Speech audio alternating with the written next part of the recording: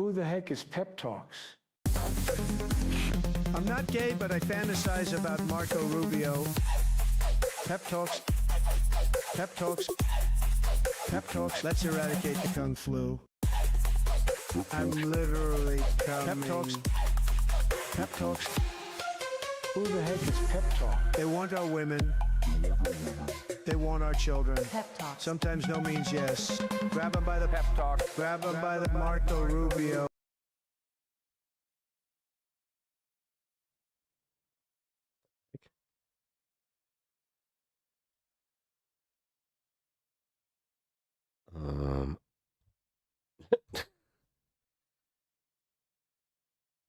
Okay.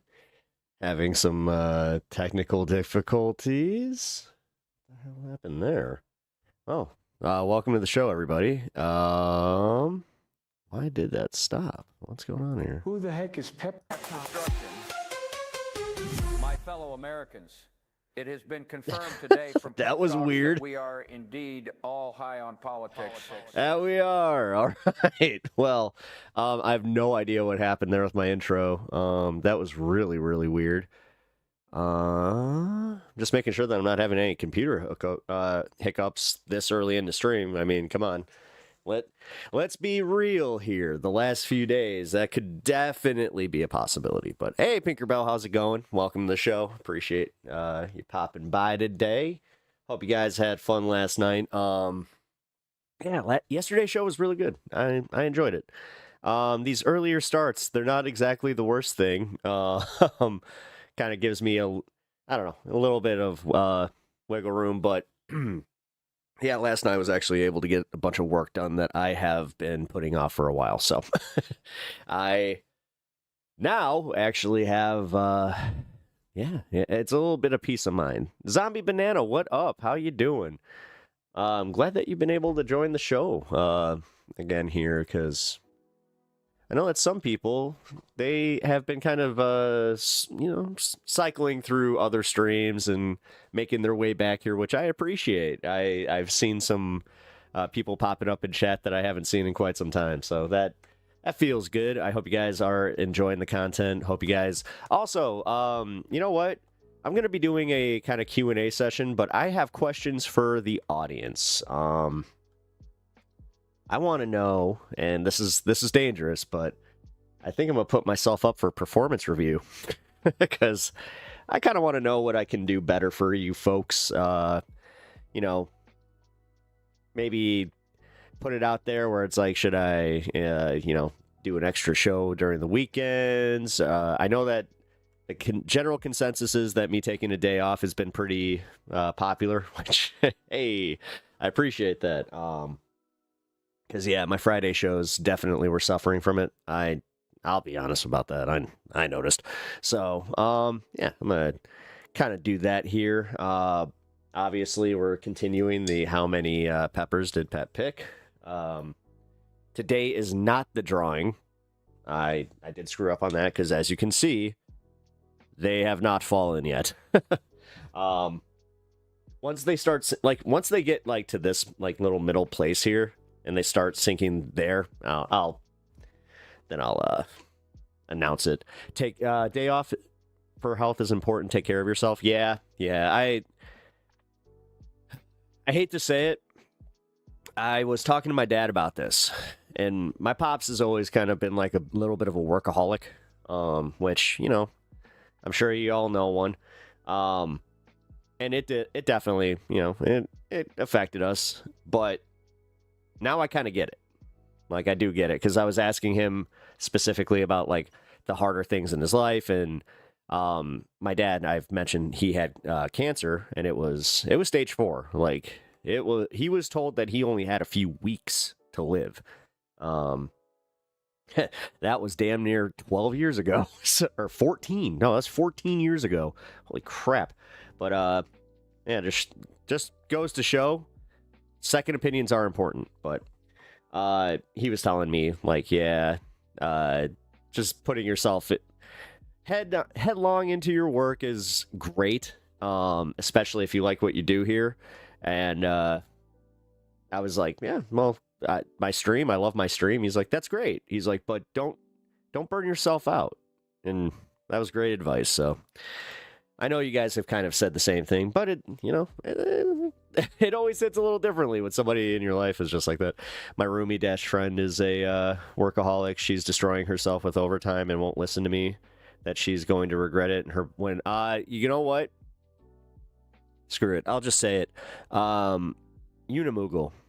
My wife, who has obviously, if you guys are new here, which I don't think any of you are, but hey, just to clarify, yes, my wife has cancer, and one of her bigger regrets was working herself as hard as she did, because she was very much the same way, and she's kind of like, she goes back and forth where she's just like, if I didn't work so hard, would I still, be in this position? Which I don't think that her working gave her the cancer. Although, she does work around a lot of chemicals, so I'm definitely curious. I was born yesterday, so I must be new, or else. That's what Senate Democrats must think, at least. Yeah. Man, you want to talk about a major fuck up? Everybody's pissed at them. Everybody is so pissed at Chuck Schumer. All of their media friends, anybody that usually goes to bat for them, they're all abandoning them. Workaholic, I have the same sickness, all or nothing, but I just want to chill. See, yeah, I have a problem with that, because obviously now's a little bit different. This is why I try to be very, very clear here, where what I'm going through is a lot different than your average person, and I'm well aware of that. I'm not trying to run from dealing with it, because that's also dangerous. You have to accept what is going on, and that's where, those moments where I am trying to relax. I had one today where I was trying to read a comic, and I could not pay attention to it. All I could think about was my wife and her situation, because today she has to get her pump off again. We are in the second wave of treatment here. Technically third week, because it's 1 week on, 1 week off. Yeah, man, it sucks, but this is where I'm aware. I'm well aware of what's going on as far as like my brain. So I let myself feel it. I let myself worry. But even if the best or the worst happens, looking back, I'm not gonna, like, the worrying's not gonna do anything. So making myself damn near sick with worry, that's not gonna fly. So I kept telling myself, I'm like, try to enjoy this stuff. Like, try to find enjoyment in this. Went back for a second go around, and I was able to read the comic and really give it my attention. Transformers, by the way, which if you're interested, the new Transformers comic is very, very good. It's written by the guy who created The Walking Dead, and I gotta say, he's nailing it. Especially if you're an Optimus Prime fan. He has found a way to make Optimus Prime even more inspirational, which I've always kind of I found it funny that, like, a cartoon truck that transforms into a robot always did have, like, this way of really inspiring you, just making you feel like you could do anything. Anyone who plays Oppression Olympics is not equipped to actually work towards everyone's challenges. Yeah. We all face shit, and we're allowed to feel a way about that shit. That is true. For us plebes, at least, there's absolutely no time in life where you will have space that you will not have something bad to face. I mean, see, I've always been one of these guys that always looks for the other shoe, and I've gotten into arguments with my therapist about this, because I've been very open about this. The therapy session like the day before my mom died, it was covering how it is an unhealthy mental position to always be looking for the other shoe. well, that next day obviously kind of changed my, like, it changed my therapist's mind a little bit because she finally saw where it was like, oh, okay, yeah, like you do have a you have a special situation here because, you know, had that not happened, it would have been a totally different set of advice. But yeah, that certainly is a way to look at it, Serena. Don't think I've ever looked. No, that's why I'm kind of interested in that. I like that. I like the honesty in that mindset. But yeah, the other thing is, though, I don't want to give into like mindsets that just keep me in a bad place. That's a big thing. Like I don't want to do that. I was just thinking about this with a friend of mine.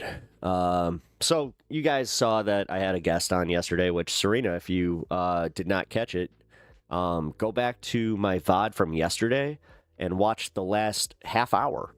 I had a special guest on, and you know him from the Kazman in chat, and it was awesome. He kind of made his announcement that I wasn't even sure about. By the way, guys, he didn't tell me that beforehand. He made that announcement like to everybody on stream here, so that was kind of cool. I knew he was toying with doing the city council position, but the fact that now he's all in, I'm very excited for that.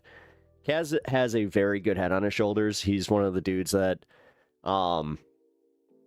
we've always had this joke where it's like, yes, I'm made for more entertainment things. He's made for going and doing like the technical stuff, but you know, it's like between the two of us, we kind of like make one complete person as far as like being able to talk and market. So yeah, we're definitely good friends for that. I always recommend that, you know, if you're searching to make friends, always try to find like if you're good at something that your friend is not, always offer them help and vice versa. Like always try to make that complete circle. We have to choose to not let it consume our lives, even if we know it is a challenge in our life. The thing that I really appreciate you, Serena, is how you don't run from the news and like bury your head in the sand. I got in a big argument with one of my trans friends about that because and I get it, she went into a depression because of everything going on with all the legislation early into Trump's administration. So her approach to it was to go to nothing. She doesn't follow the news at all, which I will say this much. The lack of social media presence in her life is definitely, I have seen an improvement on that end. But I'm going to be honest, I haven't seen an improvement in her mental health in the slightest. Like she's still there, like she's still dealing with it. And now it's almost like there's more of a shock value to it where then all of a sudden, like we do talk about the news in front of her and then, you know, oh, what do you mean? Really? That's a thing? Yeah, I have to say that that's annoying. And I've been wrestling with that all day.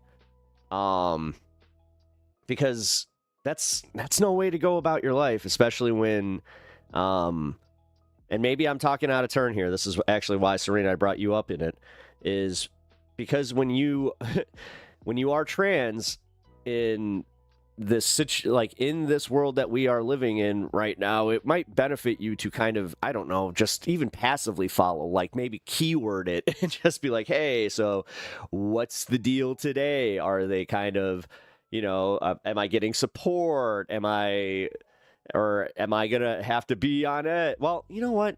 No, because now I'm actually like saying this out loud. No, okay, that might actually lend to her point of view here, where it's like, no, maybe once a week though. See, I'm gonna at least give myself a little bit of this, where it's like, no, at least try to keep up once a week. For me, getting involved gives me a smidgen of agency in my life. So does the politics of peace. It's not much agency, and damn do I wish I had more agency, but feeling a tiny bit of control is good. Yeah, and it's also like you're genuinely giving back to your community, and like not just the trans community. You're giving back to your community by doing a public service, like in general. So like, never take that away from yourself, please. I respect people that are willing to go out and do public service. This is why it sucks for like the politician thing. And bear with me here. We all know that politicians kind of get into it for self-serving kind of shit. But then you have the other side where you have guys like you, or guys like Kaz, and then people like you that they just you give because you know it's like it gives you agency, but it's also the right thing to do and you genuinely want to make other people's lives better. That's where I have so much fucking respect for, like, again, Zoran Mondani. This is why I did my little bit of homework just looking into before he even ran for mayor. And yeah, he's definitely a put his money where his mouth is kind of guy. And we need more of that in politics. Now, I'll be honest, this is where, like, the Kat situation, I'm, again, still supporting her 1,000%. But there's a few things that have popped up that I'm like, okay. It doesn't seem like she has a lot of answers for countering the actual people in Congress, but we'll see. We still have a few months out till March, so we'll definitely get some more information about that. What up, Bandit? How you doing, brother? You're doing my part, or I'm doing my part by being in LGBT art discords and supporting gay little art. Hey, gay little art. I don't know why that sounded funny. It sounds like Bob Ross, or it's just like, and here we're gonna paint a little rainbow just to have a little bit of add a little gay to our art, but we're just gonna make sure that everybody's feeling the joy and happiness, okay? What up, Kat? How you doing? Hope you are kicking ass today. Politics can be a really painful process, but it's possible to get so many people involved. Well, and this is where Kaz was talking about it yesterday, how, again, you have to go to these meetings. You have to, you do have to commit, and that's where he was even saying, is like this position, he doesn't get paid to go to those meetings. He doesn't even get paid to run for the position that he is running for, uncontested.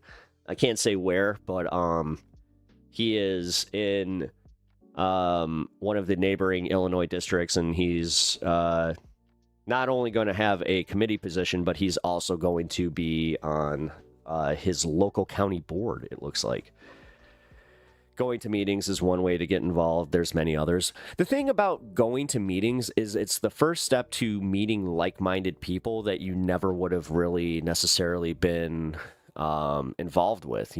Actually, Serena, I would have never met you had he not convinced me to try and get more involved with the local Democratic Party, because I had a little bit of a stick up my ass about being part of DSA, and I was just like, well, I don't want to work with the Democratic Party in like the official Democratic Party. And then he was like, well, we kind of have to, man. And then he made a good point about Kat Abou-Ghazaleh, the fact that she is DSA, and then he also kind of brought up Zoran and how it's like, no, and I hate to put somebody on blast here. I'm not going to do it entirely, but if you know, you know. This is where I think the infiltration politics debate might have shown that no, this is it. Like, this is how you do it. You infiltrate with your good ideas, and you win. You win based on that and just communicating. Because the way that Kaz has been able to change the minds of people that are very, very set in their ways. Trust me. I already made the joke about how these meetings are kind of geriatric. Like, it's kind of crazy that, he's by far the youngest one at these things. But he brought up a point about how, like, when you are younger and you get involved immediately, it's like they're almost handing you the keys. And I know how, like, optically, sometimes it's kind of like, oh, this is a small committee position. That's great. That's where you start.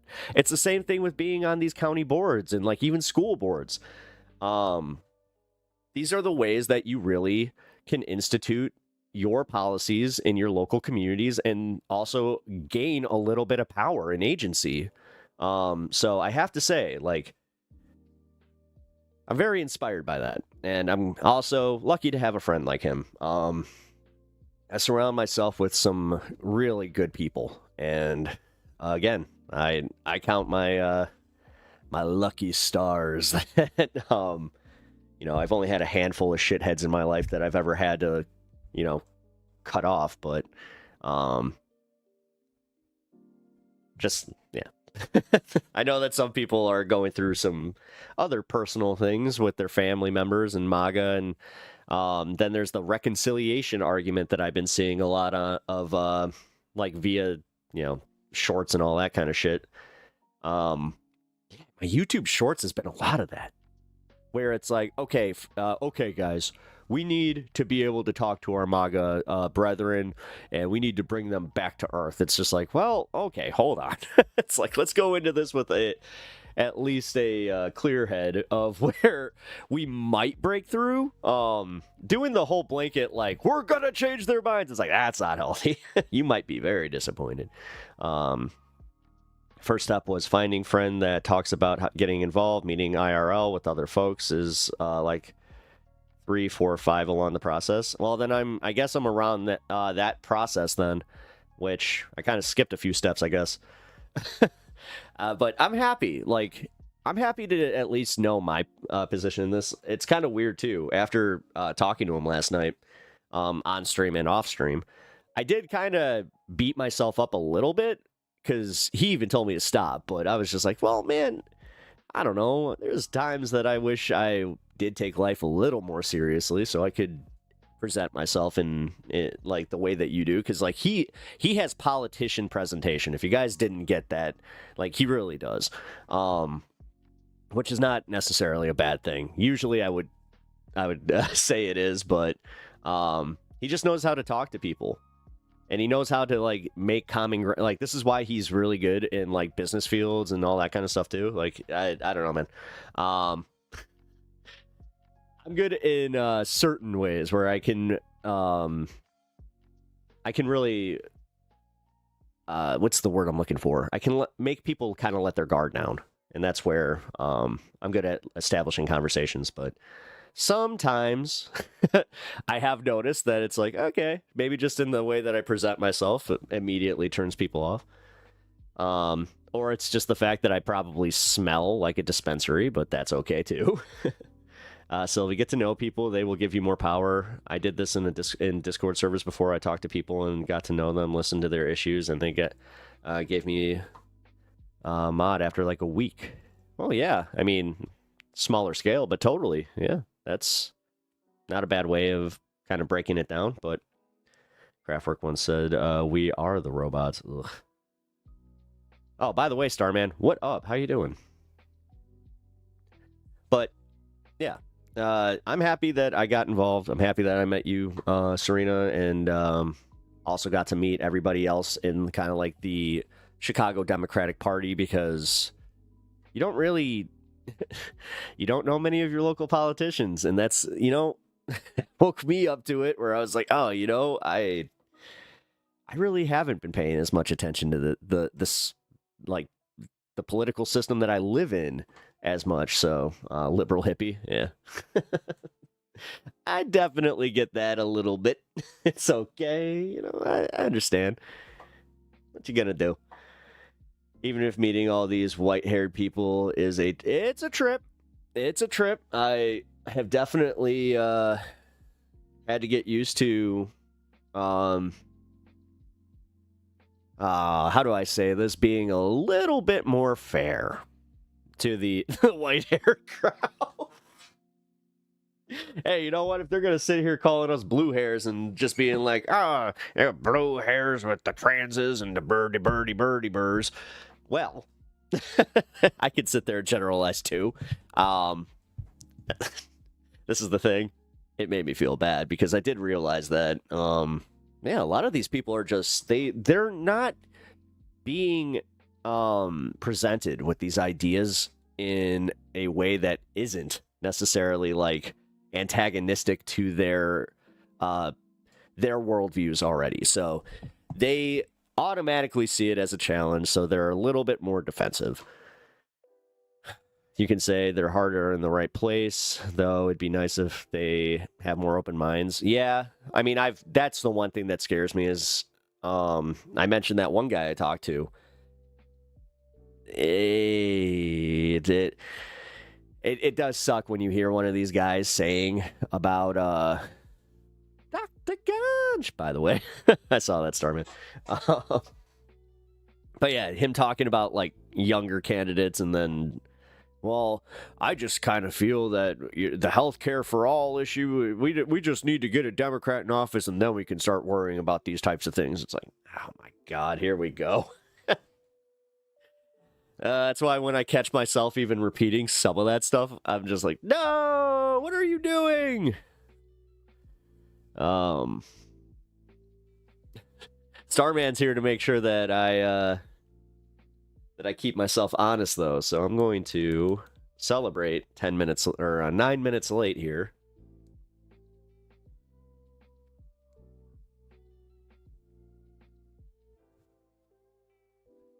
Man, you're in Hawaii? Lucky.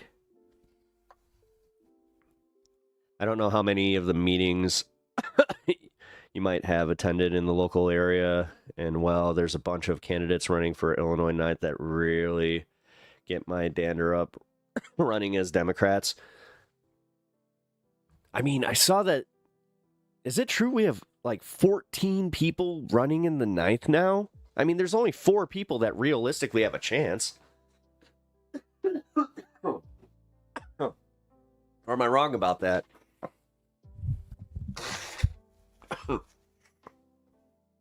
$18? Okay. Nice. Yeah, even worse than I thought. That's... Why? I mean, I kind of get it. Like, if you're trying to make a name for yourself, I guess that's a way to kind of do so.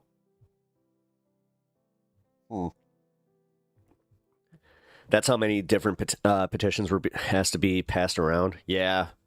Although, like, all the spoilers, it's hard to spoil a primary. I'm going to be honest. Now,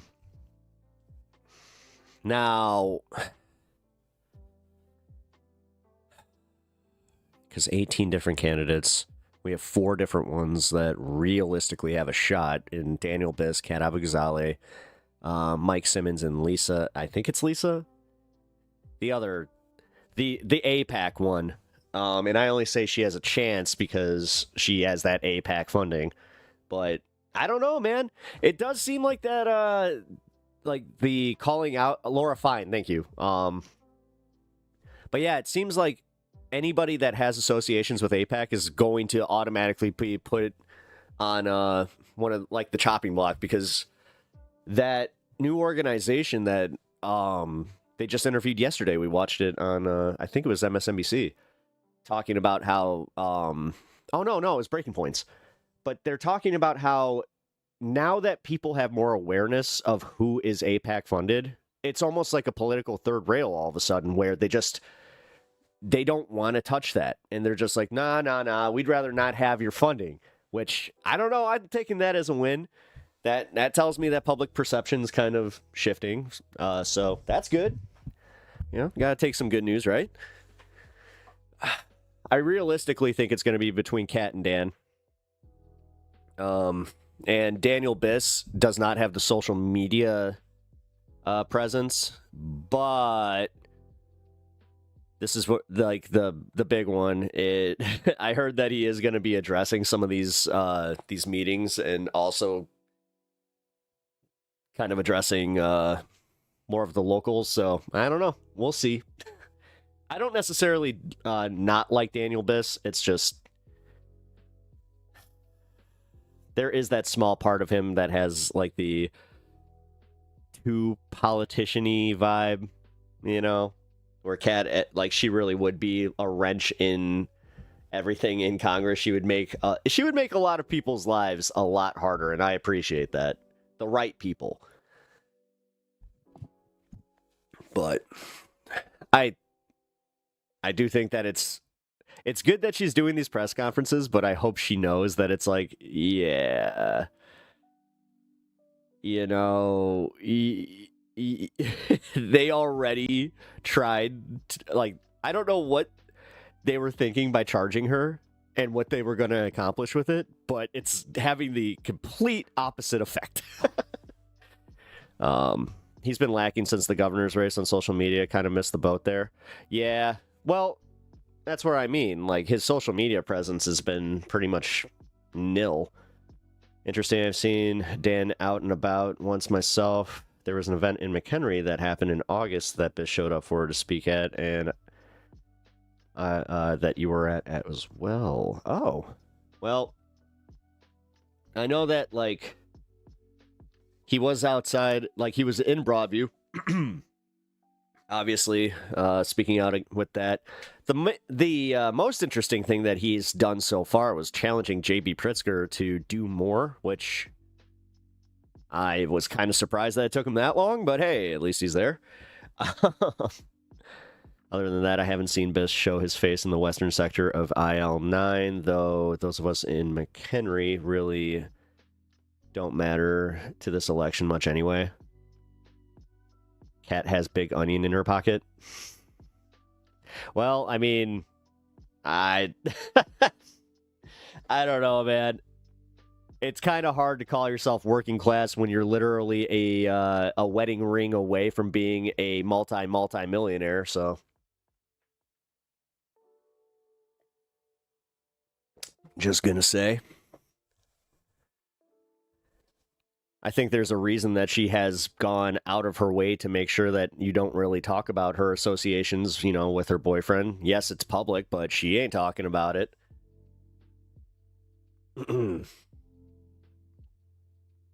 I don't know. But there's the part of me that also says, hey, all right, so she met a guy, got lucky that he was very well off, and then just happened to go into very, very, very, very, very progressive politics. So, nah, the onion's always been based, though, so.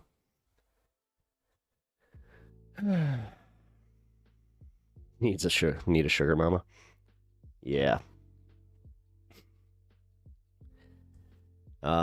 He's been protesting at Broadview, which is at least something. Well, yeah. I mean, he is, to be fair, he's the mayor of, you know, Evanston, so it's almost like he has something he should do while, you know, also running his campaign. And, you know, I think that kind of is a good show on him. I think that's why he's up on Kat right now. Although Kat's catching up. I saw that she went up 2 points.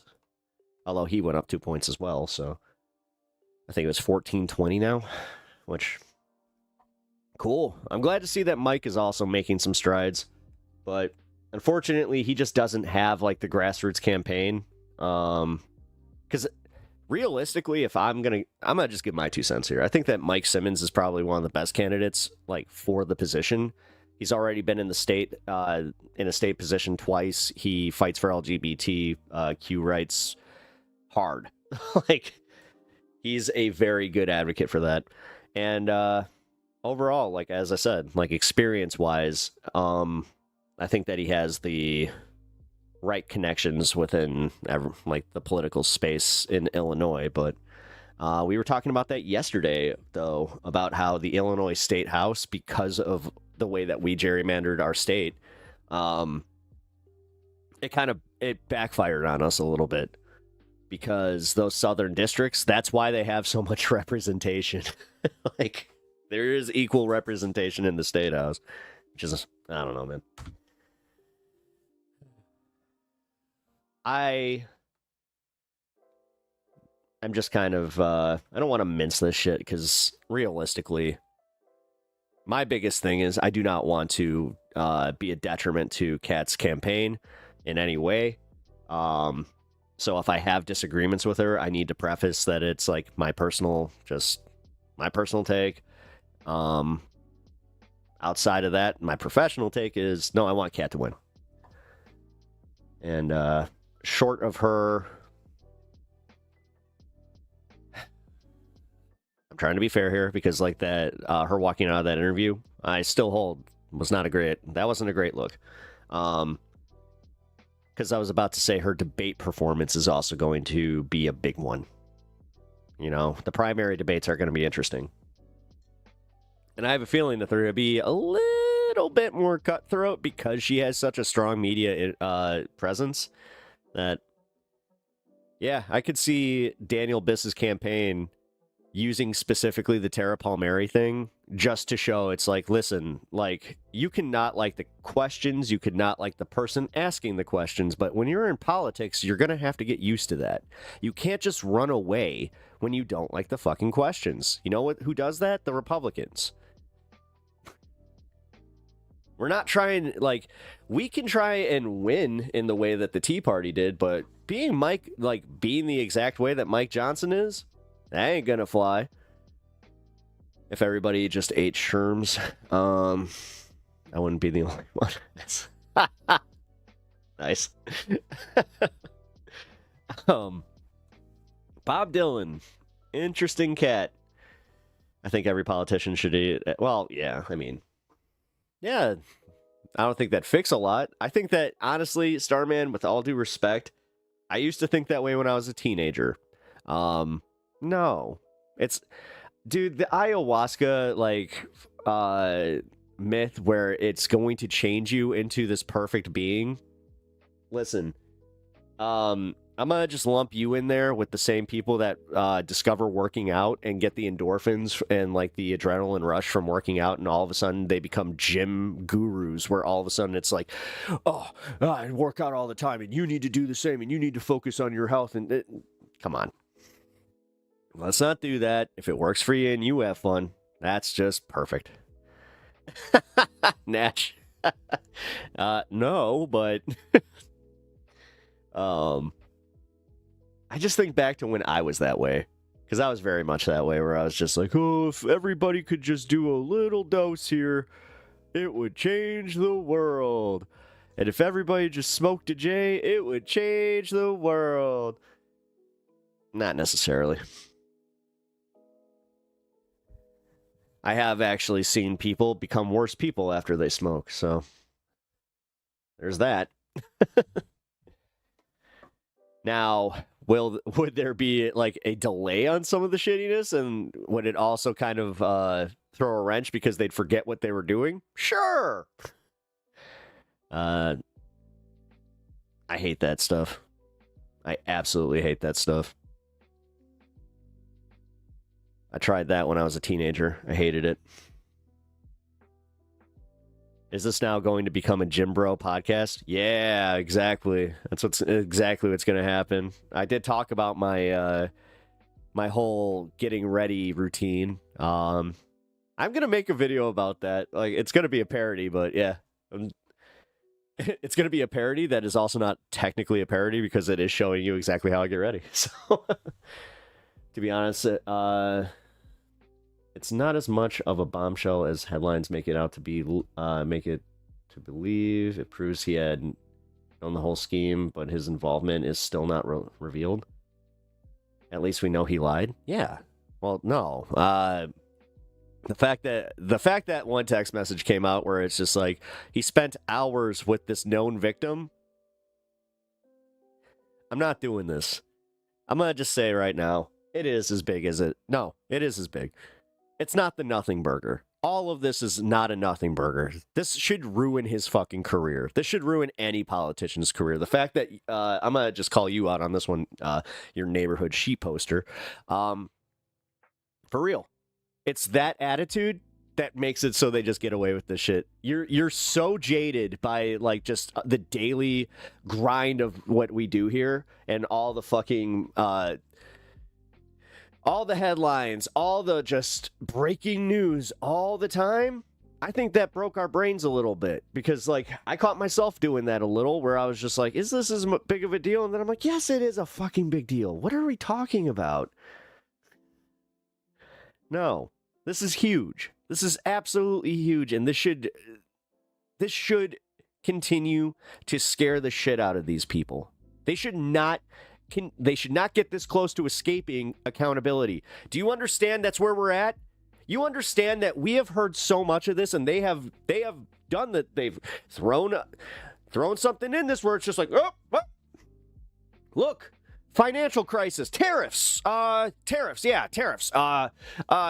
wait a minute, we got another distraction. It's just distraction after distraction after distraction, and it's fucking working.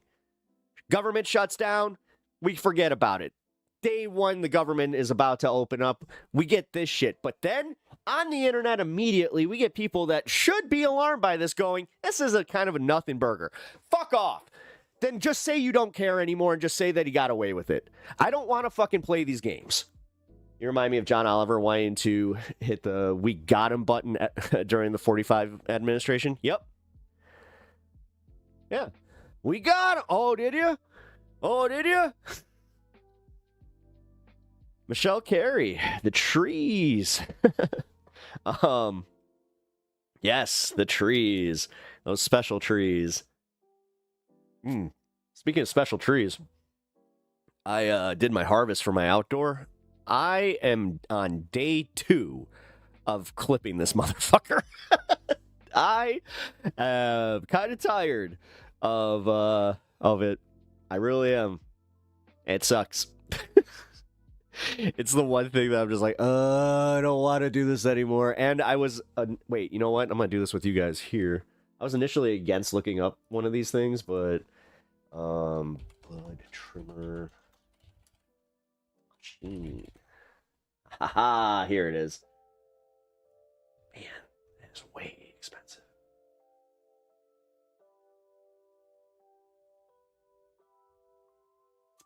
Man.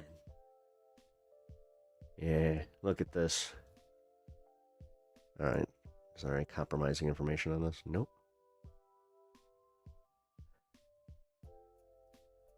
Yeah, I need to get one of these.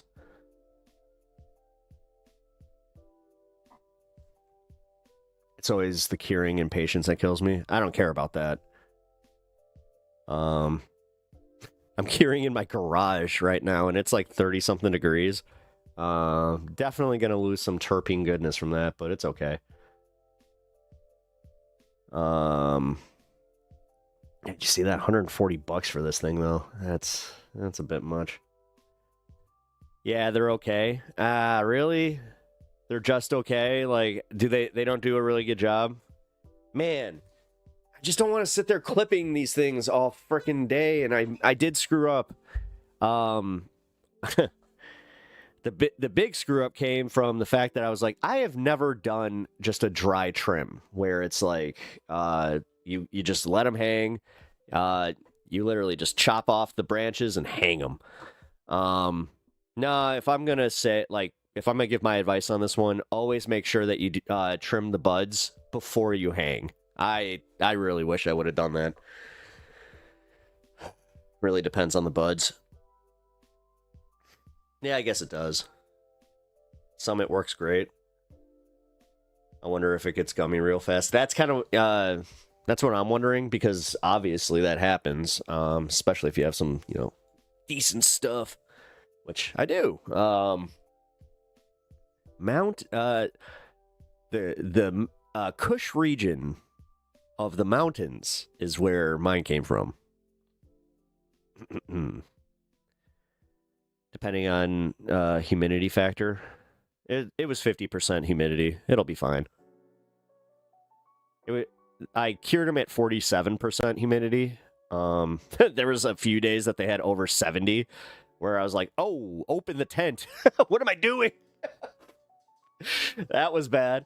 But yeah, we just had like a cold snap here, and I did worry about that a little bit, where I was just like, shit. Can't really bring them in either. Don't want to risk cross-contamination. I think I told you guys. I somehow got some pollen in my indoor tents, and fuck, man. My yield this year was not great. But pepper seeds.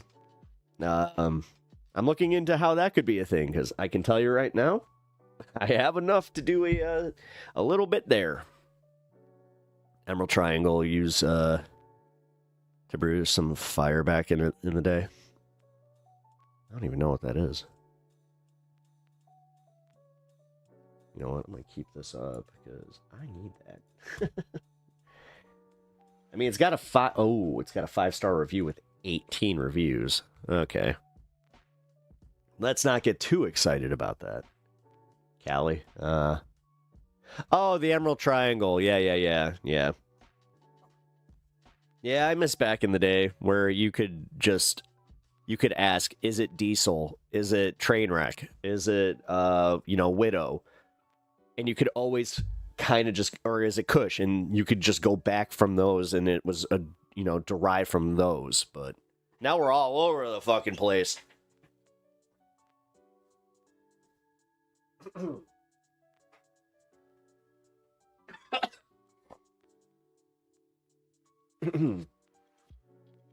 Excuse me.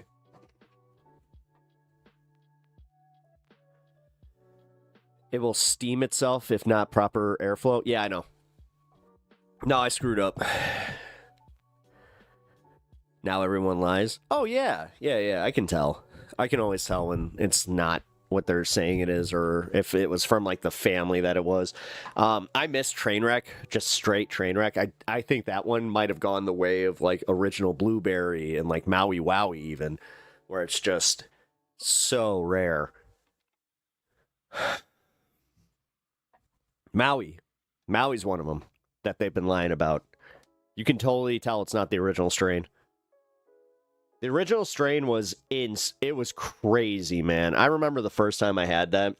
And this was back in the day, so this was definitely, a little bit on the other markets. Damn, just the way that it had almost like a bluish tint to it. The hairs were like they were almost as thick as some of the buds are. Man, that was so good. The good old days. The good old days. Yeah, but now you're right. Well, I can't say that about the lying, though, because I do know the process on how they test this stuff and how they can test the percentages, and they can't fudge those numbers. There is no just guessing. So, I don't know. There's give and take here. Specifically, like, I can't say the brand, but yeah, there's a brand here that I trust more than others as far as their genetics. So, yeah, I remember the train used to knock socks. Yeah, dude. Yeah, OG Perp. Yeah. OG Perp. Which then you just kind of find out that OG Perp was only good because we really didn't know the true difference between Sat and an Indie.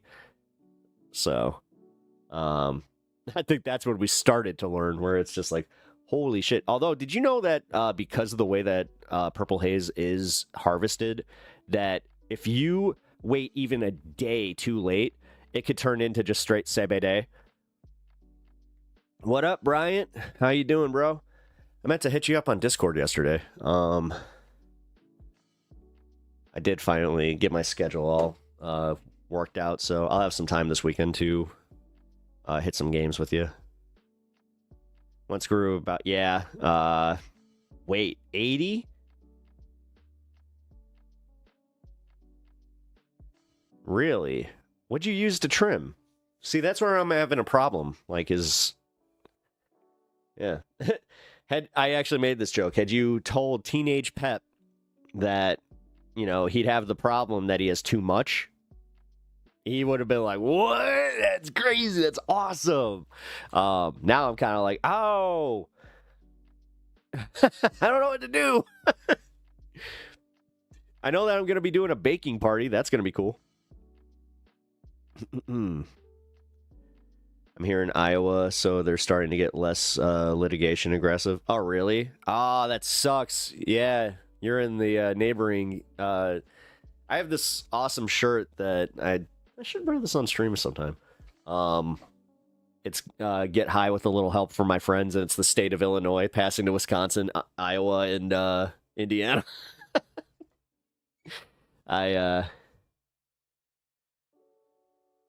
Teenage Pep sounded a lot like Tommy Chong. Yeah, I hate to admit it. I mean, I already kind of... I haven't really escaped that. I'd still have the, hey, man. All right, dude. My stoner vernacular. I remember my dad calling me out on that one where he was just like, I don't know how you simultaneously got like the Valley tinge of things. I'm like, I don't think it's Valley, Dad. I think it's the fact that my brain just slowed down, so it's just like, hey. I think that's where that comes from.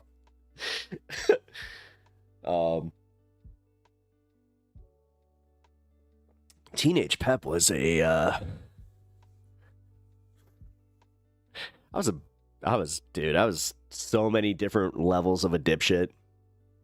There was a time there where, I did all right as far as like my dating life, and I definitely had, I had a girlfriend actually say this to me where she was just like, "Oh, every once in a while, you turn on your hot boy confidence." I was just like, "Oh, really?" I didn't even know that existed. She's like, "Oh yeah."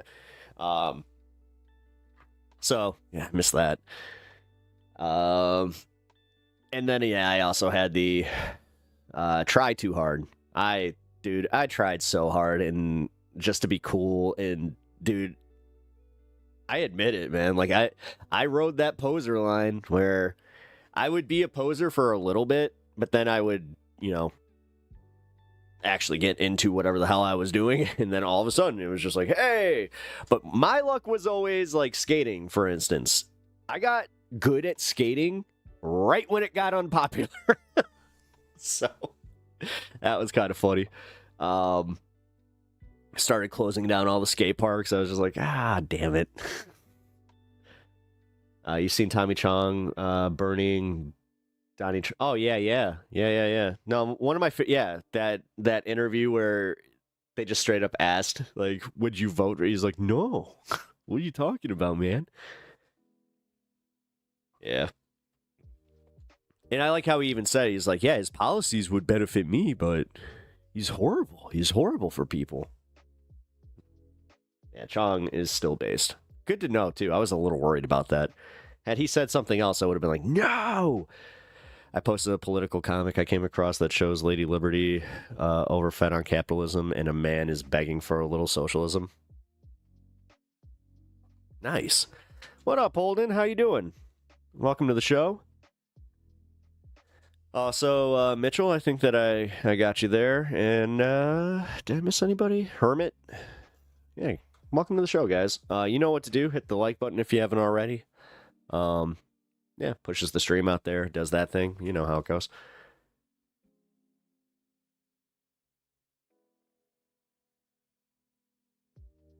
I was about to say, why is the music so low?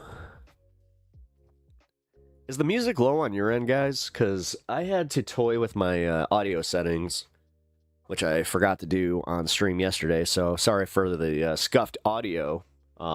Pretty much for the majority of the podcast. Felt more like a podcast with somebody here, though. I will say that much. Also, anybody that was here, did you guys enjoy the little banter between the two of us? Because, yeah, I'm toying with having him on a little bit more. I like how he kind of forced me into that. Dude, that was funny. So I just told him I would leave the door unlocked for him. So he got here, said hi to all the animals, and then just came on down. He's like, mind if I hop on stream? I was like, fuck yeah, dude, let's do this. Hell yeah. I'm not used to that, so that was kind of cool. I always knew that character of his was more of an act, and he was smarter than he... Oh, well, that's... I hate to say that that's kind of what I do here. I've been accused of that from pretty much everybody that I've ever known. That they always kind of ask, they're like, why do you hide behind this stoner persona? Like, you're a lot smarter than you give yourself credit for. Like, I've heard that so many times. But you want to know the honest, the truth here? I am this. This is me. Okay? Might be smarter than I let on or show in casual conversations or whatever, but yeah, this is just also me. Being oneself as a persona, I guess. I mean, I've had a few people, like, being a streamer here, where they just say, they're like, "Oh, is this your streamer persona?" It's like, no, no. One of my favorite, like, I'll ask Kaz that on air. I'll just be like, "All right, dude, am I like this every time that we hang out? Am I like this every time that we, meet people?" And he'll probably just be like, "Oh yeah, you're actually even more." But hey, realist. Oh, Kaz was fun. Hell yeah. No, I really just let me be me, bro. This is who I am. Pep. Yep. I mean, that's realistically. Yeah. If you're gonna quote me, Bloodstone, that's a damn good one. I'm not even sure if I said that, but I like it. Because that is how I feel. I hate the fact that in these like conversations that I have, especially about politics, that it always takes that turn. I also hate the fact that like I even have this internalization of, oh, I'm not a serious person. Like, I hate that. Like, I'll admit it. It sucks, but after you turn off the stream, you pull off your wig and go into the room where you're like a jock tech bro or something. I'm literally part of the manosphere. It's just like, all right, I need to go watch my daily Andrew Tate. Yeah, that would be wild. No wig here. My wife did that 4 years. You can find out people's real intentions or their feelings about you by acting like a ditz. Oh, that is true. I have a friend that's kind of like that, where she puts on a ditzy persona, but she's actually like way smarter than she lets on, and it's like she kind of floors you sometimes, where she'll come out like with an observation where you're just like, oh yeah. Because I hate to say, she's also really good at making you go like, oh yeah, she is a bit of a ditz sometimes. Nothing wrong with that. Nothing wrong with that at all. I definitely don't put every one of my cards on the table when I talk to people too. It helps me understand how judgmental / open-minded they are. Yeah. Again, I'm not like doing this strategically though. Like, sometimes I do, like, especially if I have time to kind of plan. Like, if I know I'm going and meeting some people that I'm not usually around, I will do that a little bit. I'm so sorry. Oh my god, I'm so sorry for what I'm about to post in Discord. Well, I appreciate the preemptive apology, but should I be worried? Books and covers. Yeah. Oh my god. I hate you. Seriously. Okay. Yeah, you think you're funny. No, you are. That's pretty good. Though I like that capitalism, that cartoon though. That's originally what I wanted to do. I wanted to be a political cartoonist. That's kind of ominous. I mean, if you guys didn't see it, and if you guys are not part of the Discord, now's a good time to join. Because here, I'm trying to grow the Discord now. I have done a very good job of keeping it community-oriented, though. Almost too good of a job, to the point where I kind of kneecap myself, I'll admit it.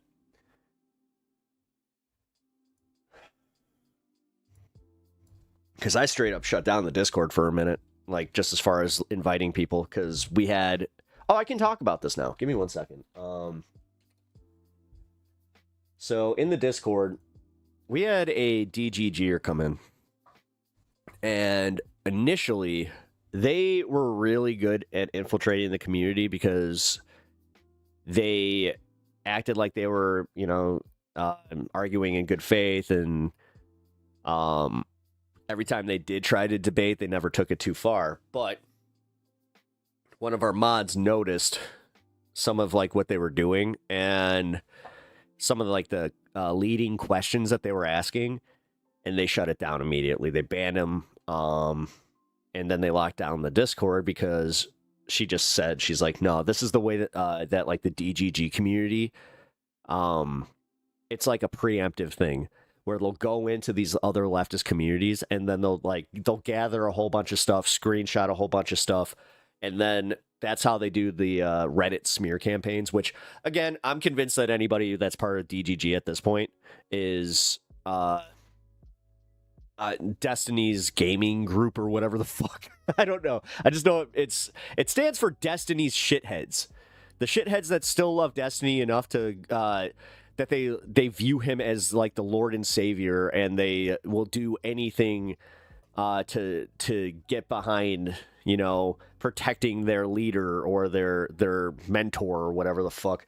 And I'm gonna just say, that's weird as fuck. Anybody that stands somebody that much to where they're like actively going out and finding dirt on other communities just in case, those people are psychopaths. Absolute psychopaths. Get a life. Seriously, you need to look in the mirror, reevaluate what you're doing, reevaluate who you're actually like propping up here, and just seriously, get a fucking life. I know what people say to touch grass, but fuck, that won't even do it for you. The common clay of the West. And in the meantime, I've also never watched any of Destiny's content, so yeah. So, like, Groypers for Destiny's, yeah, no, it is. I don't understand it. Like, is it like the teenagers that got into them, and I can only rationalize it thinking that it's like, no, this has to be a bunch of pudding-brained idiots that, you know, they're still malleable, and that's why they're out here. You know, they're all under the age of 25. You call them density. I call them sex pestiny.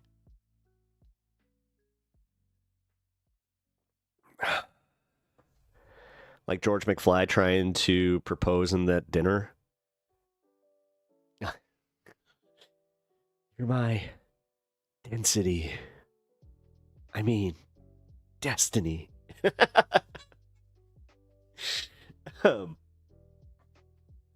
Yeah, the riskless George McFly. Still one of the more problematic aspects of that movie where you're just like, this is kind of creepy. It's like, I don't know, man. You'd think there'd just be that moment where you're just kind of like, you look really familiar. And then also the fact that how genetics work, that you statistically Marty would look like one of their family members, where they would just go, wait. The one Destiny video I saw, I didn't even finish. He seems a bit full of himself, pretentious AF. He is. No, he absolutely is. He has caused enough issues on the online left that I am almost convinced that he's a fucking CIA plant. And like right from the beginning, like he had graduated from Quantico or whatever the fuck, and they were just like, hey, we've got something for you. Like, you talk really fast, you have ADD out the ass. Let's get you out there. You think you're smarter than everybody, right? Well, go prove it. I can't stand the way that he has broken the internet discourse in politics. Because he met a bunch of right-wingers at their very worst point and then just doubled down on it. That's why people come here expecting me to be some kind of debate lord. Or like they're going to get banned for having a contrary opinion to me. The fact is, the fact that he is still free on the internet and not in jail is the real tragedy here. Yeah. Yeah. The fact is, I feel like you're the Pepper King. Thank you. I am the Pepper King. And when I go to my peppers, I'll spew some fire and some political non sequiturs.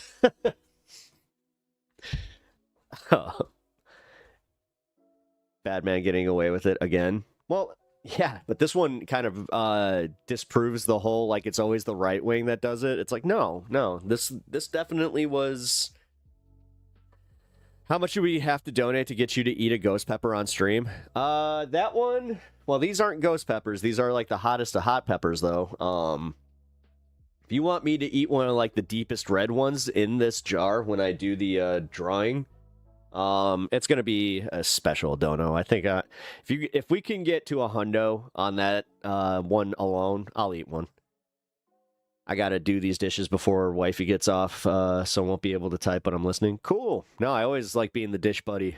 Bloodstone knows that. I don't know why. Maybe it's because I listen to like Kyle Kalinske and all my favorite shows while I'm doing my chores that I'm just kind of like, oh, cool. I'm your chore show? Fuck yeah.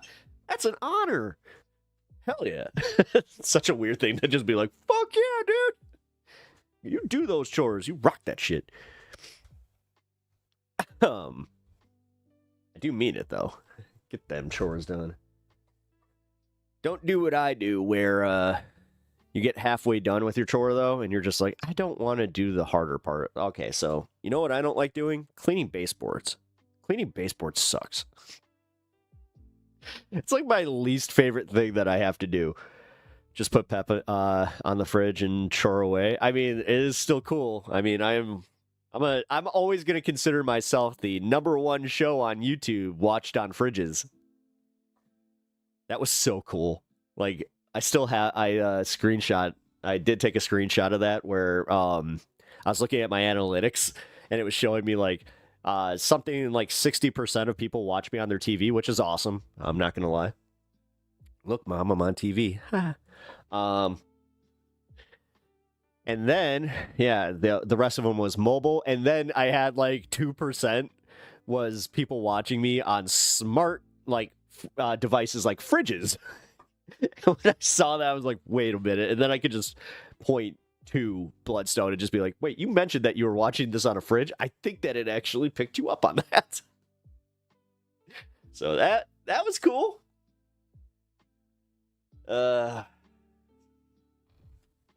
Kirkers, that's funny. His weird smile plus the eyes were close together. He was from Inbride Bible Thumpers. Wait, who are you talking about? Oh, wait. Sorry, Starman, I missed your other post there. Kyle Rocks 2 and Angry Ginger. Fuck yeah. AG's the shit. Is that how you found me? Did you find me through AG? I'm actually interested to know how all you guys found me. Like, was it from your recommendeds or was it from, community base? Was it from this space? I need to kind of do that. Oh, it was? You found me from AG? Cool. Yeah, he is a solid fucking dude. This space? Ah, cool. Oh, yeah. Well, that's doing its job then. I enjoy doing my This Space show. I said this yesterday. It gives me a little outlet. This is the reason that I do an exclusive show for them is, don't tell them, that I enjoy it so much because they can take advantage of that. That's usually how business goes, where they're just like, oh, see, he enjoys this, so then we can leverage it, and then we can make him do it for even, for different... I don't get paid. I don't know what to say. I stumbled onto your page, and then you let me up to chat on Discord. Oh, cool. Well, I'm glad that this is, like, I need to ask this a little bit more, because I do have a little bit of interest in just how people are finding me. But yeah, if you guys are newer here and you guys are lurking, I really appreciate you checking out the show. But I will say this much. Hit that like button, because it really helps me get that out. Get the channel out and, do the growing thing. You all know how I feel about that. And if you don't, well, I'm looking to grow just a certain amount. And be happy. I don't fuck with MySpace. It's this space. Mitchell, it's called This Space, and it's not MySpace. This Space is a channel where we all do a show on the same live stream. So it's essentially a It's like kind of like a live radio station all day, and that's how I view it, but it's a YouTube. I was just kidding. Oh. Well, I missed the context of the joke. My bad. I mean, well, yeah, I know where we met, but here. Where's my This Space link? Damn it, I lost it. There it is. This is the link for This Space. Please follow. They are live, but I would say if you're going to catch the live shows, you can wait just a little bit.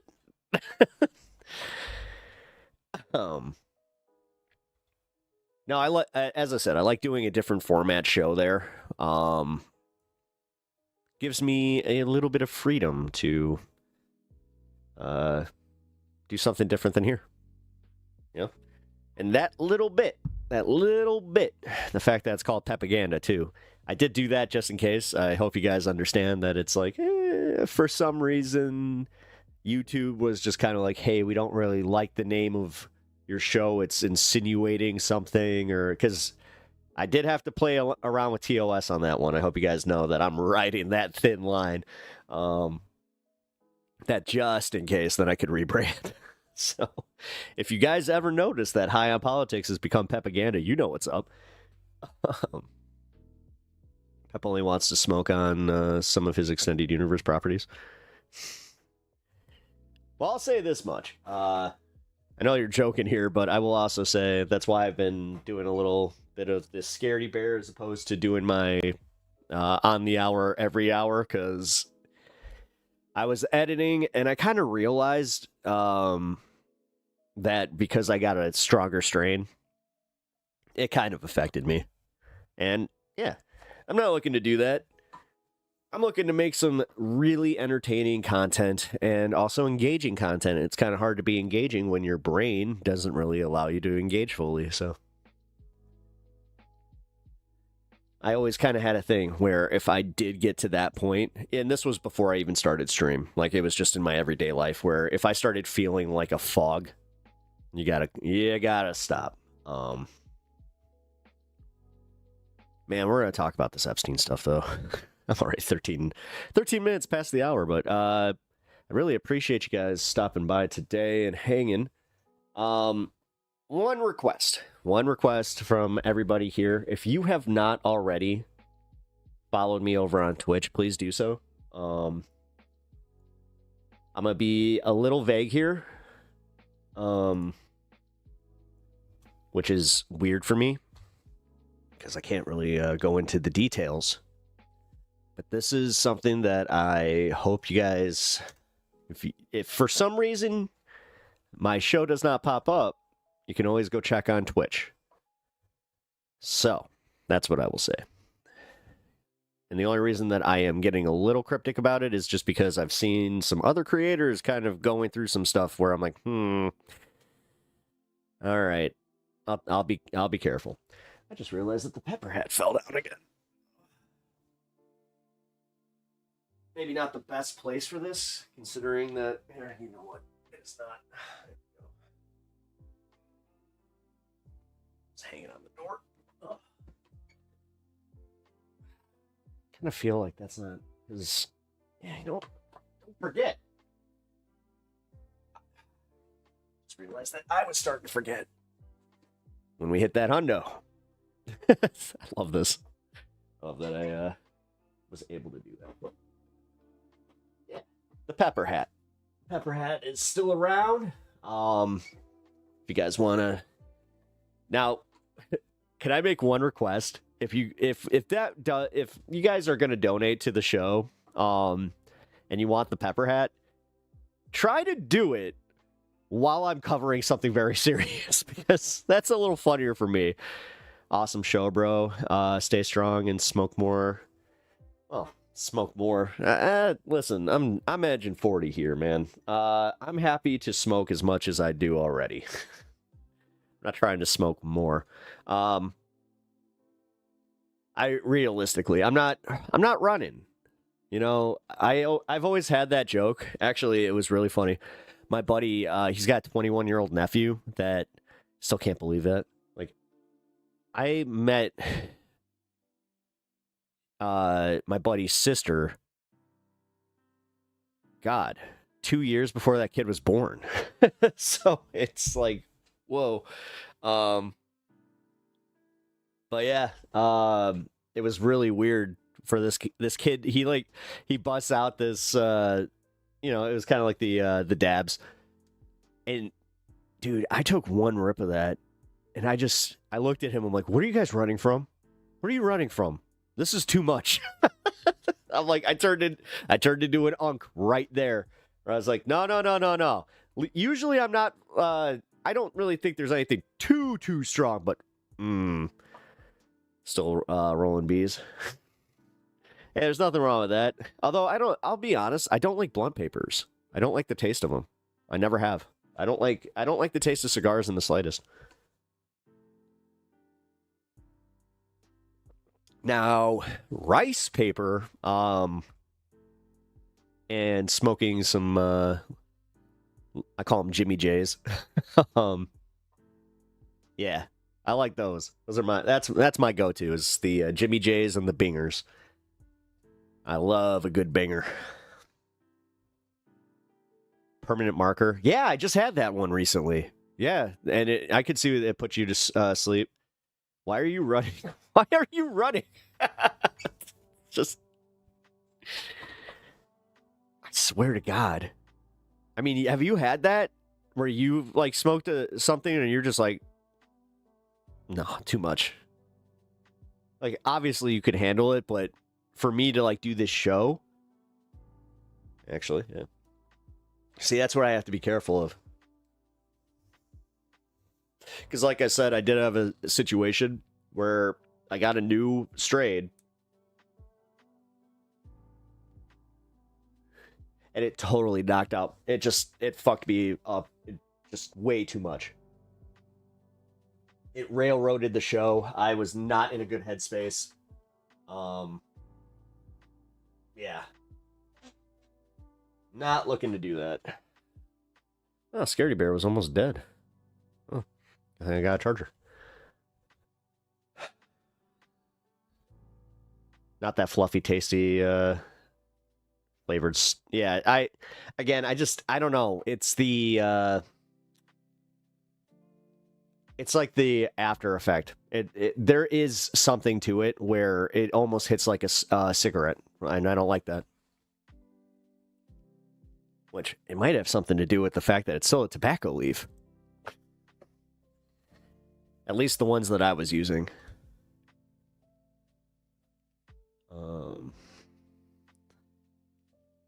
Platinum Puff right now.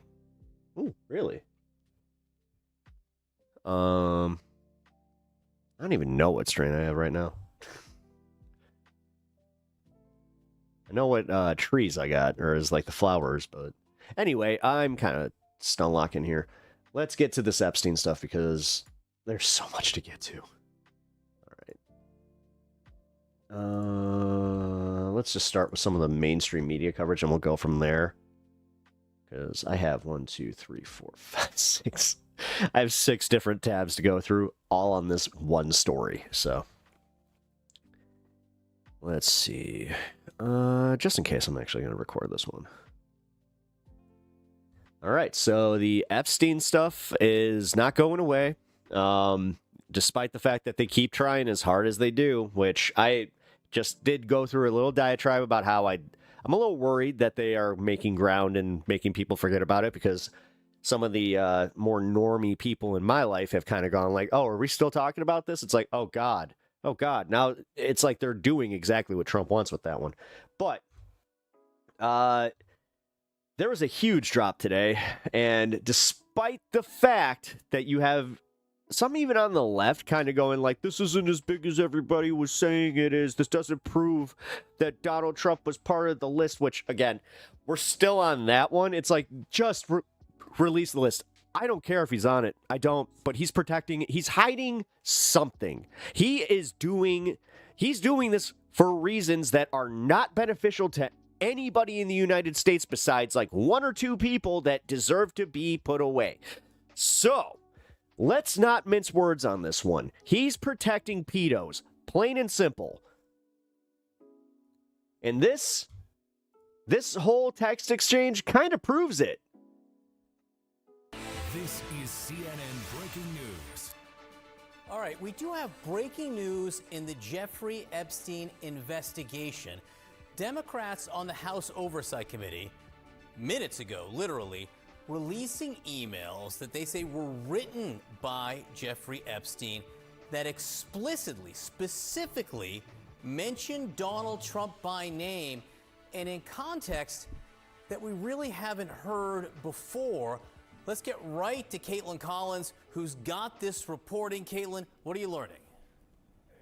Yeah, John, these are emails that show Jeffrey Epstein mentioning Donald Trump by name multiple times in private correspondence that he had with people, including Ghislaine Maxwell, obviously his longtime associate and accomplice, and also the author Michael Wolff, in a time span of about the last 15 years or so in these emails. Did you see that Michael Wolff was reached out for comment, and he literally is just no comment. I cannot comment on this right now. So from the House it's always a great, they had issued a great way to handle a scandal like this. Epstein's estate, John, as you know, earlier this year, and so they've gotten their hands on a trove of documents, and these are emails that included Jeffrey Epstein on them. They were sent either to him or from him that mentioned Donald Trump before he was in office and also while he was in office during his first term. And I want to walk you through these emails of what exactly we are reading in Jeffrey Epstein's own words in these emails that have been released by the House Oversight Committee.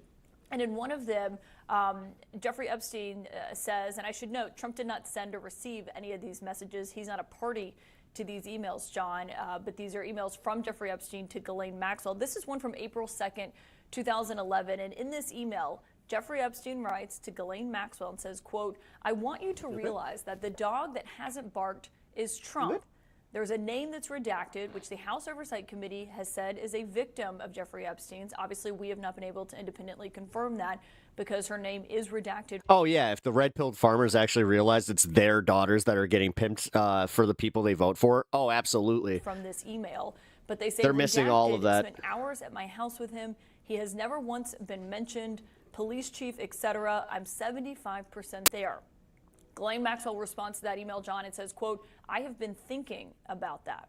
Now, there's no context for that message in this release of what we're getting. Obviously, this was a time span, and this was about 3 years after Jeffrey Epstein had accepted what is now known as that sweetheart deal that only got him a few months in prison, and something that came under a ton of scrutiny during Donald Trump's first term in office because of his then Labor Secretary, Alex Acosta, who helped negotiate that plea deal. The totally up, on the up and up Alexander Acosta. Sweetheart deal for Jeffrey Epstein at the time. And so that's the context of this came about 3 years after he had negotiated that plea deal, John.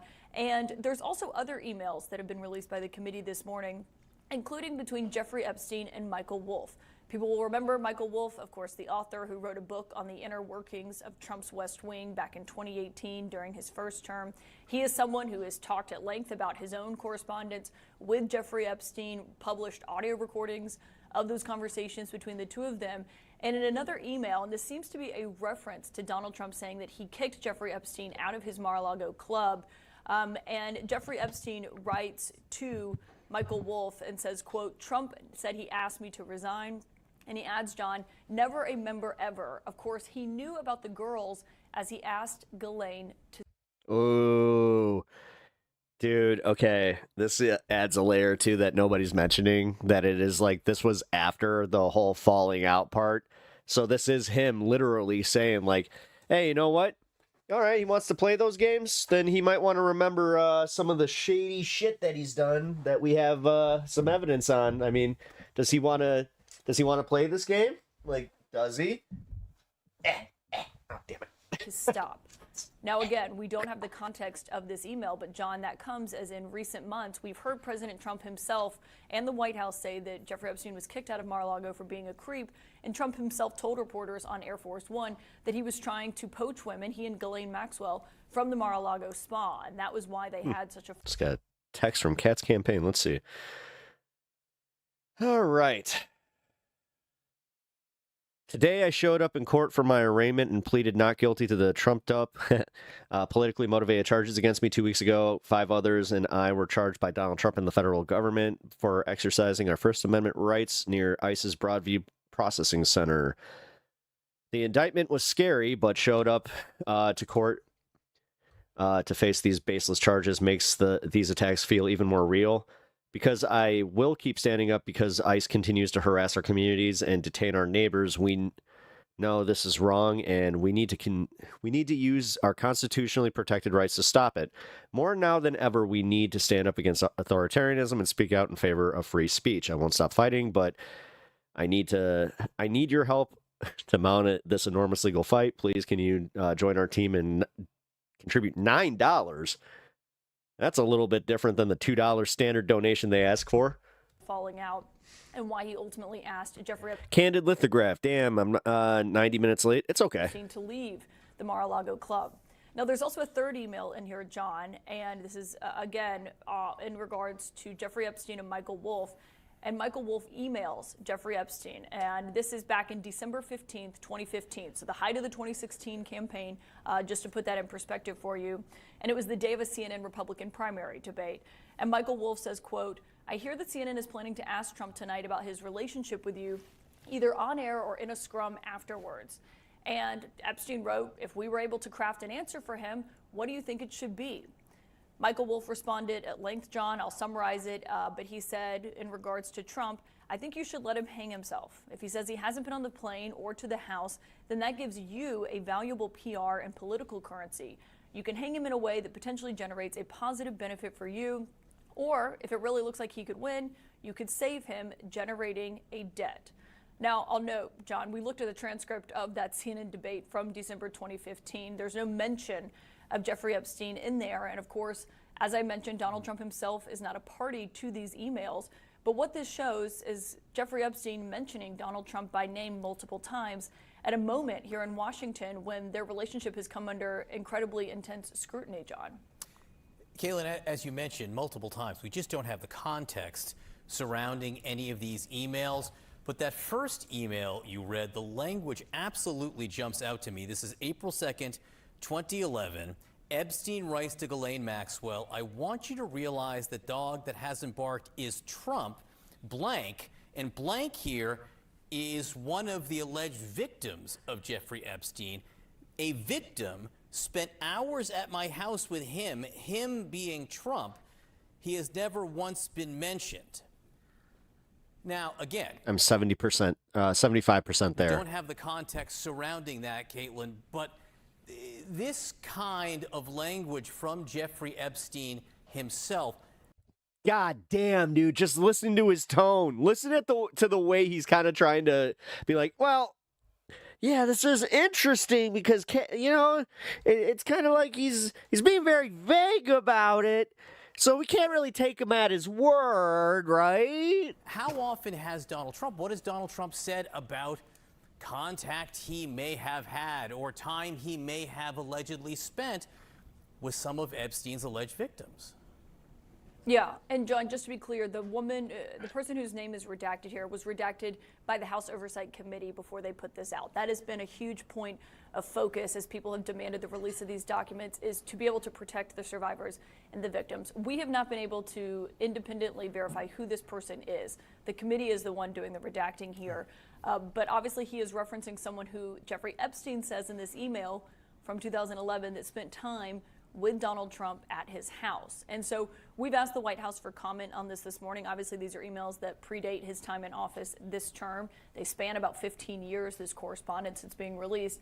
And Trump has denied that he knew anything about what Jeffrey Epstein was doing and the sex trafficking of young women. And he said that he wasn't aware of that at the time. And obviously, Trump himself has not been accused of any wrongdoing. It's very important that we make that clear here, John. But of course, the question has been when it comes to regards to the Justice Department and what they've released about what they know. And Adelita Grijalva is being sworn in today. She's the new House Democrat from Arizona, and she's expected to be that 218th signature. And so the pressure has been building on not just Democrats, but Republicans here in Washington to release more information about what the Justice Department has. And so looking at that email, obviously, will likely only increase that pressure to do so. And you're right, John, we don't know the context of that. But obviously you can read Jeffrey Epstein's words in and of itself and take away obviously what you will from that. Oh yeah, it begs many questions to be asked, perhaps to the president or the White House. You've already put this to really? them. Are you actually going to do so, or are you guys going to do this thing where... Excuse me. You pretend that you actually are going to ask the question, then you let 4 other reporters go ask their fucking little, softball questions, and then let him just do his thing where he's like, who you with? Much You guys are still talking about this? Come on. more on this ahead. Caitlin Collins, And thank can I you say, so John, much. Oh, please. I just want to say, because obviously, we're breaking this morning. We did get a comment from Michael Wolff himself on this. I reached out to him to ask for any context on these emails, for anything from him. And he said, quote, I don't quite remember the context, but he says, I was engaged then in an in-depth conversation with Epstein about his relationship with Trump. And this seems to be part of that conversation. We have not yet gotten a comment from the White House. Obviously, they were going through these emails themselves this morning, and we will let you know what they have to say about it and what the president himself has to say about it. It's so weird because you would think that they knew about this. All right, all of this developing before our very eyes. Caitlin Collins breaking this for us this morning. These emails, which we haven't seen before, where Jeffrey Epstein explicitly mentions Donald Trump by name over the years in different circumstances. All right. What to know about today's Jeffrey Epstein developments? Epstein emails. House Oversight Committee Democrats released emails from the latest convicted S offender, Jeffrey Epstein, to his co-conspirator Ghislaine Maxwell and journalist Michael Wolff. In one, Epstein claimed Trump knew about the girls, apparently referring to Epstein's conduct. GOP release. House Republicans followed the Democrats' release with their own 20,000 pages of documents they said they obtained from the Epstein estate during their investigation into the case. White House response. The White House press secretary, Caroline Leavitt, where I'll watch that in a minute, accused House Democrats of selectively leaking emails to the media. Okay, it's out of context. Go fuck yourself. Go fuck yourself. I'm so sick of this. I am so sick of this. I'm not as fucking stupid as you think I am, to where you guys can constantly say, you're taking this out of context. You know what? There's nothing bad there. But, this Democrat once had a tweet, and we're just select the bottom half of that, a la Hassan, the way that they were doing that to him. Come on. Fucking assholes. I'm so sick of this. Bad faith efforts to distract from president's accomplishments. I mean, how... This isn't gonna... You know what? Maybe it is. Maybe this is going to work, because this is where I'm throwing my hands up. We are in round 4 of this. It is almost, the year is almost up. You realize that we started this in May. Garava swearing in is scheduled to be sworn in today, giving Democrats the 218th vote signature. They need to force a House vote on whether to order the Justice Department to release all the Epstein case files. All right, let's see how Emily is reacting to this, since we have been on a breaking points kick. Seeing Ghislaine Maxwell and author Michael Wolff that offer more insight into Donald Trump's relationship with Jeffrey Epstein. We can go through some of these emails. We're going to put them up on the screen. My goodness. So first... My goodness. Again, the fact that you have people like her that are even just like, yeah, this is a lot. This is a lot. Of all, 2011. Like, if this was a Democrat, because we all know how Democrats eat their own, right? And this isn't a left eat their own kind of criticism. This is just facts.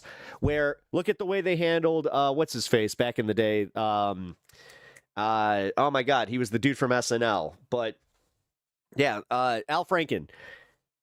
They want a virtue signal all the time, and they're just like, we don't allow, we don't want any of this rigmarole.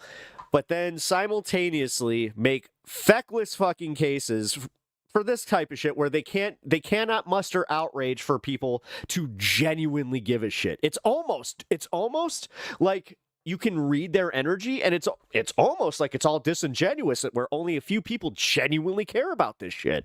You have Jeffrey Epstein emailing Ghislaine Maxwell saying, I want you to realize that dog that hasn't barked is Trump. redacted victim's name, spent hours at my house with him. He has never once been mentioned, police chief, etc. I'm 75% there. Maxwell responded again. This is 2011, April 2011. I have been thinking about that, ... Another set of emails here. Fast forward to 2015. Dude, these are damning. This is Jeffrey Epstein, December of 2015. CNN is hosting a primary debate for Republicans as Donald Trump is. Earl Grey and a nice J. Earl Grey and a J. I like it. Completely rocketing up in the polls. Good mix. I hear CNN, Michael Wolff writes to Epstein, I hear CNN is planning to ask Trump tonight about his relationship with you, either on air or in scrum afterwards. I want to just pause there, by the way, for a moment. This is Michael Wolff pulling a little bit of what, Donna Brazile, like tipping off Jeffrey Epstein to something in the gossip, in the milieu surrounding Michael Wolff about a question in a presidential debate. Epstein replies, if we were able to craft an answer for him, what do you think it should be? So basically, Wolff and Epstein are trying to preemptively give Donald Trump a little something to work with that might be beneficial to them in the long run. Here is Wolff, who styles himself as a journalist who is critical of Donald Trump. And I mean, at this point, I genuinely think that Donald Trump had something to do with Epstein's demise. Is something about Crystal? Do you have any thoughts on this Wolff part of it all? Because all of this conspiracy stuff and the fact that somehow we're just circling around that little bit there, and they're just like, yeah, Biden, Obama, and it's like, wait, no, he was president for damn near 2.5 years at that point. Shut up. No, it makes more sense that he knew that he had some shit on him and that he was about to fucking start spewing. Because it's making me so mad that I can't even really speak to see these emails. It's not because I mean, Pepperidge Farm remembers when right before that, before he, Epsteined himself allegedly,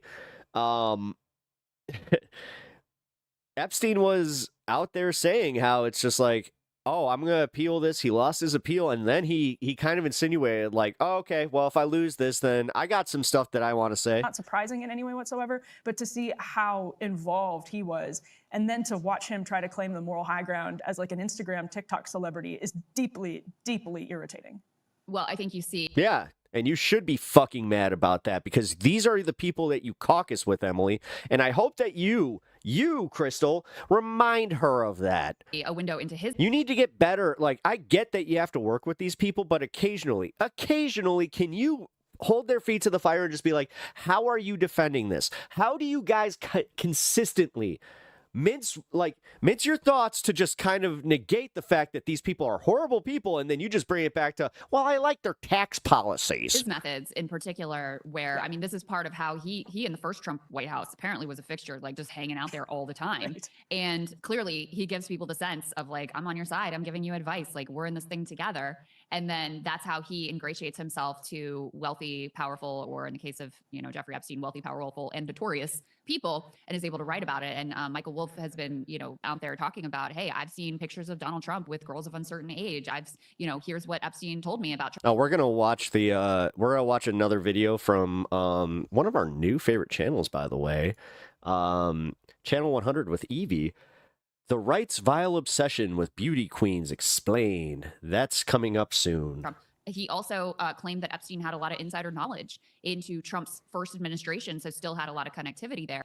Also, the fact that she's wearing a Slipknot shirt and that is... In any case, with regard to this, this question about he might get asked a debate question about this, CNN did not ask him about Epstein at that debate. Probably would have been a good question to ask him, but that didn't get asked at that debate or in the scrum. And then do you have the other email, Emily, where they're talking about Trump spending hours with one of the victims? Yes. So this is from 2019. You like Channel 5? From she's Channel 100. Jeffrey Epstein to Michael Wolff. So I'll be honest. I don't like Andrew Callahan. It says victim name redacted. Mar-a-Lago. I don't. I think that he. I know that there's room for redemption on some of that, but after reading the allegations of him, his just wait and see type of apology, and he kind of even did yeah, I might have done this, and then now everybody's doing the thing where they're just like, he might, he did some shady shit, but he's got some good takes on YouTube. It's like, I don't care. he's still a piece of shit. And honestly, I just don't like his content. Redacted. I don't like his face. I don't like the way that he structures his shit. Yeah, sorry guys. Trump said he asked me to resign. Never a member ever. Of course he knew about the girls. He asked Ghislaine to stop. And this is after, by the way, back in 2015. It's almost like I'm consistent, and once I hear somebody have some pretty credible accusations against them, like a certain sex pestiny, then I'm not one to just be like, nah, it seems like that was a bit of a smear. Wolf emailed the advice from Michael Wolff to Jeffrey Epstein. I like how it was believe all women until it's somebody that you like. About potentially crafting a response to hand Donald Trump was, I think you should let him hang himself if he says he hasn't been on the plane. The guy also comes off like a bro piece of shit in certain, like if you watch the Shane Gillis interview, it immediately did it for me where I was just like, oh, this fucking pick me. Gives you a valuable PR and political currency. You can hang him in a way that potentially generates a positive benefit for you, or if it really looks like he could win, you could save him. Generating a... Honestly, all I heard about it was on a pod, and it was only his side of it. Well, I do know that I think it was Swoop. I'll link it in the Discord. Again, you have to join the Discord. I'm saying right now, you really should. It's a great community, but it gives me an opportunity to do that kind of stuff. But yeah, listen to the full story in the context of like the accusations, and it's bad. Interesting line right there. Of course, Wolf. The fact is, he admitted it. Continues, it is possible that when asked, he'll say Jeffrey is a great guy and has gotten a raw deal and is a victim of political correctness, which is to be outlawed in a Trump regime. Now, I'll put it this way. If I found out that Hassan pulled some shady shit or was like creepy with a bunch of content, like female content creators, yeah, I would do the same thing. When he says, of course, it's not cool. Honestly, it's almost like we have this thing where it's like we subconsciously go, oh, but they have a platform, they are famous, it's they're gonna be up to some stuff, Knew about the girls. This is from Jeffrey Epstein. He asked Ghislaine to stop. That is in the strangest way ever. You just don't know your way around Discord. Oh, it's okay. Donald Trump has said, which is also in the strangest way ever confirmation that he clearly knew, as he alluded to in media reports before he was president, before Epstein became such a mythical figure. Trump said Jeffrey likes him on the younger side. He said recently, I think he was on Air Force One within just the last few months, saying, yeah, that they were stealing girls from Mar-a-Lago, which is exactly what happened to Virginia Giuffre, who was working at Mar-a-Lago, was poached by Ghislaine Maxwell at Mar-a-Lago. So these emails, again, these are ones released by the Democrats on the House Oversight Committee. As the government shutdown ends, Mike Johnson is going to face enormous pressure to bring an Epstein vote to the floor. There may even be a discharge petition that goes around Mike Johnson to bring some of this to the floor. So, Crystal, no surprise that we are starting to see these as the government looks poised to reopen, hopefully forcing a vote. Yeah, and Trump even got asked specifically, when you're talking about they were stealing girls from Mar-a-Lago, are you talking about Virginia Giuffre? And he said something to the effect of, yeah, I think I am. I think I am talking about her. And so it is strange the way that their two stories, in a sense, confirm each other. Because Jeffrey says, of course he knew, because we were taking girls from there. And he told Ghislaine to stop. So he knew exactly what was going on. And then you add to that the color of he spent hours with a victim, and then him pondering, like, why isn't Donald Trump getting mentioned in all of the coverage surrounding me? And that would be a sort of head scratching thing, given how close we know that their lives were intertwined for years and years, where, again, according to Michael Wolff and Jeffrey Epstein and Trump were besties. They were super close. They were hanging out in New York City. They were hanging out down in Palm Beach, both living this sort of high flying lifestyle, both of them loving women, in Epstein's case, girls. And so, these helped to fill in some of that portrait. And yesterday, Sagar and I covered the unbelievable special treatment that Ghislaine Maxwell is getting in her Club Fed prison. First of all, she's not even supposed to be in this Club Fed prison because she's a sex offender. That's number one. Number two, they're providing her with extraordinary perks, what they described as concierge service. One of the prison officials said, I'm tired of being Ghislaine Maxwell's bitch because she got a freaking puppy. She gets special meals. She gets to go to the exercise area when no one else is there. She gets to have these long meetings where people bring in computers so she can communicate with the outside world in whatever kind of way she wants. Oh, and lo and behold, she's filling out her application for a presidential commutation. Gee, why is she getting such special treatment? I wonder. I mean, it doesn't take a genius to figure out. Trump is afraid of what she has on him, what she would say about him. And so he is directing his administration to make sure you keep Ghislaine happy. Do what you need. And every time that he gets asked about a potential partner commutation for Ghislaine Maxwell, he demurs. He will not say one way or another whether he would consider that because, you know, as soon as she got moved to Club Fed and started getting this cushy treatment, well, that's when the leaks to the Wall Street Journal and other places about the birthday book and other things, that's when those leaks stopped. So again, put 2 and 2 together, you can likely see, okay, those initial leaks were kind of a shot across the bow. Like, hey, Here, here's a little taste of what I might have, what I might be able to say about you. And again, given their long history together and the I just linked the NPR article about the Andrew Callahan thing. incredibly guilty and bizarre way that the Trump administration has acted. I remember this much. He claimed that he had psilocybin use disorder or something, where essentially he said he took too many shrooms, and yeah, his brain got mixed up, and that it caused him to go and hit on 13-year-old girls on TikTok. Acted around the Epstein files. You know, I don't think anyone should be surprised that some of this is coming out. And Emily, You know, that thing one that you example of do that when you're is tripping. refused to swear in Adelita Grijalva for almost 2 months, 7 full weeks. They refused to swear this lady in, meaning that district has no representation whatsoever in Congress. Oh yeah, you didn't see. This is the thing. I don't appreciate people that, like, the left is very good at this, where they will go and they will attack people based on, you know, just way lesser accusations, and they will cancel people for that. But again, because it was Andrew Callahan, and because he had done so much content that they had already, like, that they platformed on their streams or whatever the fuck, they turned a blind eye to that one, and it bothered the shit out of me because his explanation was horseshit.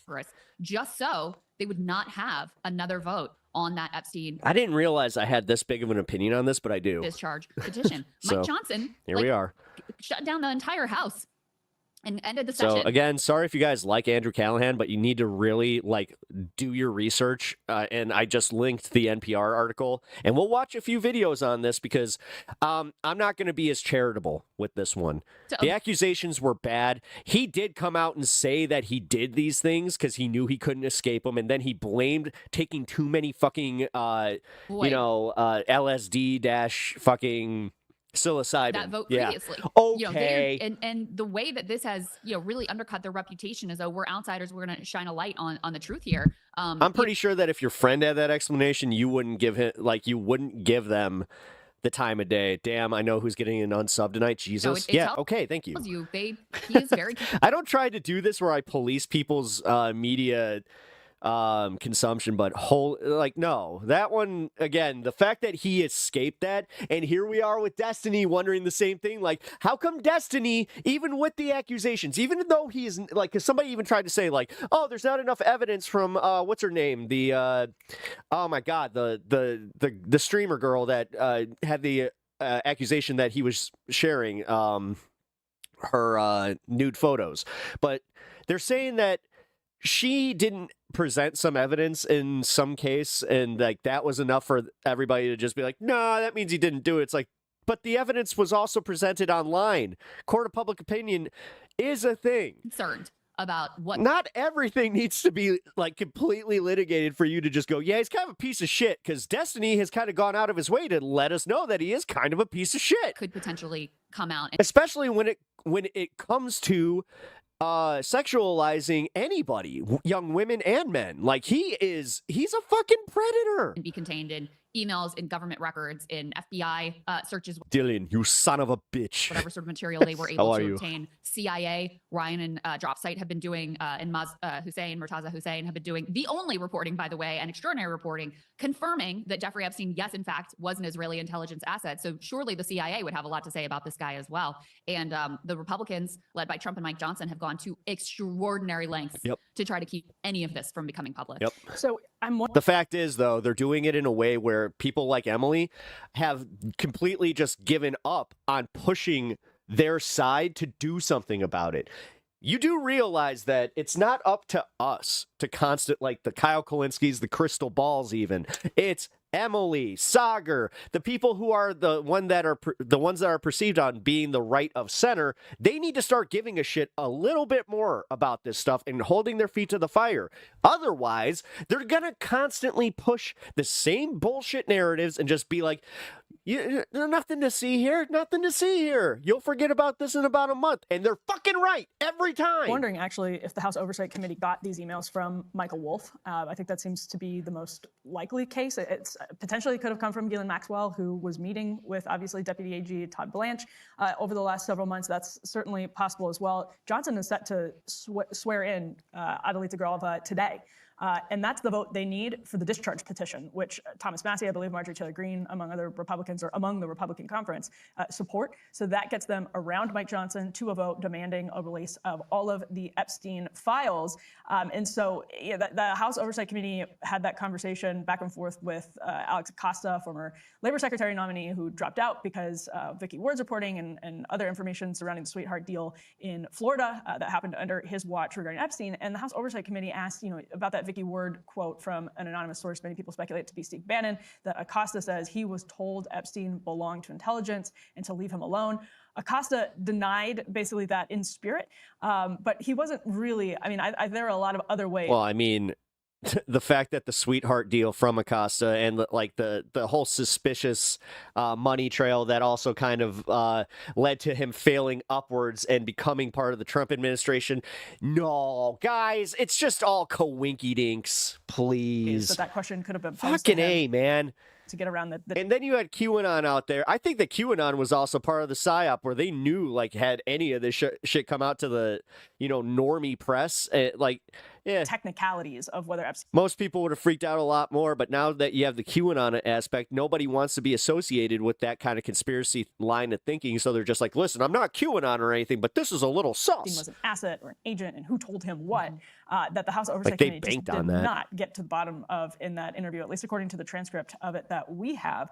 So, Crystal, this story to see in writing from Jeffrey Epstein that Trump has never once been mentioned by police chief, etc. But this is still not enough. This is still not enough. What are you talking about? This isn't enough evidence. What are you talking about? Meanwhile, we have no evidence about fucking Biden and Burisma, but we still hear about that constantly. It's the fucking way they message. Can we get on this shit?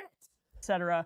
I don't know what Epstein means when he says I'm 75% there, but it sounds like maybe he's speculating that Trump is cooperating with an investigation. I don't know. Yeah, I didn't know what that 75% there piece meant, but I just want to underscore for people why this matters.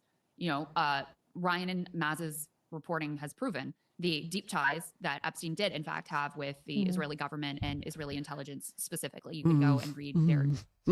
How am I going to spin this one so I don't seem like I've always been on the wrong side of history? Well, you know what? I'll just hope this goes away. Numerous stories at this point. Fuck based you. On the seriously. Of the former Israeli prime ministers. And honestly, Crystal, fuck you for not challenging them more.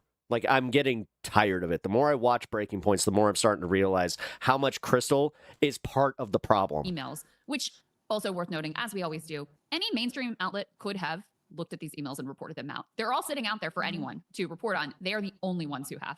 Put that aside. So you're the president of the United States. And whatever things you did or, you're worried that Jeffrey Epstein knows about, you have to assume that the Israelis know about as well. You have to assume that, right? And so what kind of pressure does that create in your relationship? How does that impact your foreign policy and the way you conduct yourself vis-a-vis this state? That's one of the most obvious reasons why this reporting and getting to the bottom of this is so incredibly, incredibly important. Because even if... Okay, how much more reporting do we need? How much more evidence do we need? You do realize if this was anybody else, I don't care if they're in government or just a public figure, they would be just publicly bashed. They would be hidden away from all public eye and not be part of the fucking, the president. They wouldn't be the president and the whole fucking cabinet. Jeffrey Epstein. Jesus. There's all sorts of reports about. I mean, it's so obvious at this point that, again, Pam Bondi, Kash Patel, all these sycophantic assholes that are constantly lying and going and doing things that are just blatantly in favor of protecting this asshole. And he's not even good at lying anymore. He's just not. He's doing the most basic, like, what do you mean? I didn't do a poopy on the floor. I didn't do the poopy. Well, Donnie, you're the only one here. I didn't do the poopy. The cameras he had and the sort of documentation he kept.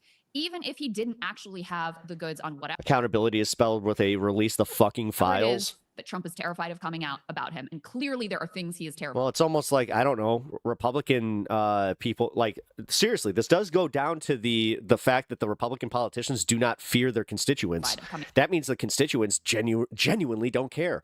They are banking on the fact that these people are so fucking in the pipeline for Donald Trump, and they have already given way too much of themselves to MAGA that they will back out. So they're just like, yeah, you know what? We're safe. Coming out about him. Even if Epstein didn't have the goods, you have to The assume syphilis melted his brain. I actually heard the theory that he does have that, and I was like, that kind of tracks. that he did. And you have to assume After watching Frankenstein. that he was sharing that information with his very close friends, allies, business partners in the Israeli government. So, I mean, that is extraordinary. Did she say vis-a-vis? And incredibly important for the American people to know and understand. Yeah, I think that's so important because when people say, or I think, Trump and then some Republicans who rush to defend Trump, and it happened with Democrats under the Biden administration, say this is a silly sideshow. It's not in the question of foreign policy, right? Well, then maybe, just maybe, you could pressure the people that that view you as somebody that caucuses with them and pressure them a little bit on their bullshit. But instead, you do that. Like, this is what I don't like about Breaking Points is they're in the safe zone of just being able to bounce back and forth on each other and never actually have to challenge their base. People have important questions on their plate. Or face challenges from their base. Every single day about, cost of living and just trying to put food on the table. I don't know. Personally, I'm actually getting a little tired of this show. Keep a job, all of that. Yes. Our foreign policy I think I did this with Rising, too. The shadow government in many ways that we aren't quite aware of. And that sounds crazy, but go ahead, read the emails that the mainstream media probably isn't covering because they don't want to go into what looks like a hack from Iran, but one that Ryan and Maz are confirming is verifiable by talking to people saying, is these emails, this is you in this email, is this a real email, et cetera. So when you see it put so plainly in those drop site stories, Jeffrey Epstein and Ehud Barak were puppet masters, and they were doing it, putting it in writing. We have that evidence for everybody to see. They were actually pulling the strings of geopolitics and foreign policy, willing and dealing in their, punctuation error laden emails, which Ryan says is a power move. I'm not so sure that I agree it's a power move. It may just reflect actual incompetence. And that is remarkable. I was about to say, how is stupidity amongst the rich always a power move? When you look at it, because you see how few people have such disproportionate control. I'm glad that you called that out because foreign policy fucking affects true. domestic policy. So these are enormously serious questions, and I think Epstein is an example of something that. Okay, then ask Mike Johnson and watch him do the same thing that he's been doing since day one here, and then you guys just accept that as the norm. It's still happening right now with other names that we just don't know. And I think that Trump and the Republicans had hoped they had kind of put this. I live in a right in the middle of a very red state, and finally it appears the tides might be shifting. It took long enough, but better late than never, I guess.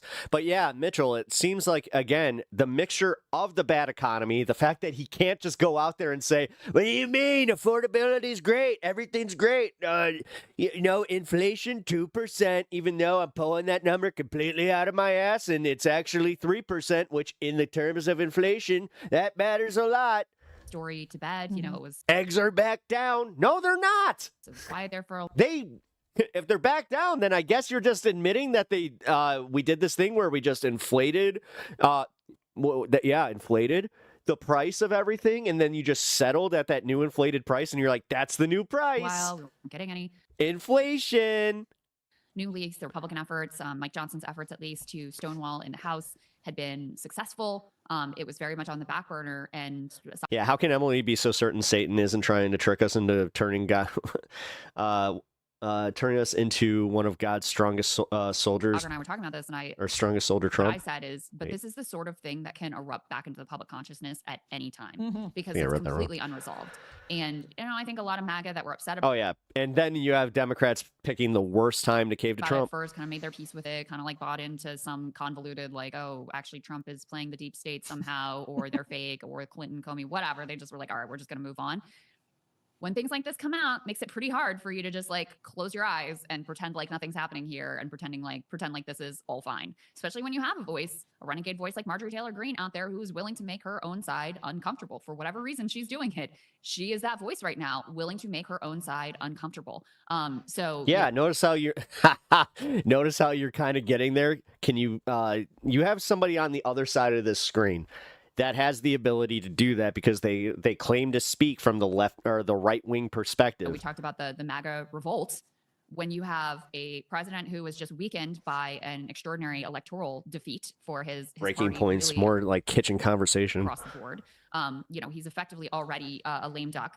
At least is not legally allowed to run for another term, is aging very clearly in front of our eyes, sleeping through White House events at this point and outsourcing major parts of his administration to his aides, seems to only really care about like his parties at Mar-a-Lago and his renovations. When you have all of those sorts of things, then people start to feel a little bit bolder about their criticism and start to be looking at and contemplating, okay, well, what is the world after Trump going to look like? And where is the place to be? How to position myself in that world? So I think even as, Democrats just capitulated and bent the knee and are embarrassing and all of that sort of stuff, you also have Trump becoming increasingly sort of weakened in his own administration. Approval rating is very low. Some arrows starting to come at him from his own side, economic troubles. A lot of Why does Emily always look like you just gave her bad news? Like, I don't want to use the overused term, but she literally looks like you just said, Emily, I have bad news. Your dog got hit by a car. fulfilled promises.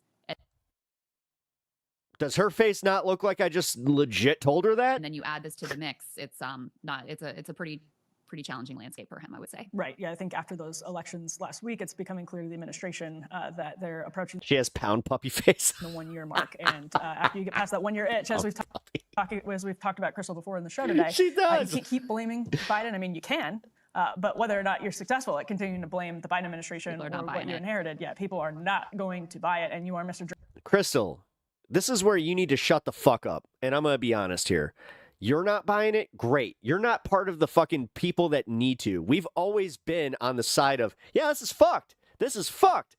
This is where, again, if you're going to use your platform, maybe, just maybe, get the people who and I'm going to say this again because I have to constantly repeat myself, apparently, is the people on the right on this show.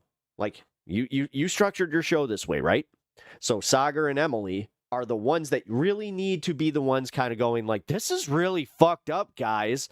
And it does nothing for you to just be like, yeah, this is problematic. And they're like,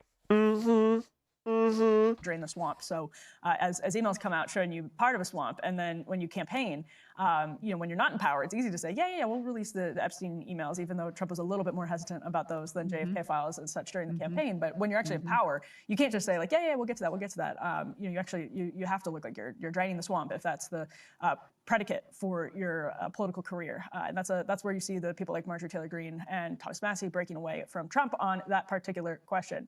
All right, guys, very fortunate on last-minute notice here to get Congressman Ro Khanna to join us this morning. Of course, he has been the Democrat leading the push to get the Epstein files released. Great to see you, Congressman. She does look like someone took away her birthday party. 2 Breaking Point appearances in the same week. Must be my lucky week here. She's sitting there with her, she's holding the piñata just all alone. Our lucky week. Yeah. People were very interested in what you had to say last time. I have a suspicion they're going to be very interested in what you have to say today as well. So Emily and I just went through some of the new emails that were released tying Donald Trump directly to Jeffrey Epstein. First question for you is just, why are these emails coming out now? What was the sort of chain of events that led to these revelations?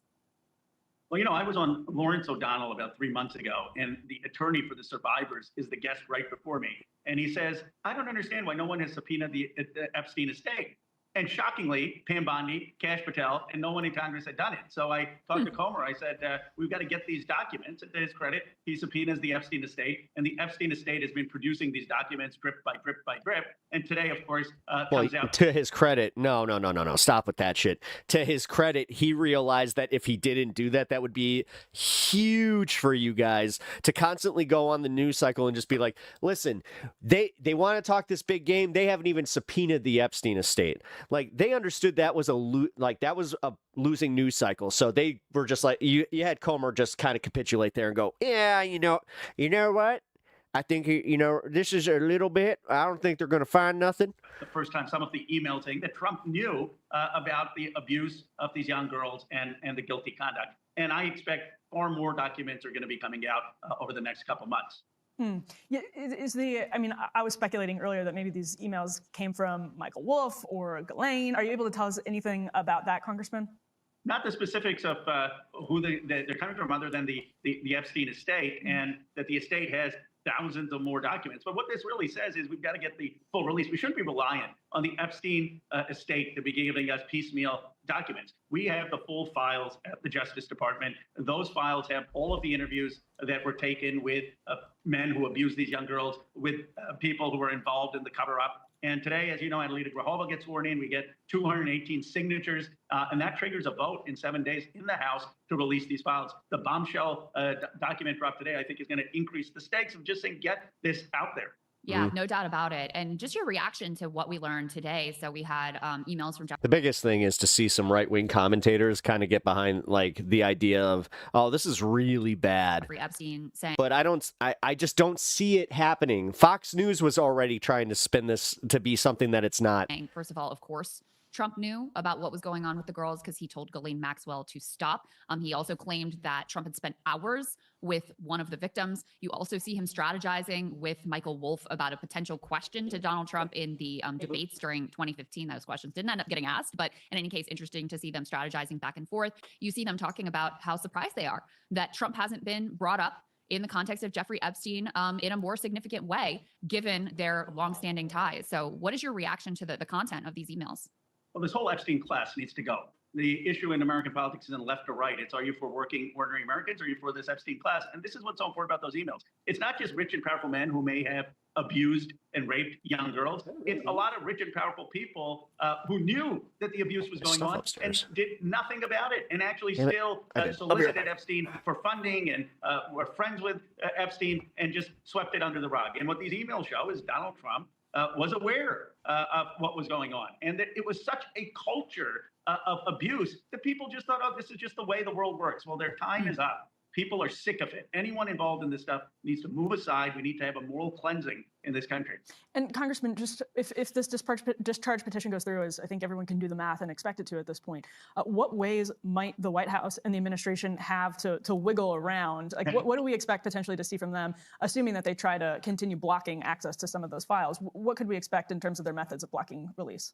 Well, first of all, there's a full court press today to try to get one of these Republicans to drop before Adelita Grijalva gets sworn in at 4 p.m. I'm pretty confident they won't, but it's not done until 4 o'clock. And then Johnson has dozens of procedural motions. He can try to obstruct it. I mean, we could spend the whole day talking about the tools he has. The confidence I have, though, is that there are a lot of Republicans who do not want the discharge petition tool to be rendered useless. They want to use it to get a bill on banning stock trading. They want to use it to get votes on other reforms. So I'm hopeful the coalition will hold to say, no, you've got to bring this for a vote. Because if Johnson stops our petition from getting a vote, that will hurt Luna and Chip Roy and any Republican who wants to bring any bill using that mechanism. Congressman, do you have any other plans to, public event awareness raising to sort of focus in scrutiny on the lack of transparency on the Epstein files and on the horrific abuse of these women? We do. We have a press conference that Thomas Massey, Marjorie Taylor Greene, and I are planning next week. And a number of survivors from around the country are going to be flying in, some who have not spoken out before. You know, Mike Johnson keeps thinking, okay, if you just shut down Congress long enough, people are going to forget. But he doesn't realize that this story has gripped the American people. They know there was horrific acts that were committed. And I think when they hear from these women again, these brave women Well, I didn't realize that the top to this was unscrewed, went to go pick it up and spilled all of it. That sucked. next week, it's going to make sure that we have action and an overwhelming vote in the House of Representatives. Well, please keep us updated as always, Congressman. Yeah, thank Thank you for you. joining us last minute, Congressman. Great to see you. Appreciate it. Great to see you as always. Thank you.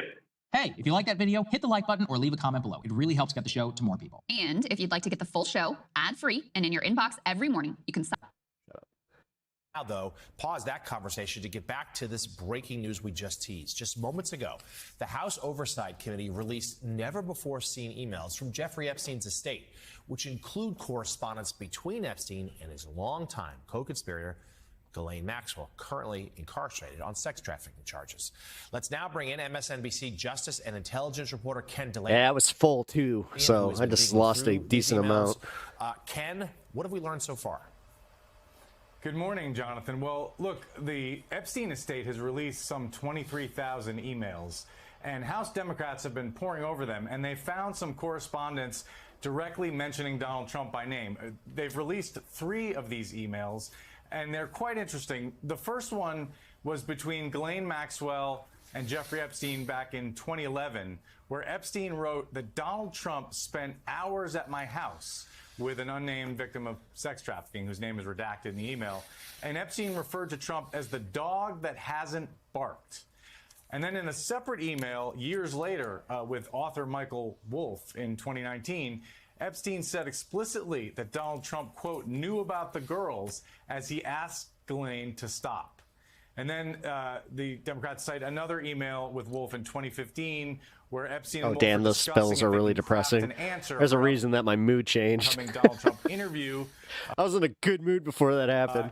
And Wolff sort of suggests that Epstein has leverage over Donald Trump, saying if And there was no saving it either. It fell on the carpet, and it just, to the House, then that gives you Republican witchcraft caused the spill. valuable PR and political currency. Now, look, Jeffrey Epstein, it was a We all live in a yellow submarine. manipulative monster, and so Jesus you really Christ. can't take anything he says to the bank here.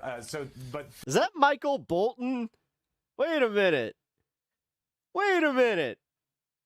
this is important This is the town evidence that of people trying to Jeffrey understand Epstein. what Donald Trump's relationship was with Jeffrey Epstein and what his role was, Oh, and where wait he a was, and minute. did he go to the I House. don't want to be This is important associated. evidence that fills in some blanks on that picture. The Democrats believe there are more to come from these emails that have been Oh, all that other stuff was happy yelling? released by the Epstein Yeah. estate. And we should note our friend Joyce Vance notes on Twitter just now, because she's also pouring through these emails, that one of them dates from 2011 when Epstein would have had really little incentive to lie, and it's well before Trump's political career, of course.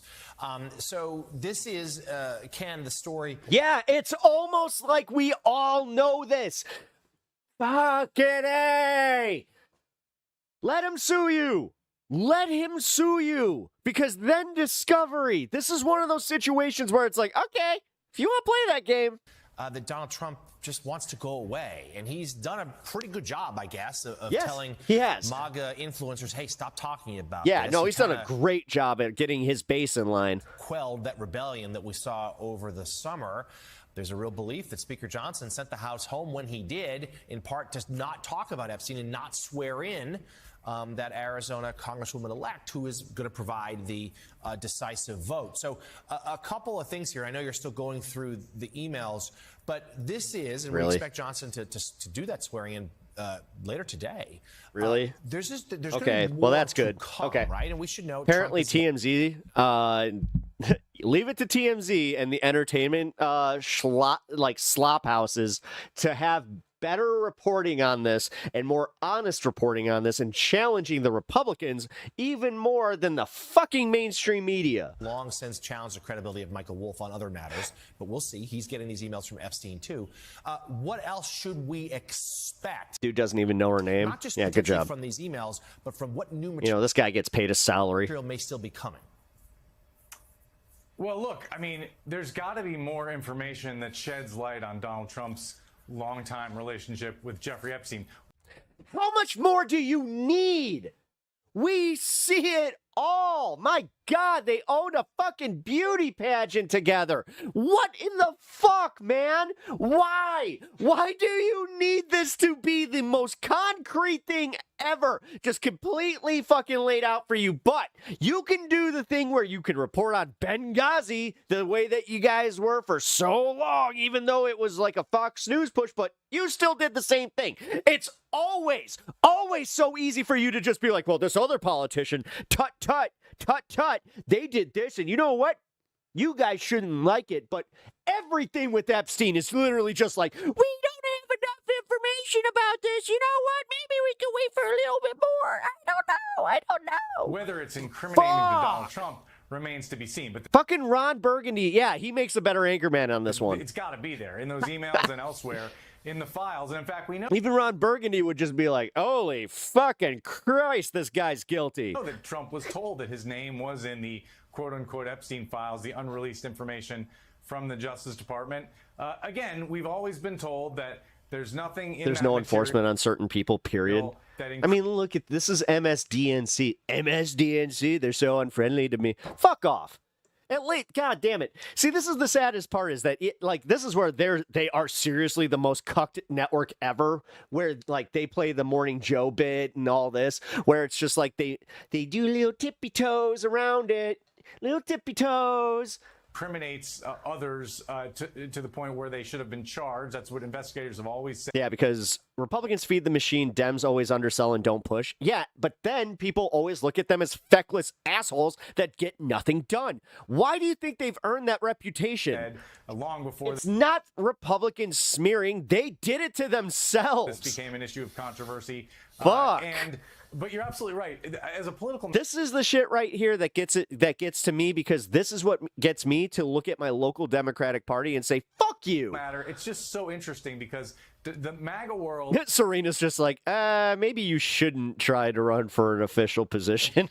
has long believed that there's a conspiracy. I'll walk into one of these meetings. What the fuck is wrong with all of you? What happened with Jeffrey Epstein? Well, now the people who have control of the material is the Trump administration, and so, but yet the MAGA folks have not turned their fire on Donald Trump personally. It's almost like you're not offering any outrage for them to actually lock onto. You're not challenging the Fox Newses. You're not challenging the right wing in the way that they really need to be. It's all this fucking like we gotta play politics, people. Pam Bondi and Kash Patel, the FBI director, for what they consider, inaction and not releasing these files. And so far, the Justice Department's position is we're not releasing anything more. But this, as you said, this is a live political issue. The interesting question is going to be: do these emails or does other information they'll always protect him and Epstein? Yep. Cause anyone in the MAGA movement to start turning their attention to Donald Trump and asking him what he's hiding and whether more information should be released? Isn't that your job? Aren't you a journalist? Are you telling me that you're going to leave it to the stoner on YouTube that has, fucking, like 0.1% of the viewership to have better journalistic integrity and standards than you? Cool. Please, Jonathan. MSNBC Justice and Meanwhile, I'm going to go celebrate this 420 so I can get high and fucking not be so bent out of shape from your bullshit here. Intelligence reporter Ken DeLay. And Ken, thank you as always. John Heilman. This fucking bullshit. Here's the brief on it. This is fun. I have your statement about the new Epstein emails that have. Let's just watch her for just that pause face of her like, oh, here we go.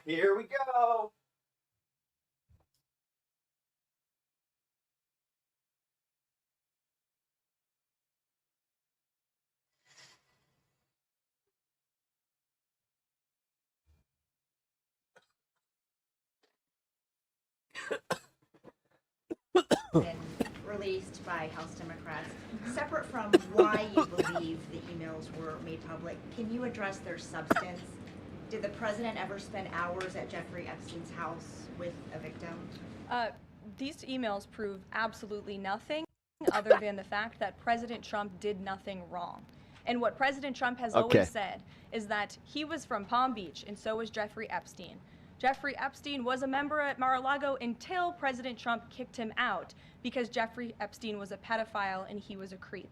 And this email you refer to, That's, again, we've looked at the records, and that's not why. with the name of the victim that was unredacted now and has since been reported on in this room, so I will go ahead and say it, Virginia Guthrie.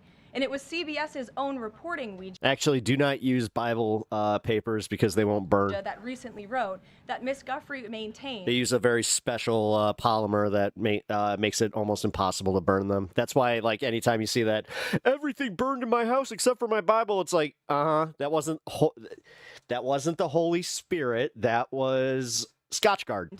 and God rest her soul, that she maintained that there was nothing inappropriate she ever witnessed, that President Trump was always extremely Neat fact. professional and friendly to her. And so I think it's a question worth asking the Democrat Party, and you Oh, you've been lied to? Yeah. should all go ask them after this I tried it. briefing. I tried it with a Gideon's Bible when I ran out of papers at a hotel once, and yeah, it of did why not they work. chose to redact that name of a victim who has already publicly made statements about her relationship with Jeffrey Epstein and is unfortunately no longer with us. Oh, so it was Virginia Guthrie. So you're just admitting that was Virginia Guthrie that was with him for hours. Wow, that was a bad way to handle that. Also, what is with her lip? Is her lip about to fall off? Mary. Thank you, Kellen. 2 questions on this. In the interest of transparency, why not just go ahead, release the full files Botox isn't working for her, and honestly, she should have stayed away. on Epstein, get this God, isn't she only like, didn't she just turn 30? Like, fucking A. This administration has done more with respect to transparency. Fuck off! God damn it! The fact they can say this shit with a straight face and then nobody does what I just did is... When it comes to Jeffrey Epstein than any administration ever. This is how you know everything's a farce. In fact, this administration, the Department of Justice, has turned over tens of thousands of documents Uh-huh. to the American people. Why not all of them then? Why are you guys doing all this, like, this dog and pony show to make sure that we don't get it? What's with the Mike Johnson bits? Like, why are you doing the obvious thing here of hiding this? We are cooperating and showing support for the House Oversight Committee. That's part of the reason you are seeing these documents that were released today, because of I think it might be eating her. I think so. the House Oversight Committee's and Republicans' efforts to get these out to the public. This administration also moved, the Department of Justice also moved to unseal grand jury testimony, which we know, unfortunately, a judge declined those requests. So this administration has done... Yes, because that's exactly it. That was the smoking gun, not his private text messages saying, hey, you know what? Donnie's been quiet for a minute, but it does seem like he could still bark. Done more than any. And it just shows how this is truly a manufactured hoax by the Democrat Party. For now, they're talking about it all Grand jury testimony is nothing? I of know. a sudden, because President Trump is in the... Well, I know this. Do the rest of the people in America? No. Is there a large contingent of people that will not only eat up this slop, but continue to spew it out online like it's, you know, the Oval Office. something that it's something that they know because, you know, it's not that they just heard it and they're regurgitating it. But when Joe Biden was sitting in there, the Democrats never brought this up. This wasn't an issue that they cared about. Jesus, it's every single one. It's every single talking point that I find on Facebook. Because they actually don't care about the victims in these cases. They care about trying to score political points against President Trump, as we have, of course, seen with this government shutdown. And this entire... The thing is, this isn't, to any, like, half-witted person, this is not exactly a defense. entire thing, again, it's not a coincidence to the American people at home. There are no coincidences in Washington, D.C., and it is not a coincidence. So, by that logic, and this one always broke me, so you're telling me that they wouldn't have used this to win the election then? Coincidence that the Democrats... Really? They waited that long? Okay. Okay. Leaked these emails to the fake news this morning ahead of Republicans reopening the government. This is another distraction campaign by the Democrat. No, it's actually, this was one of the smarter things they did where they were like, hey, we need to get people paying attention to the Epstein stuff again. Let's drop In this. the liberal media, and it's why I'm being asked questions about Epstein instead of the government reopening because of Republicans and President Trump. But given your Reagan. interest in transparency, Caroline, why are White House officials then meeting with Representative Boebert in an effort to try and get her to not sign this petition calling for the release of the files.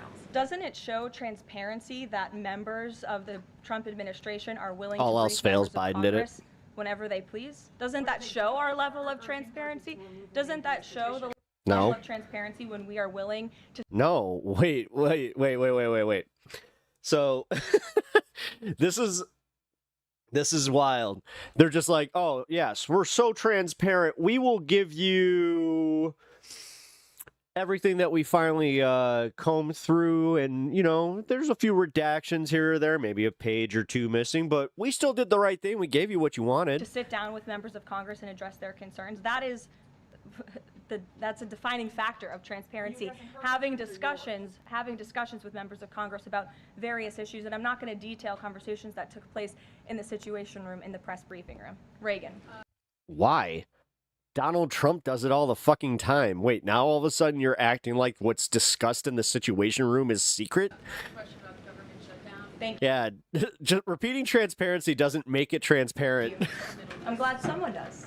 First, on the government shutdown, the shutdown deal reverses the administration's scripts, and it also prohibits more from happening until the end of January.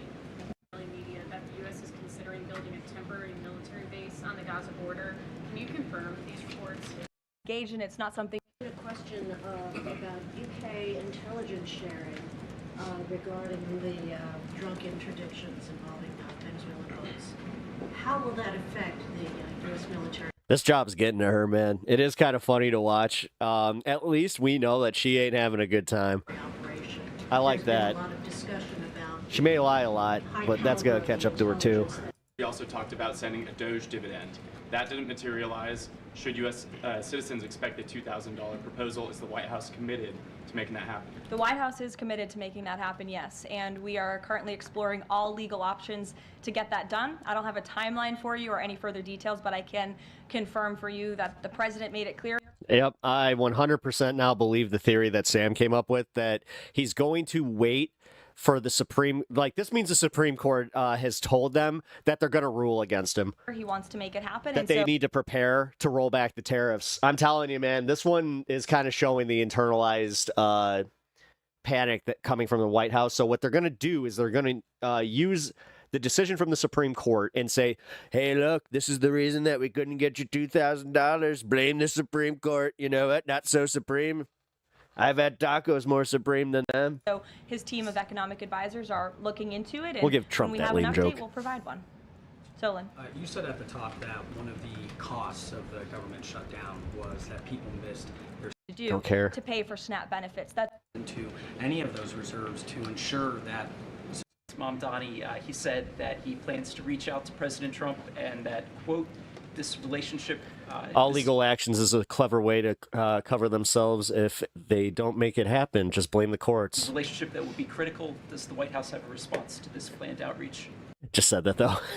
First time chatter. Guy with a mean smirk. Well, I'm glad that you got a mean smirk, and yes. the first time I'm hearing of it. I'll let the president respond I didn't. himself. Hey, to be fair, I do not have my multi-chat on, and I did not see my Twitch chat until after I said the thing. That So, comment by Mr. Mamdani. what up, Jehu? How you doing? Schlossberg, the grandson of President Kennedy, announced today that he's running for Congress. He, in the recent past, has... Me, Eamon, I know you've reported on some, and then go ahead. Thank you. Some Democratic members of Congress have invited Britain's former Prince Andrew to testify on the Epstein scandal. There I'm we just go. wondering if President Trump thinks that former Prince Andrew should indeed come and testify to Congress on that. I haven't spoken to him about that specific matter, but I can ask him and get back to you. To try to fix that system they broke. It doesn't make any sense to us, which is why the president said that's a completely untenable position. However, once the government reopens, the president, as he's always maintained, is absolutely... The Epstein thing is going to end the Trump era. One can hope. One can hope. I mean, they really aren't doing themselves any favors the way that they always flounder. Here. All right, here is the written stuff about this. We're going to get one more update. I was waiting on this one. Wanted the majority report to put this out before I could release it. There it is. Oh, yeah, I forgot they had the little problem with the majority report earlier.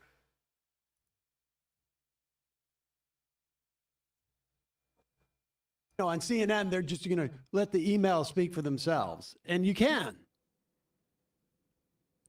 Here is the first one. This is from GMAX. GMAX 1. That is Ghislaine Maxwell. No, this is from Jeffrey. At Peps, you make it as a character on Dark Brandon's channel yet? No. 2. I mean, you guys can shout me out and then. Oh, no, I'm sorry. The first one I haven't really reached out to him. Honestly, man, I've had so much going on in my life that if you guys want to help me out with that, shout me out to any other creators and have them reach out to me. I hate to do that, but it is really like I can commit a lot easier when it's just like somebody like, hey, can you come on my show at X time? No, yes. The first one is okay. That actually reminds me. On the thread.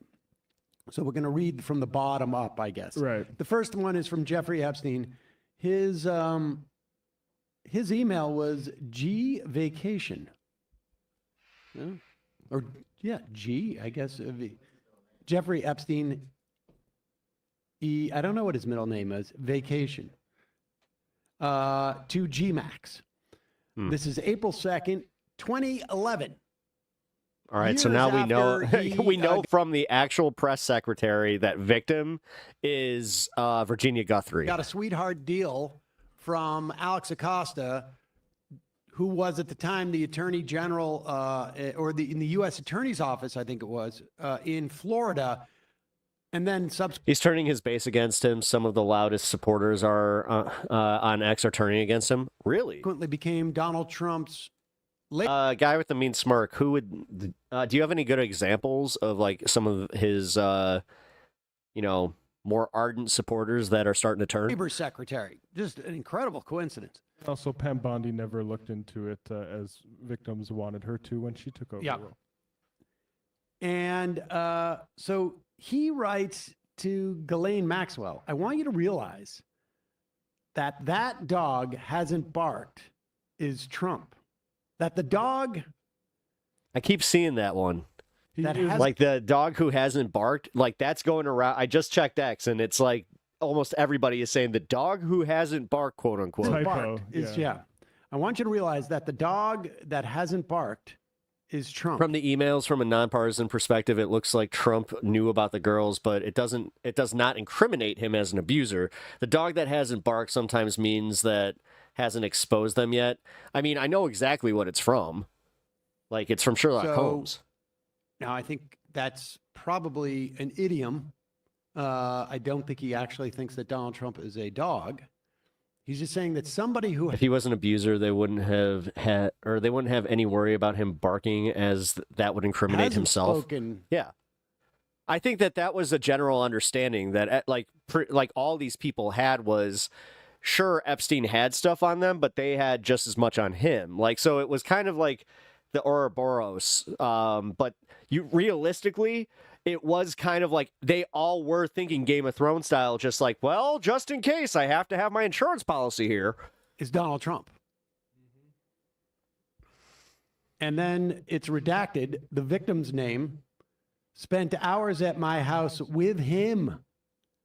He has never once been mentioned. Police chief, etc. I'm 75% there. I don't know what that means. Yeah, those two things I'm still confused about. Me neither. I can't decipher that. I'd be curious what the police chief had said, or I'm 75% there. We'd have to go back and see what was going on contemporaneous in 2011. It sounds like there was like another mutually assured destruction with trafficking. Investigation, or some other controversy that was coming up during that time. And the person who hasn't been mentioned or has spoken is Trump. And this was obvious, not just to Jeffrey Epstein. It was obviously obvious to Ghislaine Maxwell because she wrote back, I've been thinking about that. ... Mm-hmm. And interestingly enough, too, there is a... 2011, well before he was even thinking about politics, like they said. There is something else in this that I can't quite figure out why, but underneath his email is a Yeah, this information, the information contained in this communication is confidential, may be attorney-client privilege, may constitute inside information, and is intended for the use of the addresses within the property. It is in the property of Jeffrey Epstein. It stops right there. Like a disclosure that you see when you get stuff from attorneys. The information contained in this communication is confidential, may be attorney-client privileged, constitute inside information, is intended only for the use of the addressee. It is the property of Jeffrey Epstein, unauthorized use. I mean, he's really covered his bases there. That's in all my emails when I send for booking requests. Yeah, exactly.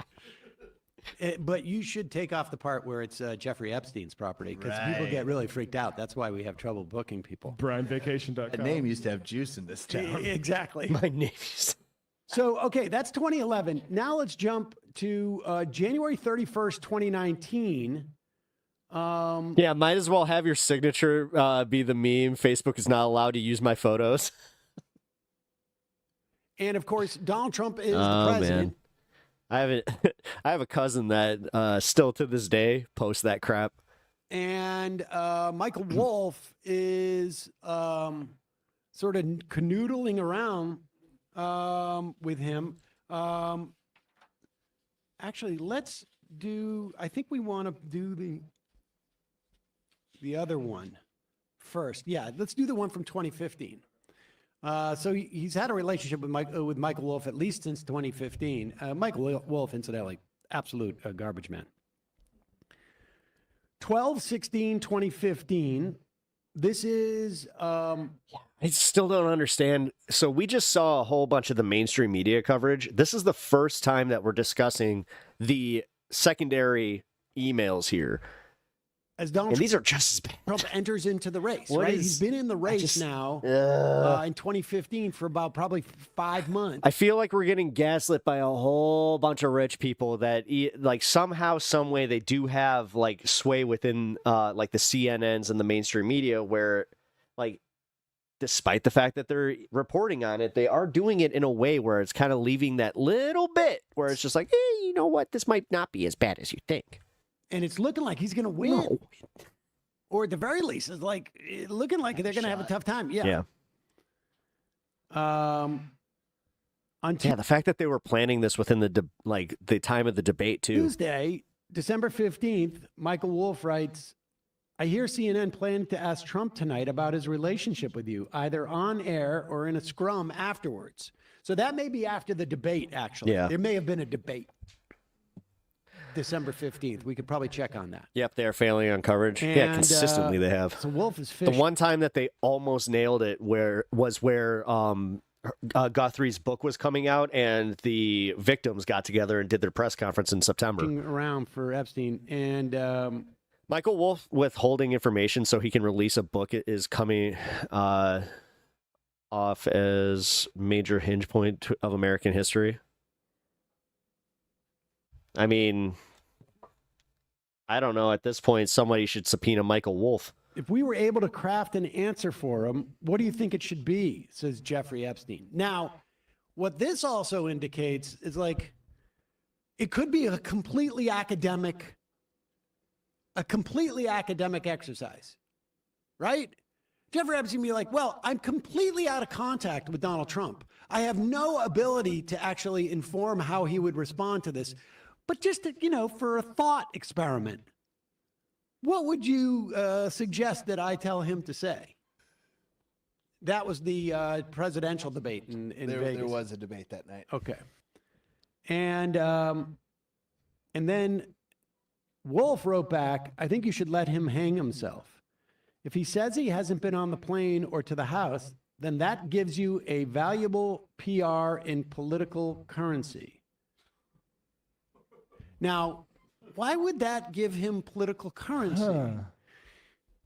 If it's true that he hadn't been on the plane or to the House, then why would that in any way, it might give you any type of political currency? That's weird. Say it's the plane or the House, not and the House. So he's been to both. Yeah. You can hang him in a way that potentially generates a positive benefit for you, or if it looks like he really could win, you could save him generating a debt. Dude, this one's so damning. Again, I don't understand why they're not covering this one. Save him from what? I mean, crazy, Epstein, I guess, dude. could say, like, oh, no, he never did. He never came. I never was friends with him. I didn't know him. Friends with And Democrats. then he would owe you a debt. Why would he owe you a debt if Yeah. you said that, if that was the case? That's so weird. Of course, it is possible that when asked, he'll say Jeffrey is a great guy and has gotten a raw deal and is a victim of political correctness, which is to be outlawed in the Trump regime. And holy crap, that's what he said. Sounds like they know him. Yeah. He's a great guy. Deny, deny, deny. I got it. So then 4 years later, I think by this point, Jeffrey Epstein is about to go to jail, right? Yep. Or What was it, 2018? Wait, did he go to jail in 2017 or 18? Here. January 31st, 2019. I think he's about to go to jail. Oh, 19? And Trump is out there. I would have bet you that there was a Oh, yeah. Yeah, July July 6, 2019. Okay, so this is when things are heating up. Trump And gets then when did he asked die? about Epstein, I bet, and claims that he August asked 10th? Wow, he was only in jail for about a month? him to resign from the club. And so, Damn, dude. I don't know. That's even more sketch. And the fact is that Donald Trump was well into his presidency during this time, and these emails were being exchanged. I don't know, man. I'm dead serious about like subpoenaing Michael Wolff and just asking him some questions. Just like, hey, so Epstein writes to Michael Wolff. what were you insinuating here? Why? What's with the timing? Mar-a-Lago. It could have been like regarding blank Mar-a-Lago. Then there's another long redacted thing, a whole sentence. Trump said he asked me to resign. Never a member, ever. So he was never a member of the club, ever. Trump probably made it up. I asked him to resign as a way of like pretending like they had a falling out. And then he says, of course, he knew about the girls as he asked Ghislaine to stop. And the only reason that he was asking them to stop was because they were taking them away from Mar-a-Lago. At least that's the perception. For any Republican that is going to be out there trying to spin this as like well, you know what? If this does prove anything, it was the fact that he did kick Epstein out, and you know what? Ghislaine, he did tell Ghislaine to stop. It's like, dude, he knew about it and he buried it for that long. He knew about it and he buried it for that long. Up till now, even he's not admitting it. So wait a minute. How does that make him virtuous? He Trump asked should be in Ghislaine handcuffs to right now. I stop mean, for what real. About the girls. He's complained that they stole a girl. Like, I think he said that, right? Virginia Yeah. Giuffre. But Gouffre.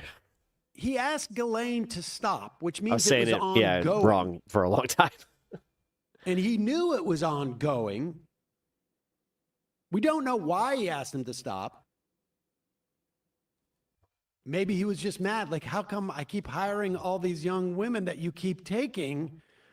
But if he knows that Ghislaine is getting them, and essentially, like, I don't know what he thinks that Ghislaine is doing other than trafficking them.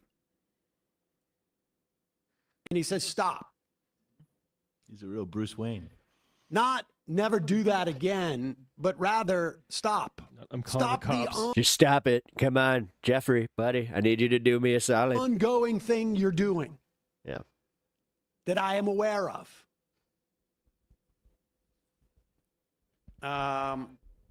We'll see if this has any resonance on the right. They've all been squawking about it for so long, and now they run for the hills. But we'll see now. This guy's been talked about for years. I'd also just point out, check out Drop Site, who is Murtaza and Hussein and Ryan Grimm have been doing really great work on the intelligence connections of Epstein at this exact same time. It's crazy. Yeah, there's like pictures of him in the where was he? The Cote where Cote d'Ivoire? Yeah, was he in the Cote d'Ivoire? Somewhere in Africa, I forget. Yes, like negotiating some type of I haven't read that piece, but Are you still talking about Jeffrey Epstein? I mean, the fact is that one, the fact that it's a drop, number one, hilarious, but that should have been it for everybody to go like, what? Why would you say it like that? Dude. Like, that really came across like, I think you're hiding some shit. I'm told by international socialist Sam, the dog that didn't bark comes from a Sherlock Holmes story. In fact, guard dog didn't bark is a key clue indicating that the intruder was known to the dog. Used as a motif to indicate Hounds of the Baskerville. Lack of response, significant Some of my in favorite ones. understanding a situation or drawing conclusions. Epstein was a bigly into English lit and a former teacher of young girls. We will talk more about this, I would imagine, in the coming days. Yep. I don't think this one's going away. I think that, honestly, with the government back in session, with them, because now you're going to watch them with the special election, which, did that happen? I'm still not up to that one. But, yeah, apparently there's a special election. From my understanding, the right-winger won, and they're now like, no, we have to confirm them immediately because they want that no vote, so it'll cancel out the 218, so then it just stays in limbo. But again, we're at this point where it's shit or get off the pot for the American public. Do you care about this or not? So are you going to just sit there and take it and just go, okay, I guess we're not talking about this anymore?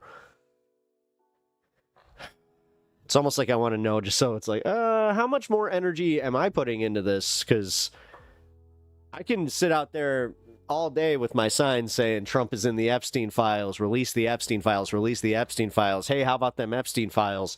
But holy crap, man. Like, the way that they're already going to bat for him here, and then, yeah, you fear that that's what will happen? Yeah, me too.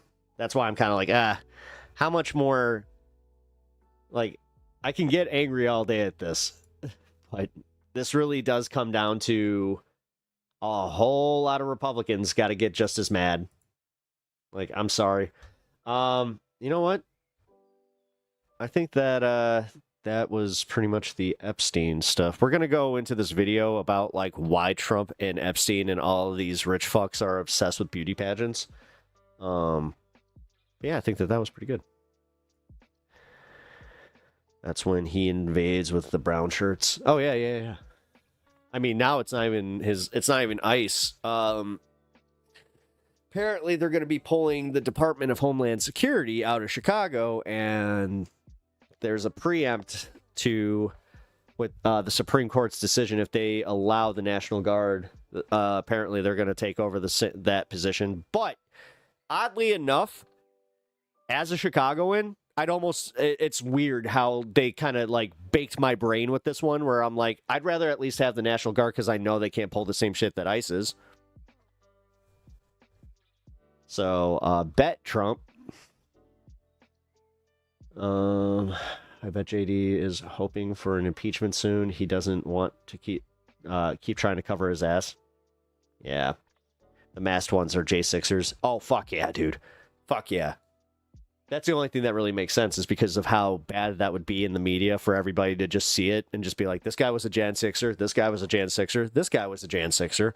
What's with all the Jan 6ers? It's weird how that works, where we take these people who tried to do an actual insurrection, and then you gave them the power to unilaterally go and crack skulls of people they don't like because of their skin color, and these people already had racist tendencies. Like, that's the opposite of vetting, just saying. I'm just glad that, like, I know that this is not that great, and I get mad at the excuse sometimes where I hear it's like, at least we're on the right side of history, but it is one of the only things we got here, so I'll at least take that much. But yeah, I hope you guys enjoyed the Epstein coverage here. We got some new polling on Donald Trump, and here look at this. No Starbucks cup, but they got the CNN cups. Now, here's the thing. Do you think that that's a reusable, or that like they have their own Starbucks cups just with CNN logo? Makes me wonder. Advisors to President Trump are now acknowledging that Someone took her sleeves. they have an affordability problem and that the president has been bristling New York must not be safe if you can't even get to work with all your sleeves. about it very publicly. According to administration Also, I officials, wonder if they're her now buttons is chrome while the rest of them are not. strategizing inside the White House a number of ways to manage this, essentially, including getting the president himself to travel the country to give a series of economy-focused speeches. Polls do show Americans are blaming the president for how they feel about the economy, for their economic woes. Polls that the president just days ago called fake. CNN's Harry Enton is running the numbers on this one. He's here with us now. Harry, let's talk about polling. I mean, have polls always been down? I mean, if I don't know, if I had them cuts, I would go sleeveless blazer too. When it comes to inflation? No, not at all. And if I had She kind of does feel like, I don't know. There's a part of me that is looking at that. I'm like, okay, there's something there, but one piece of is the coffee supposed to make her more relatable? I'm not even kidding about this. At one point, she was standing there awkwardly like this, where she had her phone and her coffee, and she's just standing there presenting the news, which so bright. It's weird. advice to my fellow fast food lover, it would be, in the words of Michael Jordan, stop it. Stop going after the polls. You have a real problem. Because take a look here. Americans on inflation, you go back to October of 2024. Who did Americans trust more in inflation, Kamala Harris or Donald Trump? They trusted Donald Trump by 9 points on average. You jump over to this side of the screen, those same exact polls have him way underwater, 26 points underwater on his net approval on inflation. So it's not that the polls are fake, it's that the American people have turned against you, Mr. President. You've gone from Finally.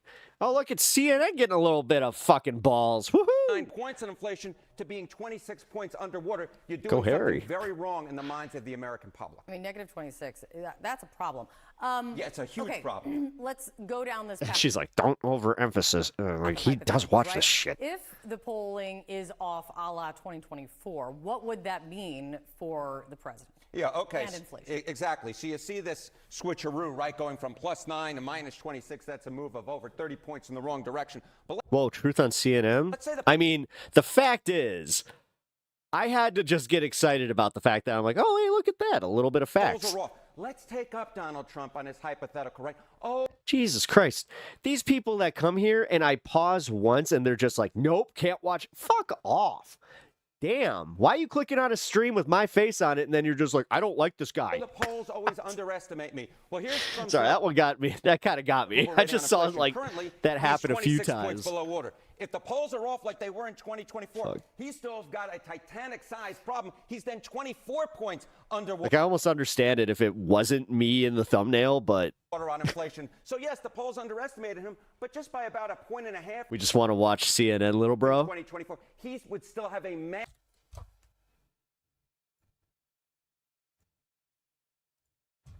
I know you're kidding, but here. Then go.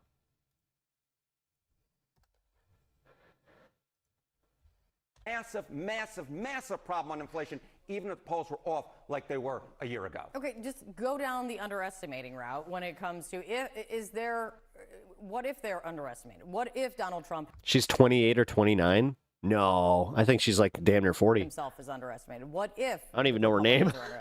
Yeah, okay, so you see this right here, right? You see If Donald Trump is underestimated the same way that he was in 2024, he'd still be way below water. But there is no guarantee that the polls are underestimating Donald Trump. They may, in fact, be overestimating Republicans. I meant overestimating. It's all good, Kate Baldwin. It's all good. I got you right here. I'm sorry. Kate Baldwin? No worries. So, you see this right here. If they were underestimating the Republicans, but the truth Thank is you. they could be overestimating the Republicans. We just saw this a week ago in both Virginia and New Jersey. Who the polls underestimated in 2025? They underestimated the Democrat That's Mikey not you. Sherrill by 8 points in New Jersey. That's Brooke They Baldwin. underestimated Abigail Spanberger's march Kate by Bolden. 5 points in Virginia.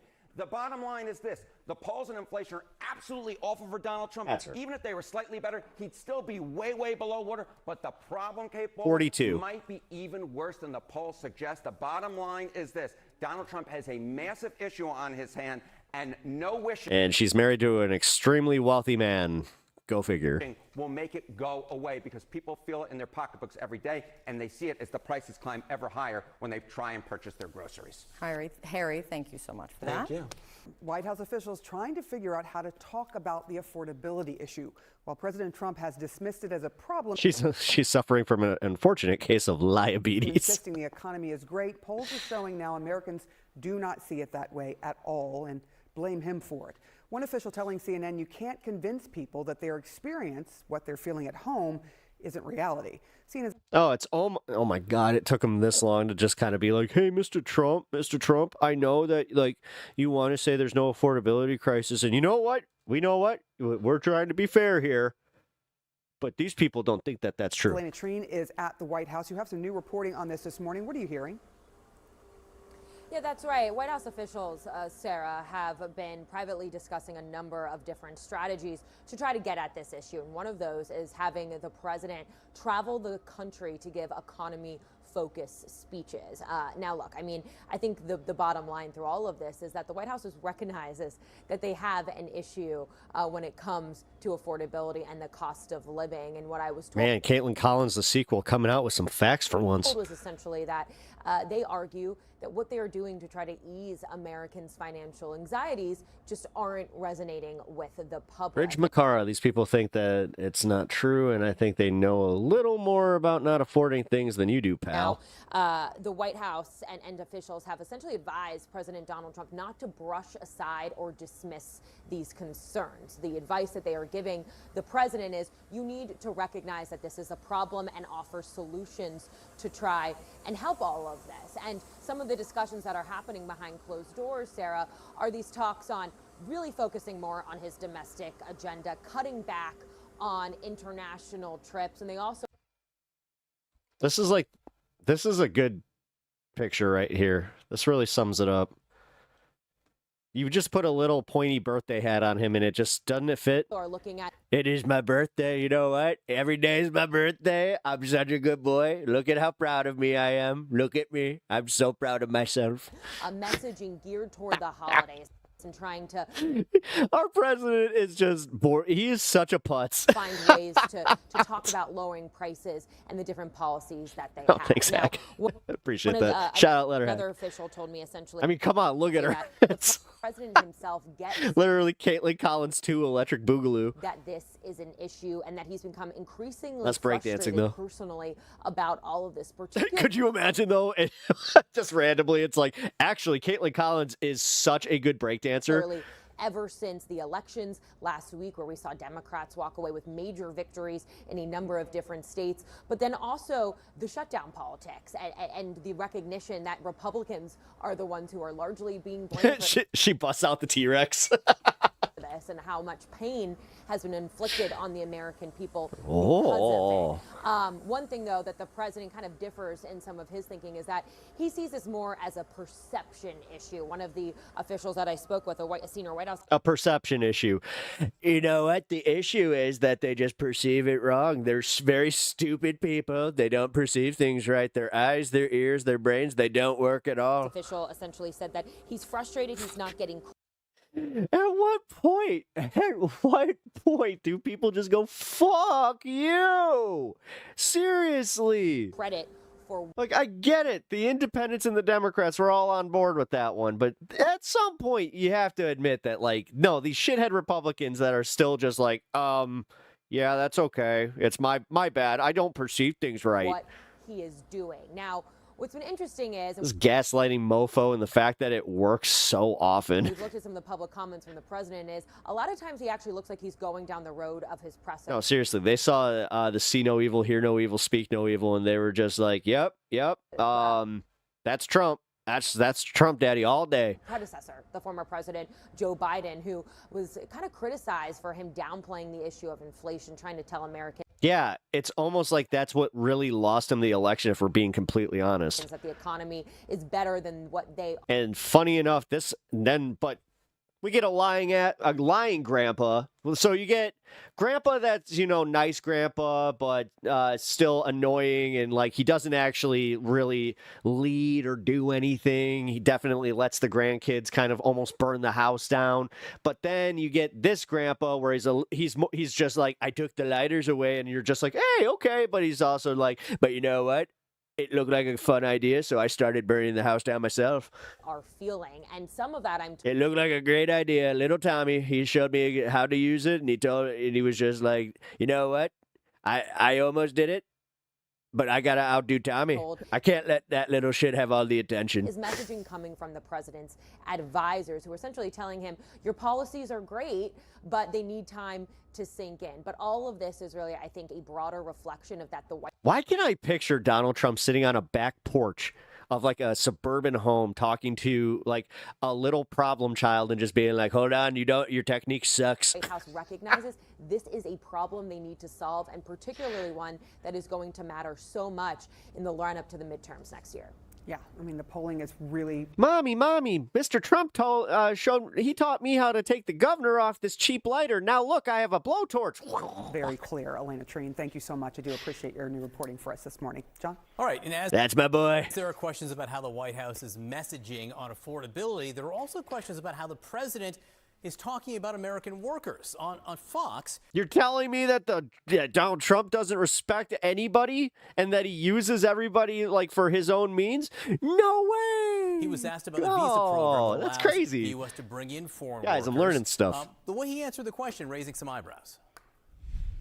Do have to bring in talent when Well, we a have country plenty of talented no, people no, you here. don't. No, you don't. We don't Oh, have we're going to cover talented this, people. Rachel Maddow. Laura Ingraham. Dude, she uncharacteristically has had enough of his shit. Like, I think that she finally sees a little bit of it where it's like, hey, Laura, with all due respect, you are like, you went pretty hard at Biden.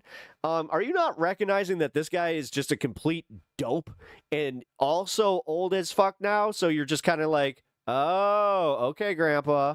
What, dude, at one point he's just like, look at that wood. Look at the wood. And she's like, oh, wow. Have certain talents, and people have to learn. All right, with us now, CNN senior political commentator Scott Jennings and Matt Bennett, a Democratic strategy. God, how does he always he is always gunning for the smuggest in the room. I kind of want to talk Also, about putting him in a striped suit really does make him look like a cartoon cat. this as a whole. Hey, scat cat.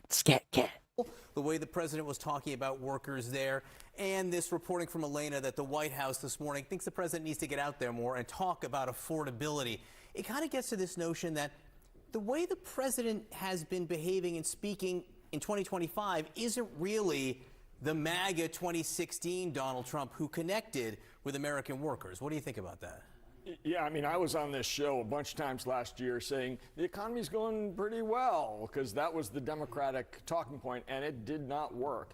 You cannot convince people. Wait, so you were repeating the Democratic talking point and you're just admitting that you were just spewing a Democratic talking point even though you didn't agree with it?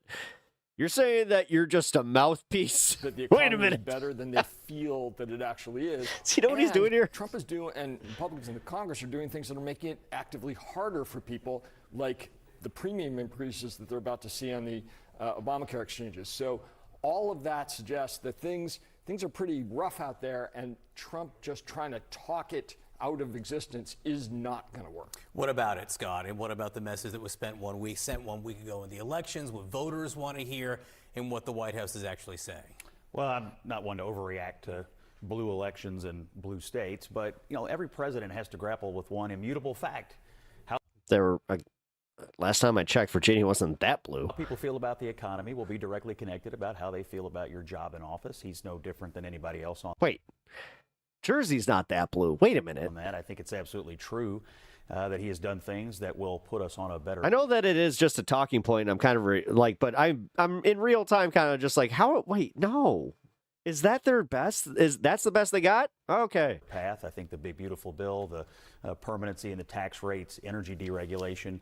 I don't know. The more I hear these guys, though, the more I do get convinced where I'm just like, oh, we don't need to try and get certain people anymore. All of these things over time.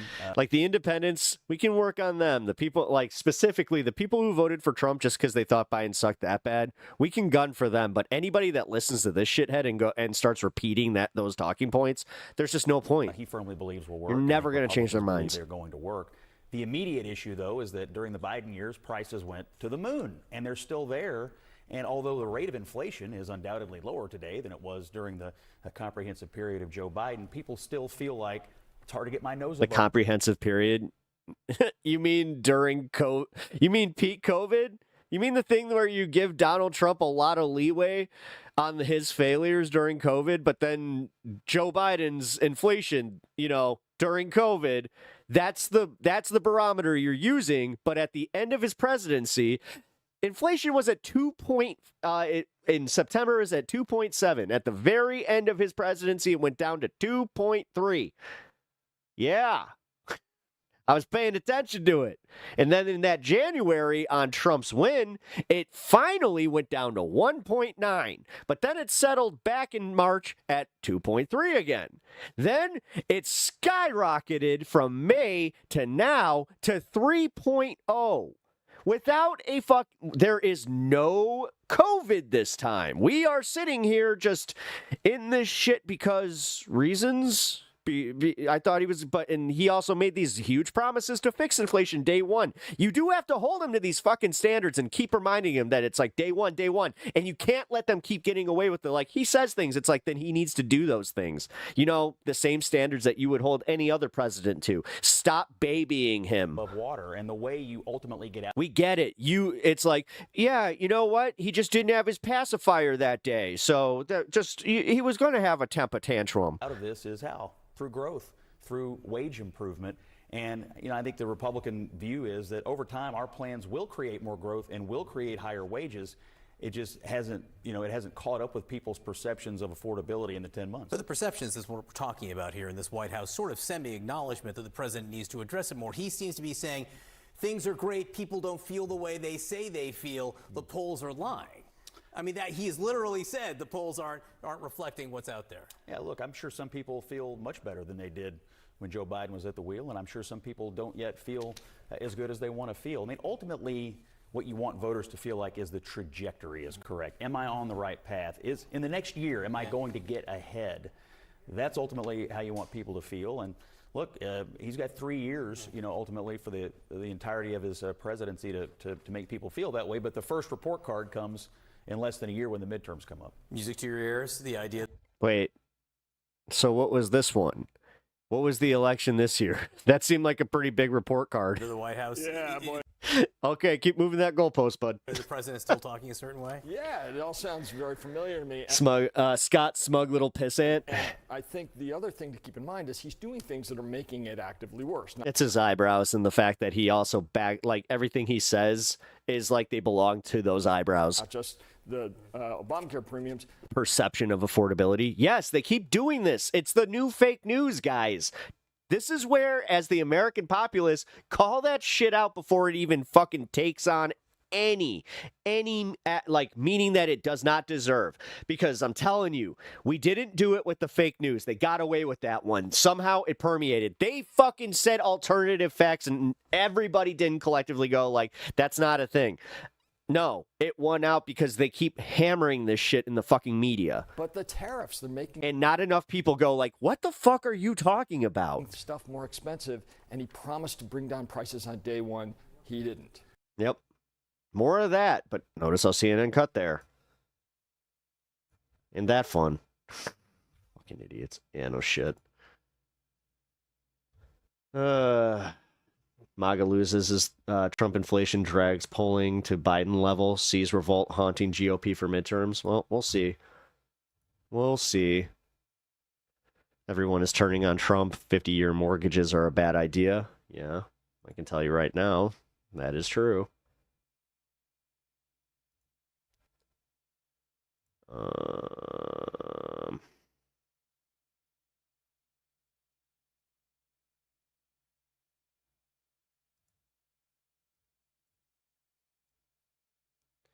All right, so here we got the him walking with Laura Ingraham. All right, this is just a small segment. I'm not going to go through too much of this, but this is very funny. You just played yourself on Fox News in front of Fox News viewers. No wonder it points. In 3, 2, 1. The new ballroom will go from here to there, and it'll seat a proper number of people, and the White House will finally have, after 150 years, the ballroom that they wanted. You know what? They've waited 150 years, and the public is paying for nothing. The public is paying for absolutely nothing. It's all being... The public hasn't wanted a bigger ballroom. Like, this is the idea that this is a polling advantage for Trump, or that the polls show people support this. The polls do not support, to the extent that people are polled. Nobody supports this. About this ballroom project by Trump is... Everybody sees it as exactly what it is. Wildly unpopular. This is something that Trump wants because he wants the White House to be a reflection of his vanity. And I'll remind everybody, when the White House was constructed, it was deliberately constructed to be much more modest than the average, executive residence in most countries, right? Remember, at the time, they didn't want a palace. They said that's why it's called the People's House. There were still many monarchies around the world, and they had castles and palaces. And the White House... But, I mean, dude, that's a bygone era of when, America was America. I don't know. Was Come on, intended man. to be, yes, We're in nice, the new era.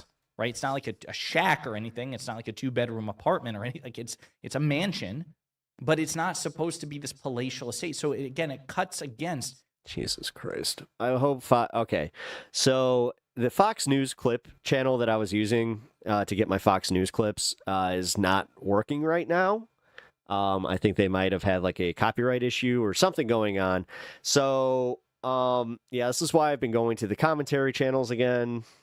And God damn it. I think I might be going to X for my Fox News clips now. The aesthetic was designed with a purpose. It was to say... Because I'm not looking for the commentary. I'm sorry. Like, I don't have patience for this right now. I really just want to see the Laura Ingraham thing and just her disgust. Come on. All the way over there. It'll be beautiful. One of the most beautiful in the world. Come on. Okay? A lot of people don't know that. They don't say that there's no cost. That's some room, isn't it? Weird. That's unbelievable.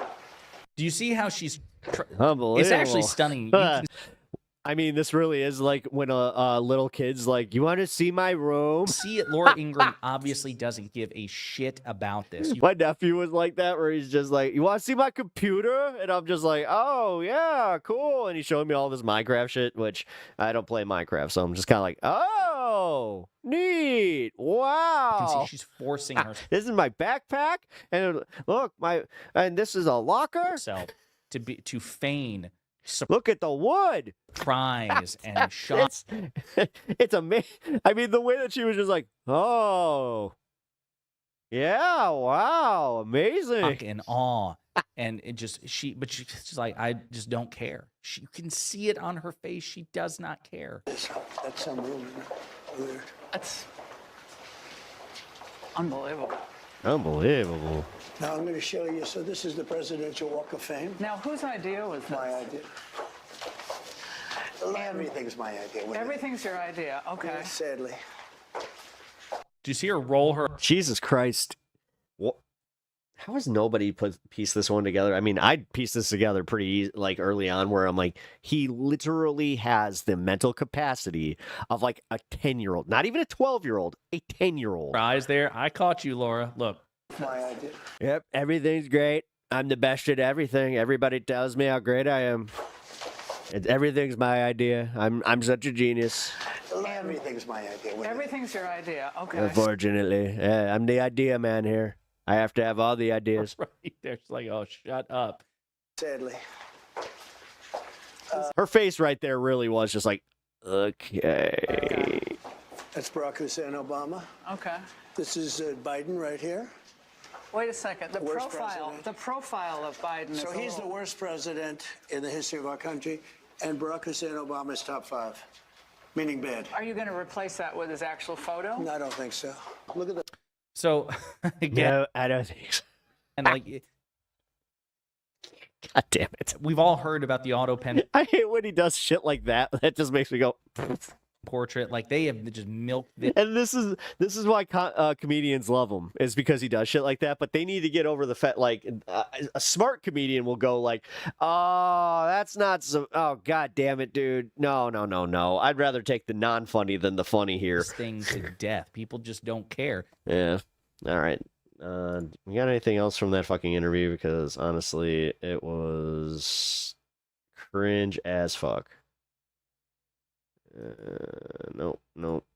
All commentary. Okay. 14 minutes. You know, it's weird. I've seen some new polling come out with some like the political pages like this, that these are the ones that don't hit as well. There's a reason that you're seeing some of these guys go down to about 7 to 10 minutes, specifically like the Midas Touch. Although Midas Touch, I can't do it anymore. I literally can't do it anymore. Every fucking video is Donald Trump is toast. I mean, literally, they could say that for every fucking video. I am so over it. This is some quality cringe. I mean, the fact that he's just like, look, here's my picture of Barack Hussein Obama. I like to say it. Hussein, get it? He's a Muslim. You don't like Muslims. You guys are racist. So you guys, you think of the Hussein, and then it gets you all mad inside, and you start thinking of 9/11. I swear to God, that's where he goes with his stupid fucking brain. Random story. Something happened at the Veterans Day event that we were at with Governor Pritzker today that we want to share with viewers today. It is Chicago Alderman Byron Cincho Lopez with a heated exchange, first with Governor Pritzker and then fellow Alderman Michael Rodriguez. Watch. I agree. You know that I've worked very hard to get that passed when I first got elected. We got to take questions from the press here, sir. I'm sorry.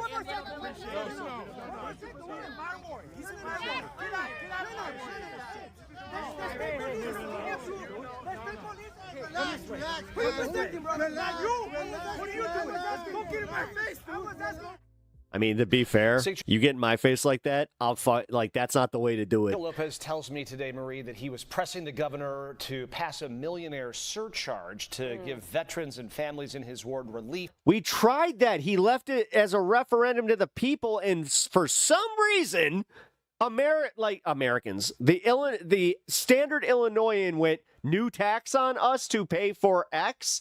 Oh, no, because the way that they did that was they just put no new tax. They didn't even say they just put the name of the bill, and then they just said no new tax. So do you know how many people just went to the polls and were like, oh, this is the new tax thing? No. Okay. He says Alderman they didn't care. Rodriguez. It was going to only affect people that were making over fucking $500,000 a year. And by the way, this had to be a dual income household. Had no right to touch him when he was advocating for his constituents. We asked Alderman Rodriguez for a comment on all this. He says he believes that video speaks for itself. I mean, I'm just going to say, like, while I'm all for doing a public confrontation, you were doing it in a way where, like, dude, you were, like, in any public space, you get in someone's face like that. If you fucking spit on me when you're yelling at me about something, I will like, dude, that's the type of shit where it's like, oh, and then you wondered why it escalated? Please. Anyway. He ain't wrong, though. He ain't wrong to be mad about that, but he can be mad at the fucking people of Illinois. Maybe next time we leave it to them to vote on, and then they can maybe, I don't know, vote in favor of us. Chuck Schumer is completely fucked. I think I'm in. Watch Joe Rogan realize that Donald Trump lied to his face. Fuck it. I'll do it. As Donald Trump continues to aggressively attempt to rewrite to say blah, blah, blah. about Get to Trump's the fucking 2020 thing. election lies. He was calling these senators and congresspeople going to cheer on these brave senators and congresspeople.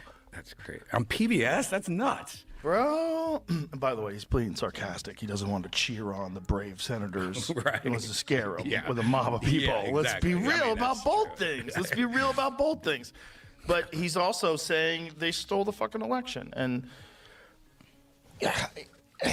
I feel like if you say that, you've got to have some like really good evidence that you could give out. Like if you said to me, if I ran for president and I told you, dude, they stole the election, and you're like, how? I would have an answer. The problem with Joe, I'm going to just say this. The problem that Joe Rogan has with being the everyman is that they're starting to piece together that he's getting old. He is getting old. Pep, is the background music lower today? Yes. Is it too low? Or is it low? Is it good low or bad low? Because I noticed when I was editing one of my videos that I accidentally had it a little too high. Actually, I was cutting up the Kaz appearance. I'm going to be releasing that this weekend. No one has an answer. There's no documentary that's really I had good. to go back Like, and no one's erase my whole oopsie for the space mention. put so together like a rock solid, took care of that too. peer-reviewed, paper-supported documentary. This is exactly what happened. This is how they stole the election. We know that you can do this. We know they did this. We know that these things got dropped off. We know it didn't. I like how he mentioned a documentary, so he needs it in video form to just be like, here is how it was done. Make any sense. We know there's dead people voted. We know there was Could do with just a wee bit more. Okay, cool. There we go. Here. All right, I got it like at halfway now. Is that a little bit better? Because I'm going to still pause it for the rest of the segment, but yeah, did want to fix that. ballots that were mail-in ballots that were brought in shipments, and all of them were for Biden. And I should say that Trump repeatedly teased throughout 2021 and 2022 and 2023 that he would put together exactly such a document or presentation. I'm going to have a press conference. Yeah, I mean, they're not going to call him on that, though. All right, that wasn't as bombshell. I'm joined now by the ranking member of the House Oversight Committee, Robert Garcia. Thanks for joining me again. Yeah, happy to be here. So big news out of the House Oversight Committee today. We have a new trove of emails that was released from the Epstein estate to the Oversight Committee that suggests that Donald Trump had a much closer relationship than Jeffrey Epstein. I just realized that one of his hoodies probably cost the same amount as my entire hoodie collection. First and foremost, your reaction to the new news that we've gotten today. Look, I think it's pretty significant. I think the emails that we put out, and there's a lot more emails coming, and we received a bunch of documents, about 23,000 pages. We've maybe put out about 20 pages so far. Look, these are really revealing. It's obviously has Jeffrey Epstein talking to Ghislaine Maxwell about Donald Trump spending significant time, many hours with one of the victims. It talks about Jeffrey Epstein communicating with Michael Wolff about knowing about the girls and Trump's kind of knowledge about knowing about the girls. And these emails really allege and lead us to a lot more questions. I think apparently Donald Trump just called Lauren Boebert and asked her to remove her name. What's really important is from the vote. Interesting. Is that all of this can be put to rest today, and we can get justice for these victims if they would just release the Epstein files. And right now, Donald Trump is furiously working the phones, trying to stop this petition from coming out the door. He is, I understand, very upset about the release that happened today. And we're going to continue to push every day till we get the truth. There is some news on that exact front that Donald Trump himself. All right. I'm cautiously optimistic here because realistically, guys, before the shutdown, the momentum was there. And that's why it was so obvious. And then for Mike Johnson not to confirm that one lady so they could just get the votes. Called Lauren Boebert. Like, come on. That he was apparently a very. At what point? Like, this is rare. Like, all the gaslighting, all of it. I want to see at least one, like, just one of the hardest Trump supporters, like somebody that just absolutely loves Trump on Fox News or any of these, to just finally come out and be like, dude, this is a bridge too far. Like, he really is fucking up here. Like, Megyn Kelly has almost done it. That's where I could almost give her the credit. But then she somehow, some way does the, but you know what? This is kind of a Democratic hoax. The early wake-up call today. And so And so what's your reaction to the fact that he is now trying to get those 4 Republicans to defect? And of course, those are Lauren Boebert, Marjorie Taylor Greene, Thomas Massie, and Nancy Mace. And do you have confidence that those 4 Republicans at least will stay on the discharge petition? Well, look, first, Donald Trump spends his entire campaign saying he wants to release the files.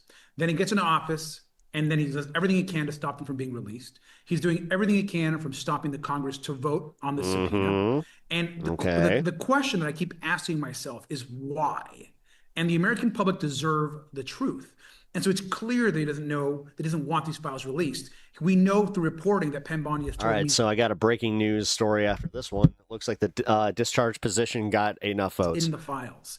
And so why is Trump so obsessed with hiding the truth? What powerful men is he protecting? What is he not telling us about his relationship to Epstein? Why is there so much information that's centered around what happened at Mar-a-Lago and Alex Acosta and these women and girls and Epstein's apartment in New York? There's just so much that is all pointing in one direction. I think it's up to us to get to the truth.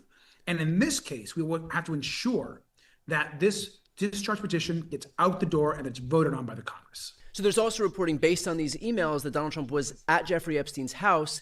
And so can you talk about the fact that when Ghislaine Maxwell met with Todd Blanche, Donald Trump's deputy attorney general and former personal criminal defense attorney, that was not the story that he got, suggesting that Ghislaine Maxwell did indeed lie at this meeting if the emails are true? Look, I think that's right. What's been really interesting is kind of the timeline that these emails kind of lay out. It's also pretty clear, and we put out some other correspondence today, for example, with Steve Bannon, between Steve Bannon and Epstein and some additional folks. And it's really interesting when you think about when some of these conversations were actually happening in the broader scope of the investigation. We know that Donald Trump, for about 10 years, there was a relationship between Epstein and Donald Trump, of which Epstein called Trump his best friend.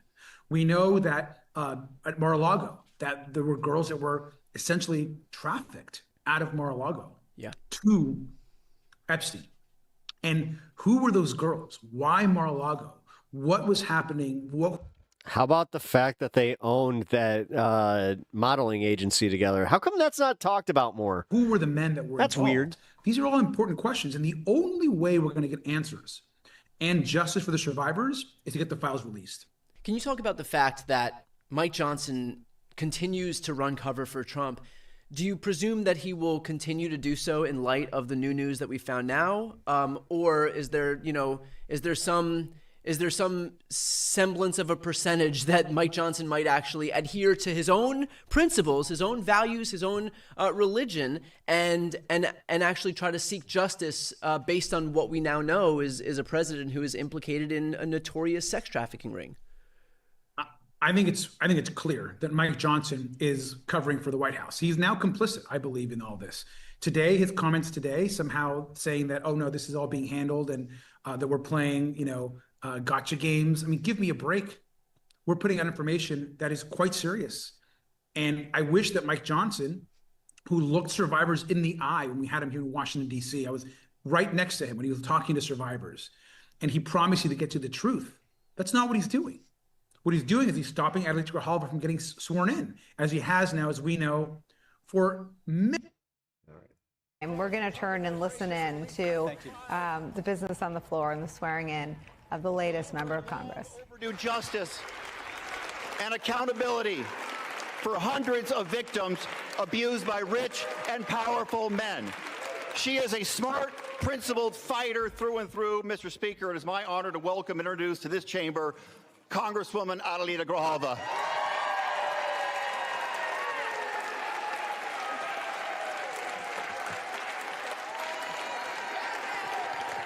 Muchas gracias. Good job.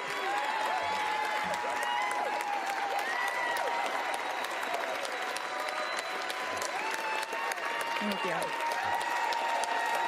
Muchas gracias. Okay. Oh, this is going to be one of those things where it's like, she got a 5-minute applause. Thank you. Cringe. Thank you. Congressman Stanton for that kind introduction, and to the entire Democratic delegation from Arizona and the delegation that stood here with me that has supported me throughout this process. I rise today the proud granddaughter of a bracero, a hardworking Mexican immigrant who came to this country for a better life, and I stand as the proud daughter of a U.S. congressman, a man who spent his entire life fighting for justice, equity, and dignity for the most vulnerable.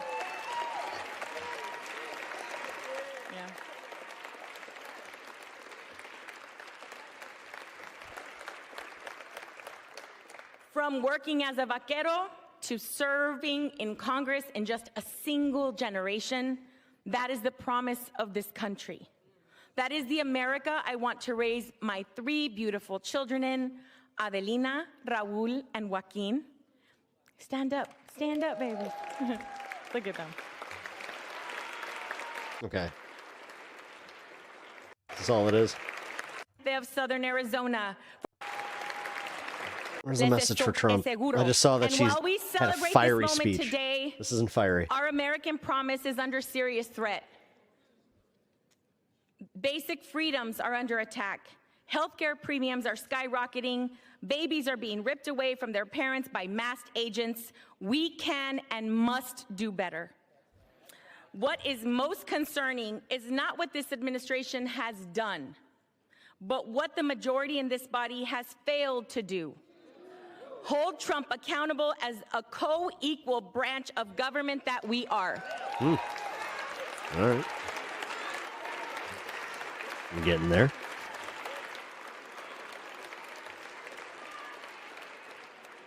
It has been 50 days since the people of Arizona's 7th Congressional District elected me to represent them.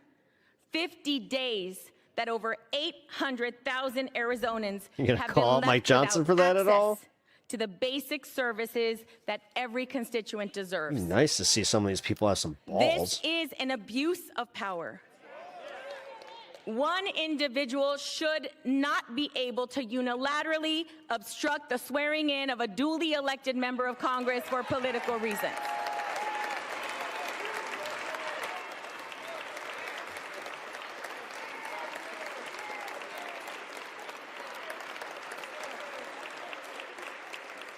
Our democracy only works when everyone has a voice.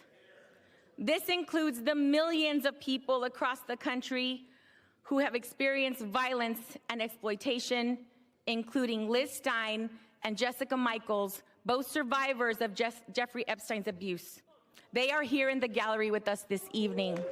Oh, so yeah, like Thank they you for knew. being They're like, oh, we're voting on this, baby. here. Let's go.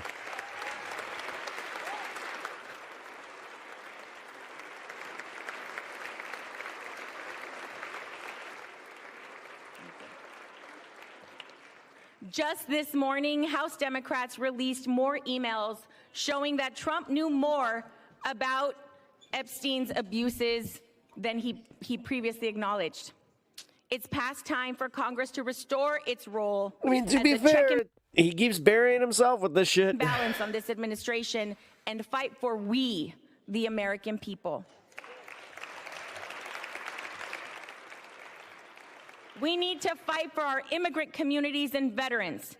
We need to stand up for our public schools, children, and educators. We need to respect tribal sovereignty in our environment. We need to stand up for LGBTQ+ rights. Sorry, I'm bored with it. To force a rushed pork-filled Christmas omnibus at the end of the year. Republicans have actively restored a responsible line-by-line Oh, this ain't much better. Fucking A. Maybe we won't watch the live vote. No, thank you. Why don't you want to watch the live vote while I talk about stuff that the Republicans and Democrats we need to work to... Christ. All right, we'll get back to this room. This guy. Many weeks. What he's also doing, he's not calling on the White House to release the files. And he's allowing James Comer on the oversight. Wow, I just kind of realized I got to that point where I'm like, fuck this. But I also just realized I'm very hungry, so I'm going to be right back. All our investigation. But Look, we may not be in the majority, but our committee, we're scrappy, we're fighting, we're tough, and we're going to get the truth out to the American public. What is the difference between the Epstein estate and the files that are at the DOJ right now, and how are they different? Like, I guess what I'm asking is, there are files that are going to continue to be released thanks to the Epstein estate, but does that include everything that the DOJ currently has? Does not. So what is likely is that most of the Epstein estate emails, or many of them, are likely in the broader Epstein files that the DOJ has. So And that then is some. not vice versa, right? What the DOJ has is an extensive, essentially collection of files, documents, photos, possibly videos, a bunch of information that we need access to, and that Donald Trump himself promised we would see and release to the public. And so we're getting some information from the Epstein estate only because Democrats have demanded these subpoenas, and we've demanded that they release this information. If it was up to Republicans, we'd see nothing. Did Donald Trump know that these particular emails existed? Because we know that Pam Bondi had told him that he was in the files. We know that Pam Bondi obviously has access, insight into what these files say. So was Trump aware that these specific emails existed? Emails that said, for example, and I'm reading right here, that from Epstein to Maxwell, that say, I want you to realize that dog that hasn't barked is Trump. The victim spent hours with him at my house, has never once been mentioned. I don't know. I mean, that's the truth. We don't know what Donald Trump may have seen or knows about. Does that email exist in what the DOJ has? We don't know, because we don't have access to those files, even though we have a legal subpoena and a binding document that is forcing and should force the release of all that to us. They refuse. They're breaking the law. And so we're going to continue to stay on this. The American public deserves transparency and the truth, and we're just getting our work started. Have you heard from any of your Republican colleagues, aside from Green, Mace, Massey, and Boebert, who have signaled any willingness to sign on to this discharge petition in light of what we've learned today? I haven't heard from any new members, but I know of a lot of them that will vote yes if this gets out the door. So basically, because we know that there are enough just to get this thing over the finish line, do they feel that it's not worth it then to be on the wrong side of this thing, recognizing its inevitability? I think they don't want to be on the wrong side of Donald Trump. I mean, this Republican caucus is essentially time after time bend the knee to Donald Trump, and they do whatever he wants. And so they don't want to cross him. I mean, he's making calls right now to those members, trying to get them at the White House to discourage them from being on the petition. It's not right. And so what would your message be to those 4 Republicans who remain on the petition in light of what we're seeing now? Yeah. My message is to stay strong, do right by your constituents. It's their position. Let's get the truth out there. And we have to follow the truth and go where the facts will lead us. And I think they're doing the right thing. And finally, last question. I mean, it looks like it's going to the vote. They're finishing up the vote to open up the government, and then immediately the Epstein petition goes up. When should we expect any new news on this front? Obviously, this morning there was this big reveal, but when should we expect any more news? This was released 3 hours ago. Documents that the estate has sent over. I mean, I think there might be some additional information that comes out today. We're trying to release as much as possible. I think there's some Steve Bannon communications that are really interesting in there. There's a lot more. And so I think in the coming days, there'll be a lot more documents that the media will report on, that we'll put out. But we expect many more document reveals, really, from the estate and from other sources. We're also talking to survivors. We're talking to people that have been involved with this case. And so there's a lot of investigation happening right now by our committee. And that will continue in the weeks ahead. All right. Well, thank you for your time today, and thanks for the work you're doing here. Thanks. Centrist Brian. Oh, Godzilla. Is it free? Oh, no, it's on Cinemax. Oh, well, good thing I have that movie. Megyn Kelly goes DEFCON 3. DEFCON? I thought it was DEPCON. Wait, what? I've been saying it wrong my whole life.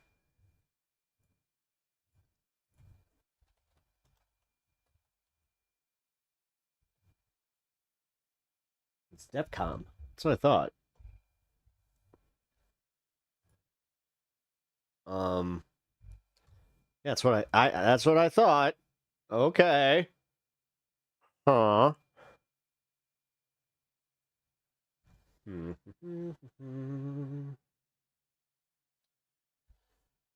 We're still waiting on the Epstein thing, so here.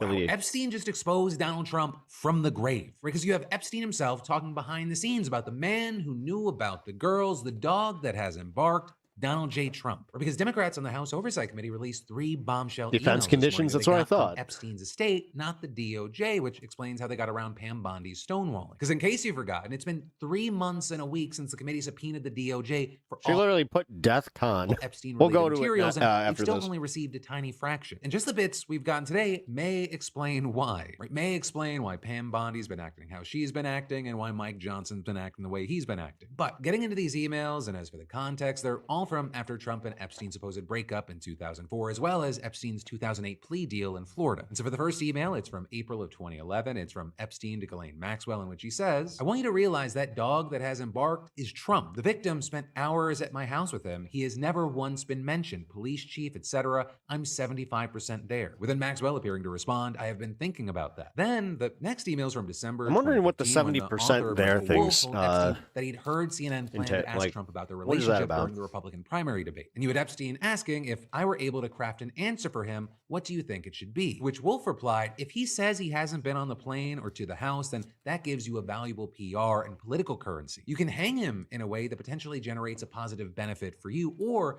if it really looks like he could win, you could save him generating a debt." Of course, it is possible that when asked, he'll say Jeffrey is a great guy and has gotten a raw deal and is a victim of political correctness, which is to be outlawed in a Trump regime. Right? And so you had many saying it sounds like Epstein essentially had blackmail on Donald Trump. Also, you had many questioning why a journalist would be saying this to Epstein. But then also a thing here is that CNN actually never ended up asking Trump about Epstein. But then lastly, as far as the emails for now, there was another from January of 2019, right? Months before Epstein's final arrest, but weeks after the Miami Herald published a series of reports on him. You have Epstein appearing to be responding to a question from Wolf about whether Trump kicked him out of Mar-a-Lago. Writing, "Trump has asked me to resign, never a member ever." Of course, he knew about the girls as he asked Ghislaine to stop. And at least for now, that's what we have with the bits about Trump knowing about the girls, spending hours with one of the victims, and being the dog that has embarked, grabbing the most attention. And so among the things we've seen, you had Robert Garcia, the top Democrat on the Oversight Committee, saying, "These latest emails and correspondence raise glaring questions about what else the White Really House does. is hiding and the nature of the relationship between Epstein and the This president." isn't the Adding, nothing "The burger Department of that Justice everybody was must trying to fully say it release was. the Epstein files to the public immediately. Too many The people were Oversight just like, Committee "This will is continue it's not a big pushing deal." for answers and will not stop until we get justice for the victims." So then also on the other side of this, you had Oversight Republicans pointing out that Epstein's estate gave them some 23,000 other documents and argued Democrats continue to carelessly cherry pick documents to generate There it clickbait is. that is not grounded in the facts. And as for those facts, they claim that the redacted victim's name in the 2011 email between Epstein and Maxwell is actually Virginia Giuffre, the woman who took her own life earlier this year. With the GOP posting, "Why did Democrats cover up the name when the estate didn't redact it in the redacted documents provided to the committee?" Is because this victim, Virginia Giuffre, publicly said that she never witnessed wrongdoing by President Trump. Democrats are trying to create a fake narrative to slander President Trump. And then as far as a White House response, you had Press Secretary Caroline Leavitt saying, "These emails prove absolutely nothing other than the fact that President Trump did nothing wrong. This administration has done more with respect to transparency when it comes to Jeffrey Epstein than any administration ever. And it is not a coincidence that the Democrats leaked these emails to the fake news this morning ahead of Republicans reopening the government. This is another distraction campaign." But with that, the most recent polling here, it proves her Wait. You need it. So the Democrats kept the government shut, but then Republicans are opening the government. Ugh. The dishonesty, like the elementary dishonesty, is kind of what's really just it's a bridge too fucking far for just wrong. Or with a survey from late September showing for that me to just let that one go. roughly 3/4 of Americans, they want all of the Epstein files released, and just 13% wanting only some released and 9% wanting none released. And actually, after today, the majority of Americans will be one step closer to getting what they want. Right? Because Adelita Grijalva is finally scheduled to be sworn in right around when the show goes out. She's that elected Democratic representative from Arizona that Mike Johnson has refused to swear in for 50 days now. And while many have seen that as Johnson trying to drag his feet on this whole Epstein situation, you had Johnson claiming, hey, he couldn't do it because the government was shut down, even though there's no such rule that exists, and even swore into Republicans who also won special elections earlier this year while the House was in recess. But you had the House coming back today to vote on the Senate's funding bill, and as of this recording, Grijalva is set to be sworn in as well. And then with that, it'll give Ro Khanna and Thomas Massie the crucial 218 signature on their discharge petition to force a floor vote on whether or not to make Trump give up the Epstein files. And with that, you had House Minority Leader Hakeem Jeffries saying that when she's sworn in, signing the Epstein files petition, it's going to be the first thing that she does as a congresswoman. But before you celebrate, that also doesn't mean that you're going to get the Epstein files. Because once she signs it, lawmakers have to wait 7 legislative days before bringing the petition to the floor. And then Mike Johnson has 2 legislative days to schedule a vote. And keep in mind, these are legislative days, not calendar days. So if the House cancels any upcoming days, that'll delay the vote even further. And even then, Johnson could use a couple of procedural tricks, such as tabling the final vote or referring it to a committee to keep delaying. And so the earliest possible time that the House could vote is the first week of December, but it also may take longer. And when it happens, there will be a series of procedural votes with hours of debate first. But then also, even if the House passes it, it'll have to pass the Senate with 60 votes, assuming that it even gets a vote at all. And then it'll go to Trump himself for a signature. And unless something changes, you would likely veto it, at which point, you'd need 2/3 of both the House and the Senate. And so for the Democrats, this does largely seem like they're trying to get the Epstein files out. But if they're not able to accomplish that, they would then put a spotlight on why. And that is that Republicans and Trump do not want the files to come out for whatever reason. So I imagine. Right. And the fact is, and I know this sucks, but the more, the farther it gets to the Senate and then himself, then the public, unfortunately, can't ignore millions that. And millions of Americans. Fans are filling in the blank. I hate the fact that we have to get it to that point, despite the fact that we're already here. And now, at the last minute, we're actually seeing reports that top White House officials met with Representative Lauren Boebert this morning to persuade her to remove her name from the discharge petition. Right, because if she did that, that would effectively cancel out you don't hear about her signature anymore, torpedoing the petition. But also, I'll say, as of recording this, it's unclear what the outcome of that meeting was. But also, either way, with that, it seems pretty clear that Trump's panicking about this. But that also is not where Trump's troubles end today. Right, because Trump's mega base, they are furious with him right now over comments that he made about H-1B visas during an interview with Laura Ingraham, because he was doing his usual bit, claiming, we have the world's greatest economy, saying we're ahead of China on fronts like AI, which then prompted Laura to ask. And does that mean the H-1B visa thing will not be a big priority for your administration? Because if you want to raise wages for American workers, you can't flood the country with tens of thousands or hundreds of thousands of foreign workers. You also do have to bring in talent. When we have plenty of talented people here. No, you don't. We don't have talented people here? No, you don't have. You don't have certain talents, and people have to learn. You can't take people off an unemployment line and say, I'm going to put you into a factory where we're going to make missiles. And all of that, it pissed off so many of Trump's own supporters. Right? Many arguing that their president was arguing that the country's citizens, they're just not talented enough. I'm so glad that he can't keep the fucking mask on anymore. He just can't do it. Hey, you know what? I'm glad that you're finally waking up to the fact that he doesn't respect you, that he genuinely does not think highly of the American people. And funny enough, he thinks less about his own base than he does about the left. That's why he's scared of the left. Sustain their workforce. He's even said as much, where he's just like, the uneducated. I love the uneducated. College-educated people, they don't like me very much. Sorry, but what the fuck is this? America's talent split the atom and went to the moon. American talent built everything the modern world takes for granted now. Give me a break. This is insanity. As well as what an atrocious thing to say. This will cost Republicans the midterms. And where is my president? With many of his supporters saying that Trump has lost touch with his base and that this is not what they voted for. Or with many invoking Charlie Kirk's name, pointing to him, especially as the administration has really tried to make everything about Charlie Kirk. And with that, pointing to a tweet where Charlie Kirk called H-1B visas a scam. So my biggest disappointment in Charlie Kirk's demise is the fact that we will never truly learn how big his head could get. The outrage was building. You had people like Marjorie Taylor Greene, who really hasn't been afraid to buck her party and Trump recently, using this moment to say, I believe in the American people. I am one of you. I believe she really does look like a foot. You are good, talented, creative, intelligent, hardworking, and want to achieve. I am solidly against you being replaced by foreign labor like with H-1Bs. I am America first and America only. And that last line is very connected to a big divide and shift we've seen in the right wing right now. Because seemingly more and more each day, you have more people saying that President Trump is either...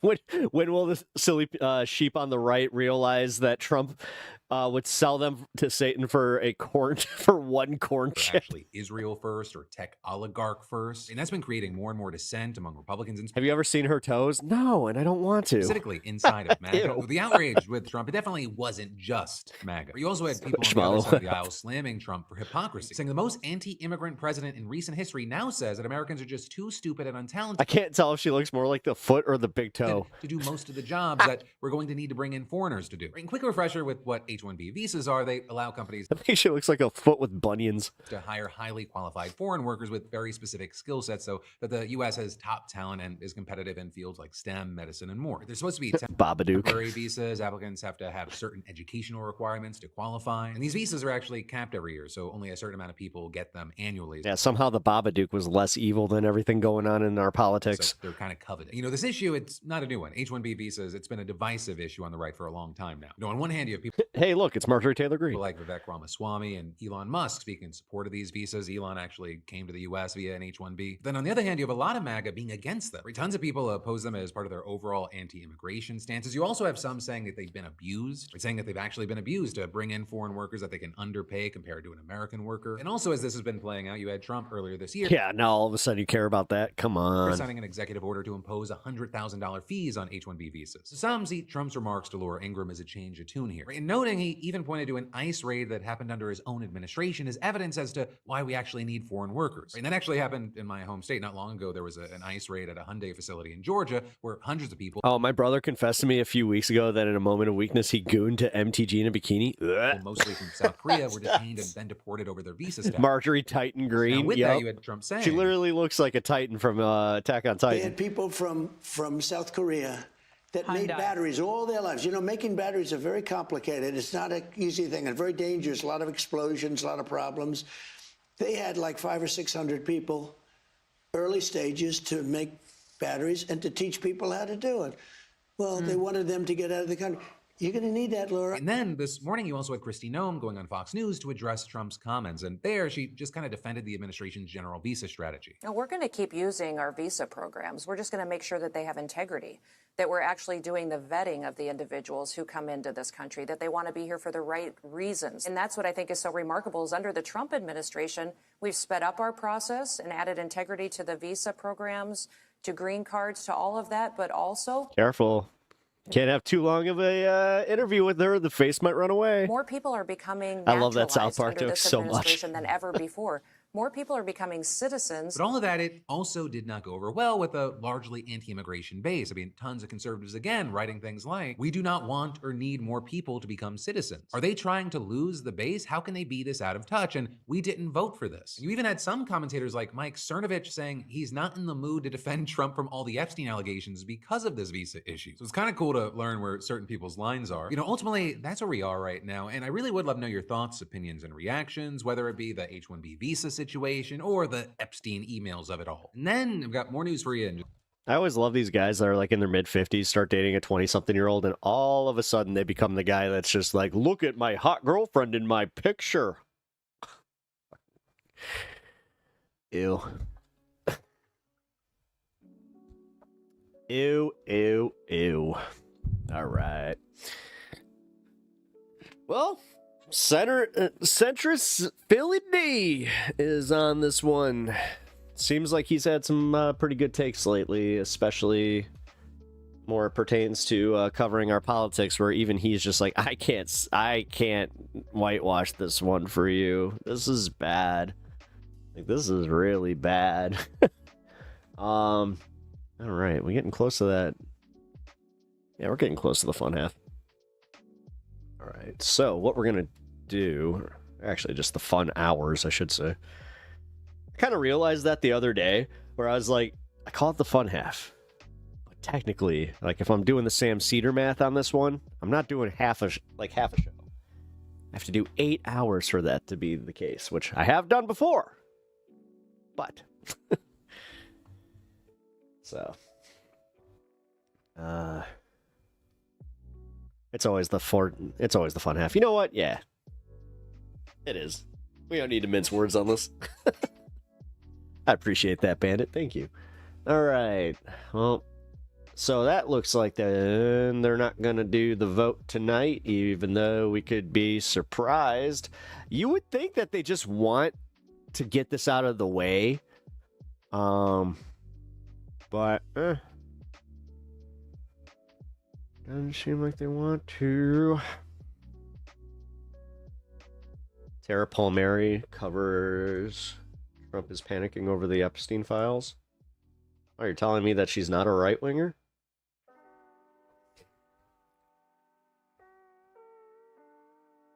Jeffrey Epstein's brother speaks out after the latest batch of emails are released. Who gives a shit? Just because he was related to somebody doesn't mean that that guy knows anything. Ooh, agenda free! They cut SNAP by 20% in the big ugly bill this summer, dismounting the funded let's see what Steve's federal doing. programs, Hold on. fired federal workers, and illegally ignored court orders. This bill fails to address the healthcare crisis, and bipartisan outrage has erupted over language in the bill to pay millions of dollars of taxpayer dollars to a handful of senators whose phone records were subpoenaed in relation to the January 6th investigation. It's a bad bill. The gentleman's time has expired. The gentleman yields back. Does the gentlelady from Connecticut reserve? Does the gentlelady reserve? All right, we get it. Just pass the fucking thing. Fucking Christ. Sorry. We must reveal everything. Everything has to come out. Nothing can be the kept secret. Dershowitz We don't know if they're victims. in his some of them are underwears. victims, some of them are not victims. With and the we candlestick. have to be able to judge their credibility. Ew. I know what's in those documents. I know something you don't know. I know what's in those documents. It's awfully convenient for you. Yeah, you happen to have. Oh man, Alan Dershowitz. Oh my God, did he just cook himself like this on Piers Morgan? All right, well let's enjoy the shit out of this. Fucking You, Alan, in this wow. moment to tell me that you know something. Dersh is in the files. Yeah, I know something you don't know. Oopsie, I shouldn't have said that. He fucking just had his angry moment. I shouldn't have said that. If the judge will give me permission, I have them in my possession. My lawyers have them. Judge, let me give them to Piers Morgan. Hang on. I want to stop you because there are more emails being released. And Alan, there is one that mentions you. Woo! All right, let's go. Donald Trump is Fuck in it. the Epstein files. That is the real reason. Popcorn. they've I already been ate made mine. Public. Not my words, but those of Elon Musk at the beginning of his acrimonious departure from the White House. He deleted the post, but Democrats have never forgotten it. And I do have a today, little they bit released more. thousands of pages of records that they've subpoenaed from the Epstein estate, Just looking at my little snack basket including over here. emails to and from the pedophile, Which, yes, I do have a snack basket which mentioned Trump by name. for my streams In now, April so I don't have to 2011, constantly 3 run up years after because, you know, admitting sex that crimes wasn't with a minor, smart. Epstein wrote to his convicted accomplice Ghislaine Maxwell to say this: I want you to realize the dog that hasn't barked is Trump. Unnamed victim, the name was redacted, but we now know who that is, spent hours at my house with him. He has never once been mentioned. The White House has just responded to this. It says the unnamed victim is Virginia Giuffre, who has never accused Trump of any wrongdoing at all, and that this has been redacted deliberately to make it seem more incriminating. But there is more. The releases also show Epstein exchanging emails in 2019 with author Michael How does that make it any less incriminating? Wait. Wolf, from whom he solicited. That doesn't make it any better, Pierce. Like, oh my God, they really are just trying to whitewash this. Solicits advice on, quote, crafting an answer for Trump to use if he was asked about Epstein by the media. While discussing Trump's long-held claim that he forced Epstein out of the Mar-a-Lago members club, Epstein says, Trump says he asked me to resign. I was never a member, ever. Of course, he knew about the girls, as he asked Ghislaine to stop. Well, Ghislaine Maxwell was, of course, convicted of aiding Epstein's sex trafficking of children. She's the only living person who's been convicted of anything related to this scandal, but she's asking Trump for a pardon and was moved to a lower security prison after saying this. I certainly never witnessed the president in any of, I don't recall ever seeing him in his house, for instance. I actually never saw the president in any type of massage setting. I never witnessed the president in any inappropriate setting in any way. The president was never inappropriate with anybody. In the times that I was with him, he was a gentleman in all respects. Well, to that point, there's no suggestion that Donald Trump broke any law or did anything wrong. Trump will argue it was guilt by association, which is presumably why he backtracked on releasing all of the Epstein files in the first place. And the White House again says it's a Democrat hoax, because Democrats are the ones getting hold of the files and choosing what to selectively release, mostly having not cared. Then you could easily... Wait a minute. Where's the hole in that argument there, Piers? So release all the files so they can't do that. Wait a minute. What? How did you just fucking like spew that out of your mouth hole and think that that made sense? Very much at all about the story for many years. The response to that, not unreasonably, will be simple. Release the files and let people make up their own minds. Oh. Well, joining me Should to just let him keep discuss all talking. this is All right. Spew more vomit out of there. defense attorney and Jeffrey Epstein's former lawyer, Alan Dershowitz, Oh, the my Democrat God. strategist and host of Endless Urgency, Mike Nellis, the New York Times best-selling author and host of The Edge, Eric Bolling, and the host of Bet News, Mark Lamont Hill. Welcome to all of you. Alan Dershowitz, let me just start with you, because you're obviously been very involved in this whole thing from start to finish and used to represent Epstein. Obviously, it's been leaked here, I would argue, I have some sympathy with the White House, in a way that makes it look as damning as possible. However, and I think it's an important however, it is certainly, on the face of it, it is stuff that if I was the White House, I'd be pretty concerned. Sure, because there's guilt by accusation in the country today. If you're accused, you must be guilty. If you're suspected, if there's smoke, there's fire. I can provide some actual eyewitness testimony. I was Epstein's lawyer. I was trying to make him the best possible deal I could make. That's my job. That's what I'm supposed to do. And among the questions I asked him, as any lawyer would, is, can you name people who may have had improper sexual relationships with anybody? And if we can turn those people over to the government, we can maybe get you a better deal. And then I went through a variety of names, including Donald Trump. And Jeffrey Epstein said, no, Trump didn't do anything wrong. I can't say anything about him that would be helpful to the government, even if the government wanted to get him. So I put that question to him. Now, I put it to him well before this email of 2011. I put it to him in 2006 and 7 when I was representing him. But I never, in the years that I represented him, ever heard him saying that Trump was involved in any improper conduct. He did say, I know that for a fact, that he and Trump had a friendship, and that friendship broke up, and, you know, that whole story. The other thing that's important is that we must reveal everything. Yeah, surely we can trust Epstein's second best friend and attorney. Nothing can be kept secret, because secrecy just absolutely encourages people to speculate, and speculate according to their own narrative, including what has to come out of the names of the accusers. Because some of the accusers, for example, there's a woman named Ransom. She accused Bill Clinton, Hillary Clinton, a variety of other people of misconduct, and then it turned out she admitted she made the whole thing up. So it's very important that to have total... Wait. So you're saying that all of those victims now are making this up? Is that the insinuation here? Now they're moving on to victim blaming. I thought we were over that one. Full disclosure. We have Holy fuck, dude. Disclosure not only... Yeah, we're totally going to just take your word at this. You know, the fact that you weren't caught in your underwear, literally, and you admitted it. Only of the... I got a massage and I kept the underwear on. Ew, fucking what the... Where's Piers Morgan's, like, just even the slightest bit of pushback on this one? Like, I get it. You have to go to dinner with this guy later, which is why all of this is a fucking farce. But of the credibility or lack thereof of the accusers. So, although I think these revelations are significant, I don't think they do anything to in any way imply or suggest that Trump did anything wrong. Okay, Mike Nellis, I want to play you a clip before I get your response to that. This is from David Boies, who was Virginia Giuffre's lawyer, a top American criminal attorney for many decades, also repped a number of other of the Epstein victims. This is when I asked him specifically about whether he's seen anything against Trump. Have you ever seen any evidence that would suggest Donald Trump either took part in or was aware of any criminal activity involving Epstein? Absolutely not. And we've looked.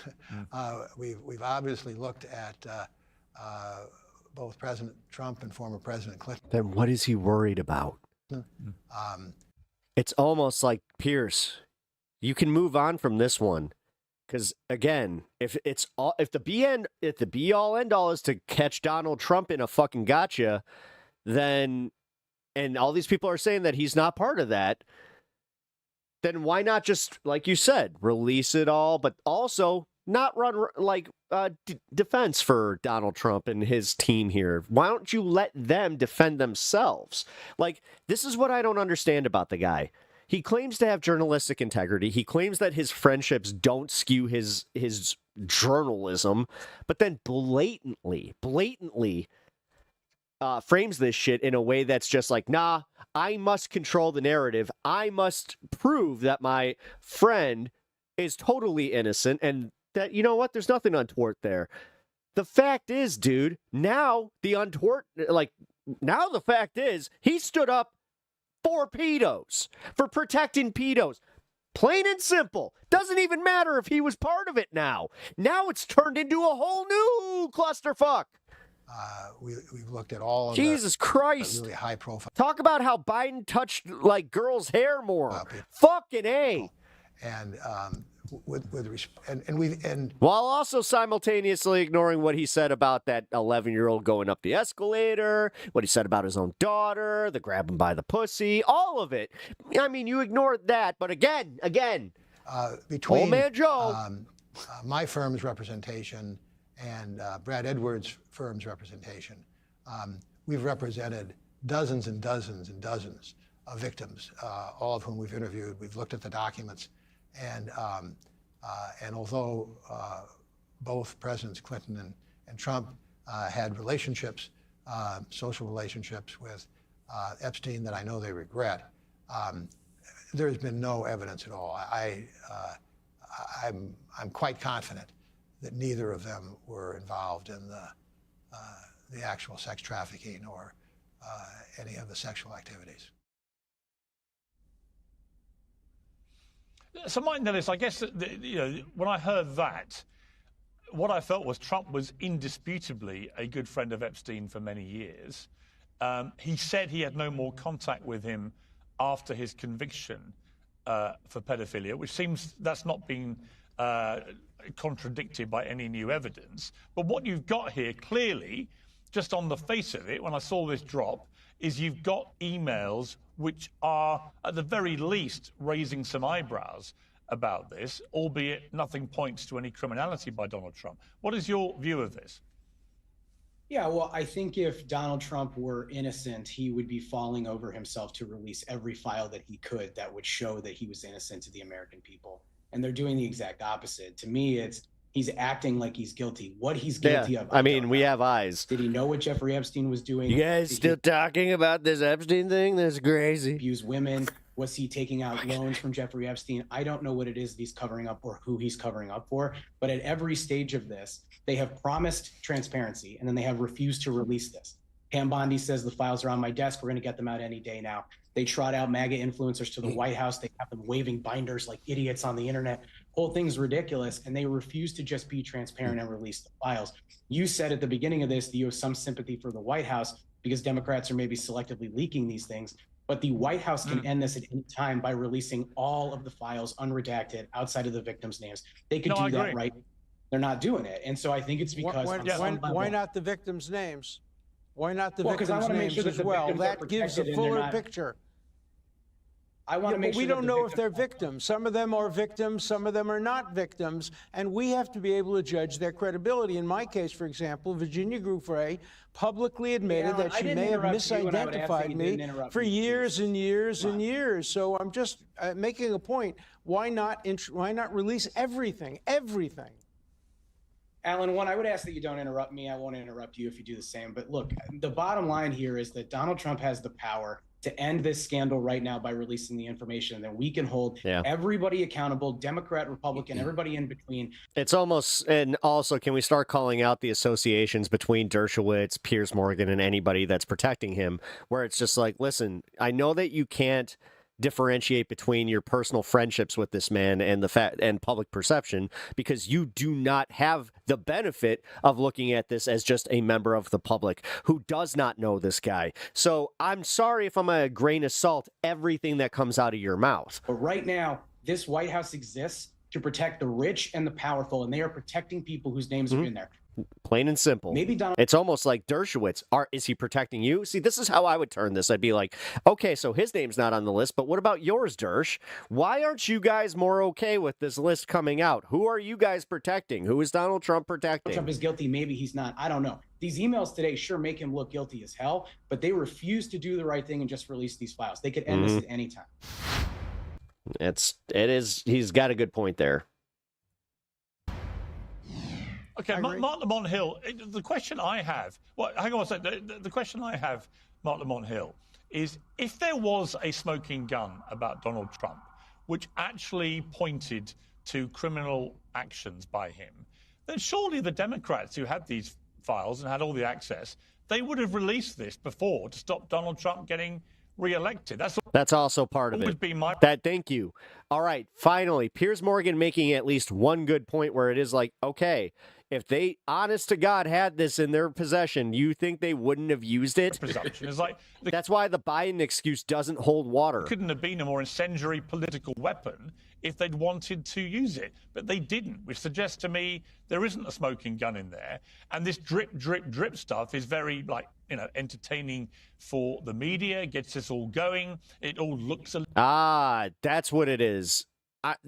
That he just gave a perfect insight into how he views the world. Also, why you can't take him worth a damn. Journalistic integrity does not exist in Piers's world. All this. It's all dog and pony show. Let's, but it doesn't really. Let's just get the attention. Jingle keys, jingle keys. Change the bigger picture of, is there any evidence of any criminality?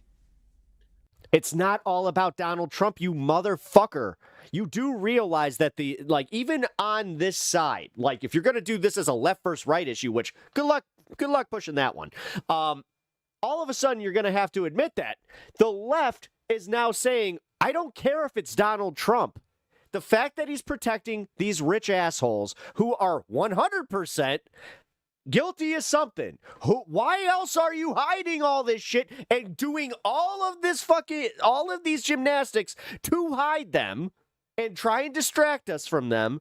Why? What was the point? I don't necessarily see it that way. First, don't underestimate Democrats' ability to lose elections and to have bad strategy. That's the first thing. Second thing is, it is entirely possible that there is a smoking gun buried in there. And my fear is not that there isn't a smoking gun, but that there's also a smoking gun that implicates a bunch of Democrats.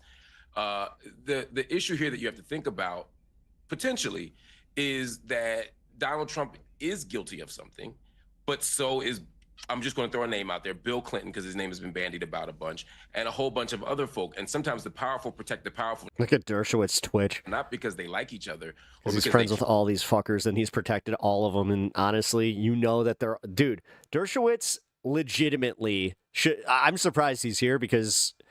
care about each other. I mean, I hate to say this, and this is going to be disrespectful to Mark Lamont Hill, but if he was worth a damn in this, he would immediately look at Alan Dershowitz and be like, dude, you know these people. What are you doing? But because it's a mutual assured destruction.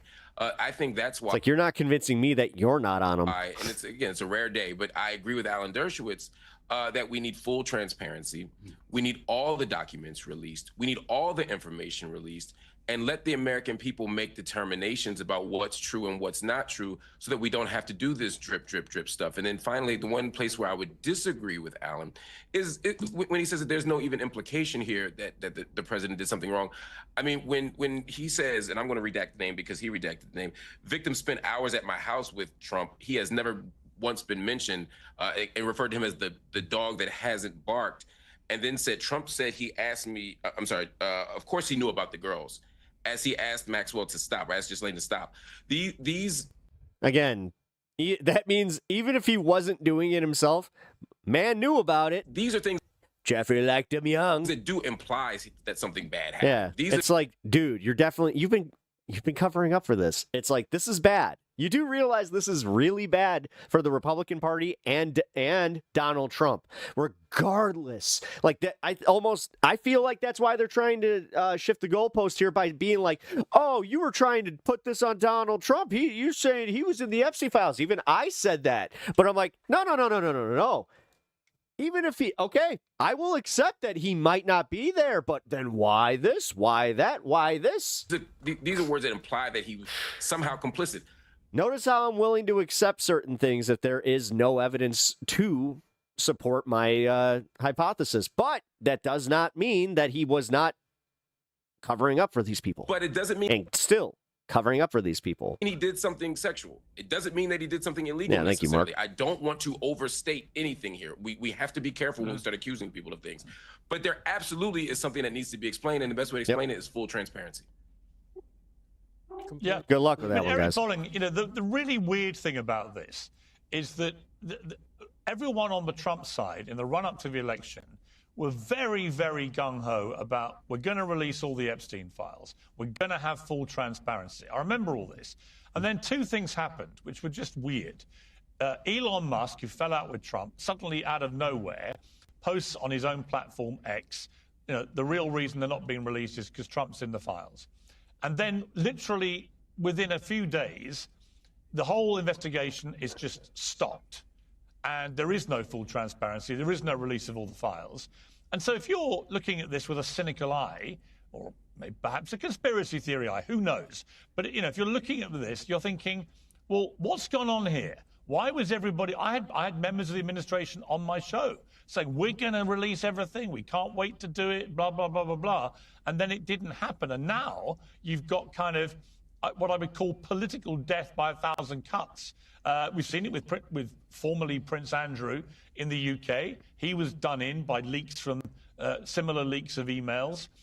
He's now lost everything in the last couple of weeks because of those leaks. Are we supposed to feel bad for him? Now seeing the heat on Trump, I suspect there are lots of other high-profile names left in these files we haven't seen. David Boies suggested to me that... Notice how he didn't use, like, the rightfully lost everything. He almost, like, rode that line of, like, oh, he's kind of... we victimized him. 6 and a dozen high-profile men named in the files probably deserve a criminal prosecution. So there's a long way for this to go. Can you make sense of how this is all played out? No, and thank you for having me, Pierce, by the way, and great panel. Let me take this a little bit different. First of all, guys, we have a lawyer on the panel, at least one, maybe two. An implication is by no means evidence. Now, we heard the email say, regarding Oh, now you're going to play that game? Okay, so how many times did you use that exact logic with Joe Biden or any of that during your coverage on Newsmax or Fox News, huh? Come on, boring. Jeffrey Epstein telling someone... Oh, now all of a sudden you want to put your lawyer hat on? Oh, yeah, Trump knew about the girls. That could be anything, you guys. That could be knew about the girls that Epstein was taking from Mar-a-Lago, because we know he was grabbing women that were working at Mar-a-Lago, bringing them to do his nefarious... Yeah, he was also grabbing women by the pussy by his own admission, so... things that he was doing with them. We're jumping to a conclusion, and that's the problem with politics and the media, frankly. The media... Fuck you. Fuck you. Dude, fuck you. You contributed to that ecosystem directly. So you want to now complain about the end game while you were actively building it? Yeah, today, right? Like, come on. Right now, Pierce, none of this stuff has been... Like, seriously, he helped build the house and then immediately went like, you know what? This floor plan's shit. Vetted. There's no context to any of these leaks and these now the Democrats in the Oversight Committee releasing piece by piece, little bits here and there. I agree with you, Pierce. If there was a smoking gun, we would have known about it by now. If, God forbid, there's a smoking gun, Trump's involved, and then there are Bill Clinton and other donors involved, and everyone said, hey, you know what, wink, nod, let's just all keep our mouths shut. That's the problem with D.C., and I don't think Trump is in that camp. Uh-huh. Then... by that lot, God damn it! If this panel is worth half a damn, can either Mark or what's his face come out here and challenge that idea? I also agree Fucking that Pam Christ. Bondi and Kash Patel came out of the box. They leading up to their confirmation, right into their confirmation, right out of the box. They said we're going to release the Epstein files in full, unredacted. The whatever those packets were that some influencers were waving around. Going to be a 2-minute late or 3-minute late. I don't know what changed, 420, but they really shot themselves in the foot with the base, MAGA. MAGA wants to know who did what and when. I don't even think, I'm going to go out on a limb here. If Trump's name was in there and he's implicated, I don't even think it would move the needle on his approval rating within MAGA. But the problem is what he's doing right. That's a problem, Jeremy. Do you realize that you contributed to that too? It's almost like you've created a monster and you should really own that one, Dr. Frankenstein. Right now, and I'll be very honest with you, I know the guy for 20 years. What he's doing right now is undermining his own credibility with regard to this topic. Release it, no matter what it is, release it. They'll get over it, Trump. You're one of a lifetime, if not an eternity of politicians that ever walk this earth. They'll get over it. I think everything should come out unredacted. Here's, can I add something? Yeah, it's real interesting. quick I very rarely. I was going to say, Mike, I will let you respond, but it's very unusual to have all four panel members agreeing about the fundamental point, which is, I think we all believe the best way for this to be dealt with is to release all the files. Ha ha ha, the cognitive dissonance of Trump being the strongest leader America ever had, but also just a little poor guy who's so easily run over by Washington, D.C. What do you want to say, Mike? Back to Eric. Yeah. They don't, that's, you know what?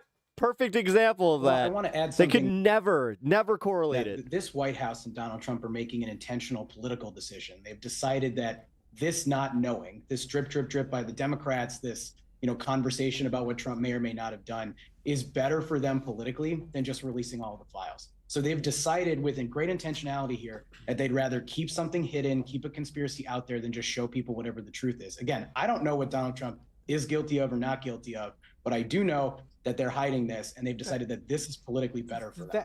There's a very good chance it could be that they're going to wait. Let me come to, hang on. Sorry, don't all talk at once. I want to bring Alan, I want to bring you in to respond to that, but I do want to just remind us of what Virginia Giuffre says in her book, which is a #1 bestseller right now, obviously released posthumously after she so sadly took her life. But she said, she described the first meeting that the real estate mogul Trump had in 2000, as he was then, with her father, Sky Roberts, when he was working as a maintenance man at Mar-a-Lago in Palm Beach. They weren't friends exactly, but Dad worked hard and Trump liked that. I've seen photographs of them posing together, shaking hands. Trump couldn't have been friendlier, telling me it was fantastic that I was there. But she made it clear in the book that she did not have any issue with anything Trump had done. And so if, as the Daily Mail was the first report today, the redacted name, and now we've had the White House confirm it, if the redacted name is indeed Virginia Giuffre, then the fact that he spent time talking to her, given that she used to work at Mar-a-Lago, even as Epstein's property, which it all looks bad, but the fact that it's her, that redacted name, and she's on record now in her own words saying he never did anything wrong as far as she's concerned.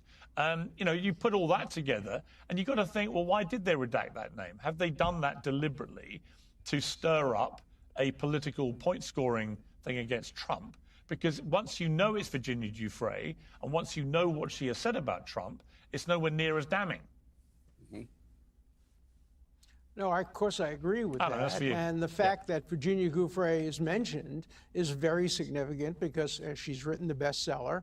She falsely accused me and then admitted that she may have misidentified me and, destroyed my life for years and years and years based on a possible misidentification. So putting her name out there is very, very important. But I want to correct the record. Notice how he said possible misidentification, how he didn't commit to that. So, no, Alan, nice try. The White House. It's not the White House that's keeping a lot of the most important material out. It's judges. 3 federal judges in New York have sealed depositions. I want those depositions out there. The depositions include depositions of Virginia Giuffre. You're a lawyer, you know that doesn't mean anything. Of other alleged accusers. And these judges, not the White House. The White House has no control. When judges seal materials, there's Judge Preska, there's Judge, I can name 2 or 3 other judges. And the New York Times and Piers Morgan ought to be making an application to these judges and demanding that these transcripts be revealed. Because if there are any smoking guns, if there are any serious accusations, they're in deposition transcripts, in my case, in the case of Ghislaine Maxwell and in other civil cases that have been sealed. I have been trying to get all these depositions unsealed, and these judges won't do it. So let's put the blame where the blame belongs, on federal judges who are protecting some people. And that shouldn't be happening. Alan, so let's get everything out there, including I think we're mixing the apples and depositions. oranges here. Yeah, no, Yeah.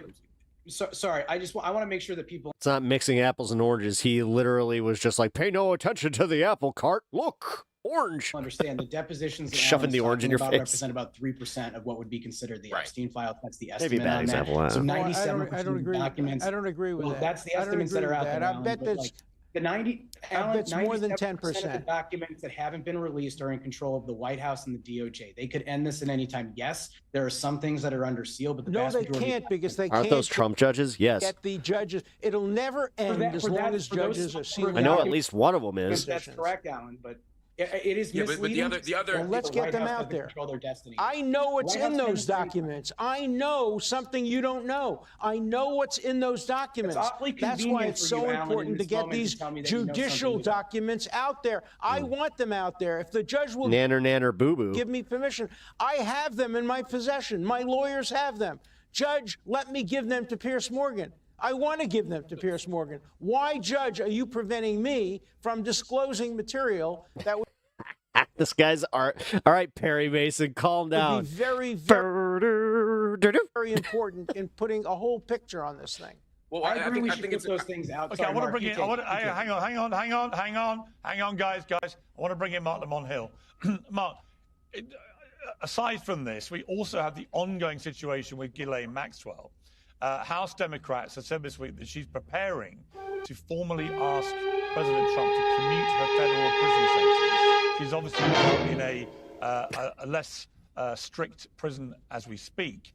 She told the Deputy Attorney Direct General, rip from Todd Majority Blanche, Report, earlier this yes. year that she never witnessed the president in any inappropriate setting in any way, and didn't. But how many times do you get to make a Perry Mason joke? Recall seeing Trump at Epstein's house, although she has seen him at social settings. What's interesting about that, I think, is that these emails seem to suggest that she must have known Trump had been at Epstein's house because Epstein's emailing her about it. So rather like with Andrew, the artist formerly known as Prince, although he's not an artist, rather like him, they're being damned in a way by these email leaks contradicting their public statements. And then if you think, well, if she's lying about that, if she's lying about knowing that Trump had been at Epstein's house, which seems to be the case, what else is she lying about? And obviously, she has a vested interest in saying whatever it takes to get Trump to commute her sentence. So all of that is going on as well.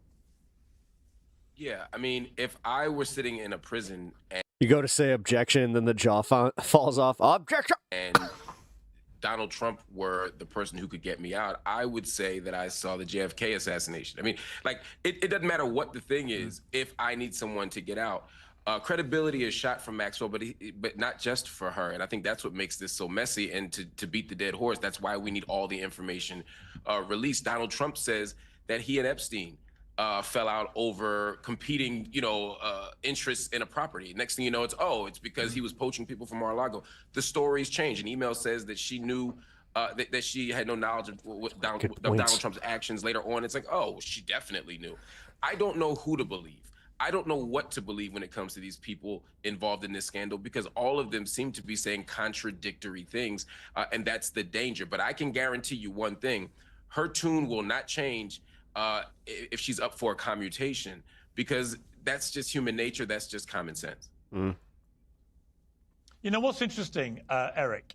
I'm just checking here some background information we had before we did this panel. In a 2016 deposition for a civil case, Virginia Giuffre was asked if she believed Donald Trump had witnessed the sexual abuse of minors in Epstein's home. She said, "I don't think Donald Trump participated in anything. I never saw or witnessed Donald Trump participate in those acts, but he was in the house of Jeffrey Epstein." Then she added, "I've heard he has been, but I haven't seen him myself, so I don't know." Now, again, the significance of that, which is 9 years ago, is that clearly from the Epstein leaked emails today, he's talking about seeing Virginia Giuffre in his house with Donald Trump for a number of hours, which would contradict her statement there. made 5 years after that email. Okay. So now, okay. We're doing the questioning a dead girl, huh? Email was sent. Okay. Saying, I haven't seen him myself, so I don't know. Ghislaine also maintains she's innocent, so what the fuck? Yeah, not bringing that one up, too. No.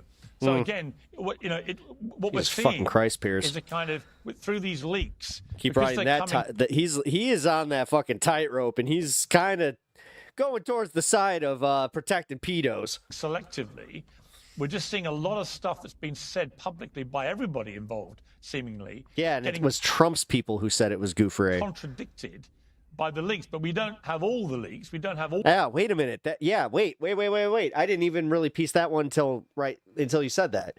It came from Trump's team themselves. It's almost like they wanted it to be her. Just gonna say that much. So is it? Do we know?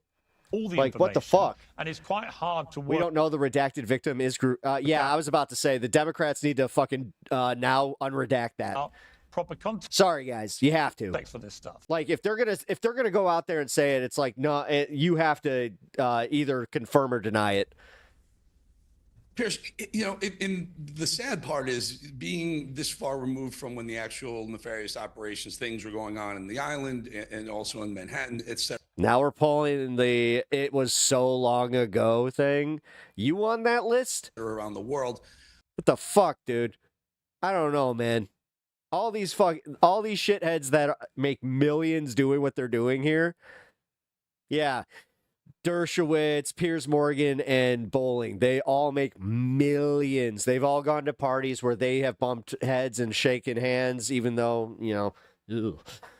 But the two other guys on this panel, they're pretty working class. I mean, dude's got a really nice basement. We're looking back, and now all of a sudden, any sort of crossing paths with Jeffrey Epstein is some sort of guilt or an indictment of Trump or anyone else. I just know how to set my shit up. Bill Gates was at many high-level celebrities were at this island. Did they participate in? It's the artist eye. I actually did that on purpose with the corner and like the way that it like kind of jets out there. In the sexual rape, the pedophilia going on, no one knows. But certainly because they've crossed paths, or Epstein casually mentioned someone's name in an email that, yeah, that guy knew, doesn't indict them, doesn't make them guilty of it. And what's happening is now the Democrats are releasing this the way they are.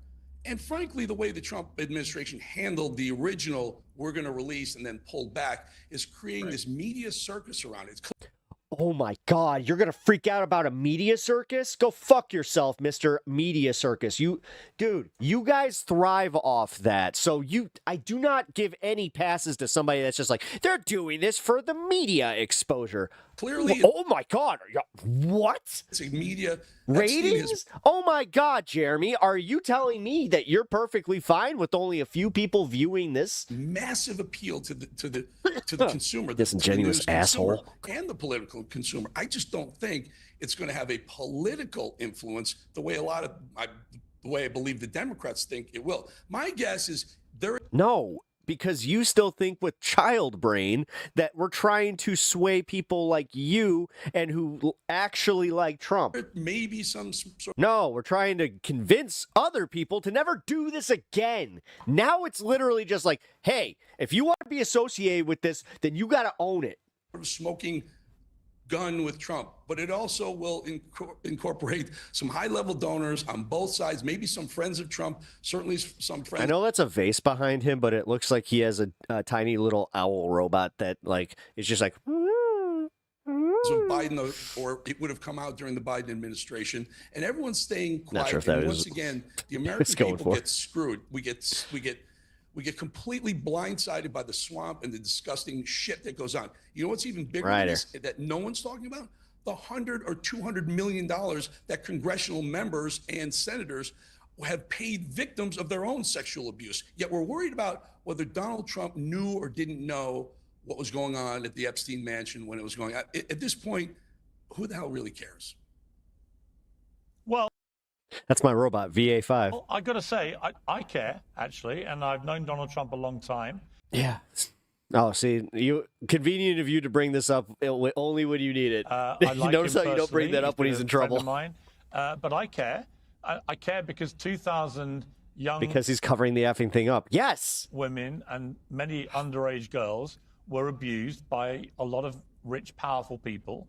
And we still... I haven't heard one time about the votes the Republicans keep blocking. I mean, this is where I really get, and this is with all due respect, this is where Mark Lamont Hill needs to kind of like not take all of their bait, because he listens intently, but dude, it's the basic talking points that you just need to have ready during this, because you know they're going to do this. Like, dude, just based on the subject matter, I would know he was going to bring this up. So why wouldn't you have that prepared? Why wouldn't you just go like, okay, then Piers, why do the Republicans keep blocking the votes?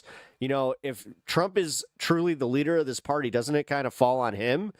As far as like his influence in the Republican Party. So when I question their motives, I have to question his, because it seems like it comes from the top down. Even that is a better argument than a lot of these guys make. I've only had one person held accountable for that, and it was Ghislaine Maxwell, a woman.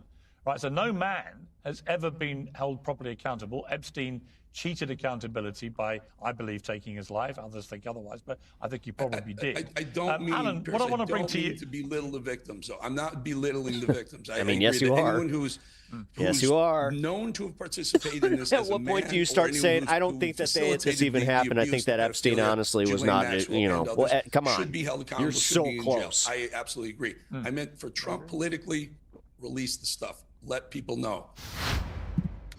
If you owe back tax again, that's a nice way of just being like, please don't hate me, Republicans, but yeah, you know what, they're actually kind of right. ExpressVPN is the simple way Jesus to Christ, protect really? your privacy. Alan, I want to bring in another sort of twist to this, which is the involvement of Michael Wolff, the author, who's written, of course, a number of best-selling books about Donald Trump. He's in this new batch of leaked emails. It's kind of fascinating. I mean, it's no secret that he has, I think, over 100 hours of tape of interviews with Epstein. He's talked publicly about that. But in an email from January 2019, Epstein writes to Michael Wolff about Donald Trump. Of course, he knew about the girls, as he asked Ghislaine to stop. So we've had that. Now, that's during Trump's first term, 7 months before Epstein takes his life. Epstein wrote to Wolff, apparently, to address Trump's claim that he asked Epstein to resign his membership. He claims in these emails that he hadn't done. The White House says Trump barred him from Mar-a-Lago for being a creep and for stealing employees to go and work for him. Again, the guy made the really good point about how that story's changed. And it turned out abuse some of them. But in a third email, Wolff writes... Ask Elaine to stop what, though? Taking girls from Mar-a-Lago, probably? Epstein, He wrote to Epstein with the subject line, heads up. This is December the 15th, 2015. That's the day of a CNN Republican primary debate. Wolff says, I hear CNN planning to ask Trump tonight about his relationship with you, either on air or in the scrum afterwards. Epstein responds, if we were able to craft an answer for him, what do you think it should be? To which Wolff replies, I think you should let him hang himself.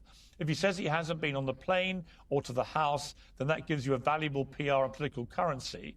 You can hang him in a way that potentially generates a positive benefit for you, or if it really looks like he could win, you could save him generating a debt. Of course, it's possible that when asked, he'll say Jeffrey's a great guy and has gotten a raw deal as a victim of political correctness, which is to be outlawed in a Trump regime. Now, lots to unpack there, but you know, my reading of this, why is Epstein saying if we're able to craft an answer for him, what do you think it should be? Should we read into that he's... Dershowitz always looks really, like, his poker face sucks. Maintaining some contact with Trump? He twitches at the moments where, like, a cartoon villain would twitch, where it's just like... That he actually would want to send... Making good points. ...his thoughts to Trump. And then you've got a pretty sort of... I mean, you know, Michael Wolff's role in this is... I know somebody that has a tick like that, and they tick out pretty bad when we're in an argument, so I always kind of like insinuate, I'm just like, is it just me that does like that I get this treatment? Obviously, clearly very... really pissed him off. Some would argue... He's a prick, so fuck him. You know, a classic investigative journalist. But the sort of way he's plotting for Trump to hang himself, as he puts it, by answers that it looks like they may give him to say, it all looks a bit weird, doesn't it?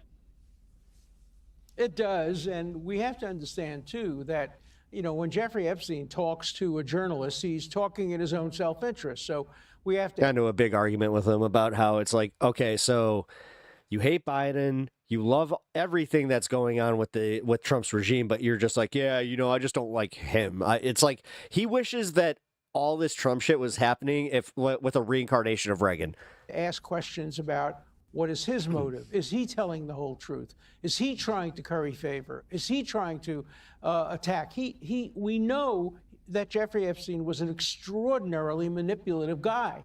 And so you don't take at face value anything he necessarily says, especially when he says it to an interviewer.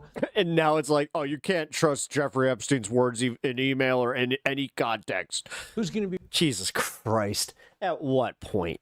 At what point does Piers Morgan even go, Alan? Writing a book, which he hopes will be favorable to him. So I think skeptical minds have to be kept open, which is why These were private conversations, though, dude. Like, they were said in confidence at that time. He didn't think this was ever going to come out. Piece of documentation has to be revealed. Nothing. By the end of this, there shouldn't... How am I out Laura? Like, this guy's $1 million lawyer.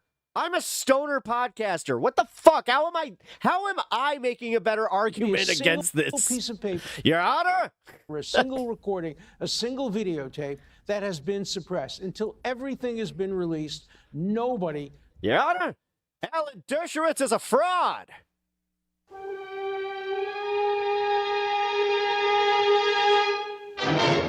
That goes a little slower than I thought. Can be satisfied that the whole truth has come out. Even if everything has been released, we have to look at the statements critically, because not necessarily are every statement being made absolutely credible and true. But Mike Nellis, I mean, that line, the more you read it, look, it may be misleading, it might be ambiguous, I might be misreading it. But for Epstein to reply to Wolf when he's told CNN are planning to ask him about his relationship with Epstein, if we were able to craft an answer for him, what do you think it should be? I mean, is there any other way of reading that than that Epstein is still in contact with Trump to be able to do that? Or what? I mean, what are we reading into that? That's how I read it. It seems to me like they were still in contact. We know that they were close. We know that they were friends. And I think the other thing I would add to this is the number of times that Donald Trump or someone in his orbit has lied about his relationship with Epstein. Oh, dude, do I have a mouse up there? Ah, shit. It's just unbelievable to me. It goes back to the goofy, weird, creepy birthday card that they sent. Even Donald Donald Trump was like, I've never made a doodle in my life, when we know, document-wise, he has made doodles like that in the past. It lines up with what he was doing at the time. So they just keep lying. And to me, it does seem like they were probably having contact, probably coordinating on some level. And Michael Wolff's email is also interesting time to let the cat down because here. he's talking about using it as leverage if Donald Trump becomes president of the United States. If Epstein is in hot water, he wants Trump to win. He wants to protect Trump, leverage that to get a pardon or a commutation. And I want to add something a little bit to what Eric said a few moments ago about why this is so important. Because I really every winter I get one or two. believe this Epstein scandal is super important, not just because of the politics of it. I think the politics on it are going to be a wash, because if we get everything out there, there's going to be lots of Democrats implicated, going to be lots of Republicans. But we're in this situation where a lot of people do not believe that the federal government is going to take care of people, and that this government right now under Trump is a protection racket for billionaires and incredibly wealthy and powerful people. So we need to make sure that all these documents get out there, that these people are exposed, that people are held accountable, and they get some justice for these victims. I think that's incredibly important, regardless of the partisan politics of it. You go back 20 years to the Wall Street financial crisis, nobody was held accountable for crushing the economy. Nobody was held accountable for all the folks who had their lives ruined and their homes taken away from them. I think this is the same thing. We've got to show that this is not a two-tier justice system where the rich and the powerful can get away with abusing people and destroying people's lives. It's fun. Can I just jump in there? How unique and hypocritical that is for you to say, Mike. Thank you for jumping in on the political nature of whether the political needle moves or not, no matter what's in there. I agree. I think it's going to be a wash no matter what names are on there. I find it kind of funny now you're talking about equal justice applied under the law when the guy Trump just went through 4 years of the most ridiculous, unequal, two-tiered level of justice that we've ever seen. Alan can weigh in on this if you think I'm wrong. I mean, they were making felonies out of misdemeanor charges just so they can see if they can get a felony attack. Wait, we got to talk about Biden's kid? Whoa. As Trump, and now all of a sudden, all right, come on, boring. You gotta be fair. I think the Democrats were wrong. The lawfare that went on for the 4 years is wrong, and I also think that Trump should release this, no matter who was in it, even if his own name is smack dab in the middle. One final thought: let's not forget, Donald Trump told his people to disenfranchise Jeffrey, give him back his membership, get him away from Mar-a-Lago. There's a reason for that. I mean, this finger pointing is nonsense until we have. Then wait a minute. So then Epstein came out and said, "I wasn't even a member." The names and context of what's going on. We can't indict and convict Trump until we know what happened, and then he goes through due process. That's my final thought on. But let's on understand. Whether Trump's guilty. Can I respond to that, Pierce, real quick? Sorry, just because it was directed to me. Yeah. I mean, one, I disagree with the assertion that there was a two-tier justice system for Donald Trump. I think Donald Trump has committed many crimes and he should be held accountable for that. Fine, we're going to disagree. I look forward to you speaking out with just as much veracity as you just had when Donald Trump, indicts Adam Schiff this week, which is supposed to be rumored over some bullshit stuff that they've trumped up. I'm sure that there have been times in the past under Democratic and Republican administrations where the DOJ didn't do its job the way that it should have. But in this administration right now, Donald Trump is personally interceding, firing and removing people who aren't going after his political opponents. The stuff with Tish James, James Comey, it's all bullshit. And it shows you that everything that Donald Trump does is about his personal he's going after these people for the same things that they went after him for, which were bullshit in the first place. I don't agree with document storage. Are you kidding me? Joe Biden. Well, let's remember what Trish James. But Joe Biden's not the one who ordered that stuff. Tish James went after Donald Trump for how his mortgage was prepared on a document when she was doing the same damn thing. But hold on, there's a different thing here. At least be fair. At least be fair about this. Eric, let me add something though, because the difference is most of these charges that Donald Trump has had the DOJ bring against Comey and Tish James and others, they're likely going to be thrown out. The difference is that Donald Trump was found guilty by a jury of his peers of fraud. Now it's in the past now. The American people decided they didn't care about that. But if you think it was wrong, peers is very. So wait. What are you gonna say? Let's set the record straight. On your part. Let's set the record straight on Trish James. Trish James ran for office. The only time I've ever heard a prosecutor do this since Stalin's time, on the claim of, I'm going to get Trump, no matter what he did. I haven't done any research. I haven't looked at it. But my campaign is get Trump. And she tried to get him in every way. She tried to invent crimes she couldn't find. Finally, she went after him civilly. Then they went after him criminally. I have never seen... I mean, let's be real. The documents case was a pretty slam dunk one, man. A weaker criminal come on. Case in my 60 years of practicing law than this miraculous. Your 60 years of practicing law has proven one thing, is that lawyers honestly aren't that fucking smart and that you made way too much money. Conversion of a misdemeanor, which was time barred, into a felony based on multiple choice. In 60 I think he's living years, proof of the fact that it's just who you know. Worse case, criminal case, than the one against Donald Trump. You may be right. You may be right about things that Donald Trump did, but these cases against him by Trish James and by the District Attorney of New York are two of the worst cases I have ever seen in my years of practicing criminal law. And what we're seeing is warfare and lawfare on both sides, and it has to stop on both sides, not just on one side. Now, you can't blame Biden for that, but you can blame two democratically elected New York officials, Trish James and Alvin Bragg. And Alvin Bragg was just reelected, and Trish James will probably be reelected. They have absolutely violated their norms of criminal justice and done terrible things in order to get Trump. I wrote a book called Get Trump. I didn't come up with that title. That was Trish James's campaign pledge to get Trump. It reminds me of what Lavrenti Beria, the head of the FBI, said to Stalin, show me the man. I don't know. I don't trust a man who can't even get her name right to get the details of the case or her campaign right. I'll find you the crime. Plus, you are 80. I mean, bro. Crime. And that's what these New York law enforcement officials did. They set out to get Trump. They looked for crimes. They couldn't find them, so they manufactured them, and I think they'll both be reversed on appeal. I don't agree with that Alan, at all. But hang on, Mike. Mike, hang on. Right, okay.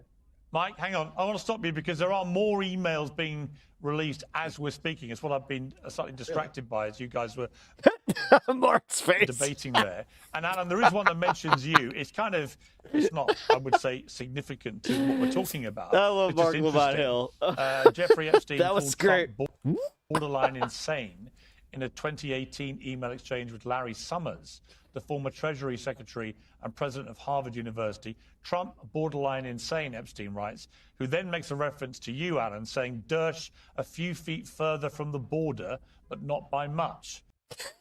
Do you notice the twitch? You notice the twitch? In other words, he's suggesting you're nearly borderline insane. Can we go? We have to. All right. My big thing is to convince Alan Dershowitz to play poker. What is your reaction to that? Because, as I said, Well, at that point, his tells are Epstein and I incredible. were enemies. Obviously, he thought I had made him a terrible deal, that sweetheart deal. He refused to pay me my legal fees. He's like, fuck, what do you do? I threatened to sue him. I was not in a good relationship with him, and I terminated any kind of relationship. I had an academic relationship with him primarily. I went to a lot of his seminars. I spoke at one of his seminars. But as soon as he was arrested and charged, and as soon as I saw the evidence, I no longer went to any of those seminars. Epstein was furious at me. So I've never seen that email, but I can easily imagine that I'm thinking you have to let me know when there's an echo. A little bit kooky, but I'll let the public decide my mental status. It's interesting. Again, there's another email I want to read to the rest of the panel in a moment. But the veracity of Ghislaine Maxwell's testimony is now coming under a lot of heat today following the release of these emails. Yashar Ali. It's almost like you should have done that from the beginning. A very prominent poster on. You do realize that they were this close to verifying, like, oh, you know what? Or validating, not verifying, validating her argument, like, yeah, Trump was never there. Trump was never there. I'm totally trustworthy. X has just posted the exchange about the dog not barking and says, the email that's most newsworthy in my mind, and Mike, I'll come to you for this, is the one that Epstein sent to Ghislaine Maxwell in 2011. This was years before Trump ran for office. It appears that Ghislaine Maxwell lied to DOJ officials during her meeting with them a couple of months ago. And that's the inference being that she knew a lot more than she let on. I do think there's a lot of stuff here coming out which is contradicting again. And again, I reference the Andrew scandal back in the UK because he was eventually done in several weeks ago because new emails emerged that contradicted his public statements and those made by his ex-wife, Sarah Ferguson, that they had cut all contact with Epstein. It turned out they hadn't at all. And the interesting thing about this, there is so much more to come. One email that we've just had published, Carl Griffin, a reputable producer, has posted an email from a former Obama counsel, Kathy Rumler, in which Epstein says, you see, I know how dirty Donald is. My guess is that non-lawyers, New York business people, have no idea what it is to have your fixer flip. That seems to be a reference to Michael Cohen, Trump's former fixer, flipping on him, obviously, and about business dealings. The dirty Donald phrase is going I just realized that Michael Cohen's been a little quiet about this. Viral already. It's all getting very, very messy, this. And like I said at the start, it is a kind of... Does anybody still watch his bullshit on Midas Touch? Has he been talking about this? Political death by 1,000 cuts. And everyone involved is getting... somebody mentioned Watergate earlier. I happened to be at the Richard Nixon Presidential Library Museum on Monday night doing an event for my book, Woke is Dead. And, it reminded me that in the Nixon scandal, it took a long time for that to unravel. It took several years before the original, Washington Post stuff was really laid bare for everyone to understand how big it was, and then all the repercussions. And here, we many years into this scandal, and yet it seems to me the scandal is burning ever more ferociously, and I think this is going to get a lot bigger. Yep. I do. Yeah, I agree with that. It's going to get worse before it gets better. And I think a lot worse. like Watergate, it's going to be death by 1,000 cuts because the cover up is worse than the crime, although Yeah. the crimes here are pretty terrible. So there might be the one time that that's not the case. But again, we don't know what Donald Trump has done, but we know he's covering up something either for himself or for other people. Yeah. You brought up the Ghislaine Maxwell. Finally, just breaking it down, like email. I agree. She's very likely contradicting Sensibly, what she said to the DOJ finally. earlier this year, which, by the way, is because they're dangling a pardon or a commutation in front of her, and also because they moved her into a minimum security prison that she should not be in with the crimes that she has committed. So it is about how Donald Trump uses power. Again, this White House exists as a protection racket for wealthy and powerful people. Donald Trump has pardoned an unbelievable number of people this year. He has abused his pardon power. And by the way, before somebody jumps in, other presidents, including Joe Biden, have also abused their pardon power. And I think that it's wrong, because I know somebody's going to say something about that. But Donald Trump has pardoned cop beaters. He has pardoned drug dealers. He has pardoned other sexual abusers. He's dangled this pardon in front of Ghislaine Maxwell. So did Clinton. So did Biden. Eric, I already addressed that. Mike, do you honestly believe? Yeah, but that's Jeffrey Epstein. like he just said that. He just said that. Notice how he even like predicted that you were going to say that. Committed suicide in prison in 2019. Did he? So we've did he? Yes, had the full extent of the Biden administration. I don't know about that. I don't know how many. To dig into this, to find out, very they had the strong whole consensus. Department of Justice had everything that the Trump Department of Justice has, and you're going to tell me now that somehow Biden either missed it or decided not to release Donald Trump, damning evidence on Donald Trump as he's about to become reelected, when all they wanted to do was make sure he wasn't reelected. If there was a smoking gun with Donald Trump's name on it, I'm positive we would have seen it before the 2024 election. I would bet one of my last dollars on that at least. Why is he holding it out? Maybe he's playing a political game with the other side. Like, holy shit, dude. You just disagreed with yourself, like, within the same fucking podcast. Play this cat and mouse game with them. I'm used to 180s on the right, but holy fuck. What, you want it? Okay, here it is. I feel like, I don't know, a little nauseous just from how, like, Democrats whoa, saved nothing so there. much momentum. Bill Clinton, Bill Gates, Larry Summers, and whomever else is on the list that actually participated. I think his brain just broke with the fact that last email came out, and he's just like, I mean, you know what? The smoking gun. Now, what is fascinating? Dude. What is fascinating, Mark Lamont Hill? Mark, I'll come to you, Mark. You're muted there. I don't know if you've hit the wrong button, but just to come to you, you know, the interesting thing to me, just in that latest email I mentioned, you know, it's an email exchange in 2018 with Larry Summers. This is a former Treasury He's Secretary, so red. President of Harvard University, who is still in That's what testosterone does to you. with a convicted pedophile. I mean, that alone, right? Under normal circumstances, you go, well, hang on. What's Larry Summers doing, emailing with Jeffrey Epstein so many years after his conviction? So, you know, I've always taken a view with this, that there are people who could claim talking point after talking point that doesn't change. If they disowned Epstein from the moment of his conviction.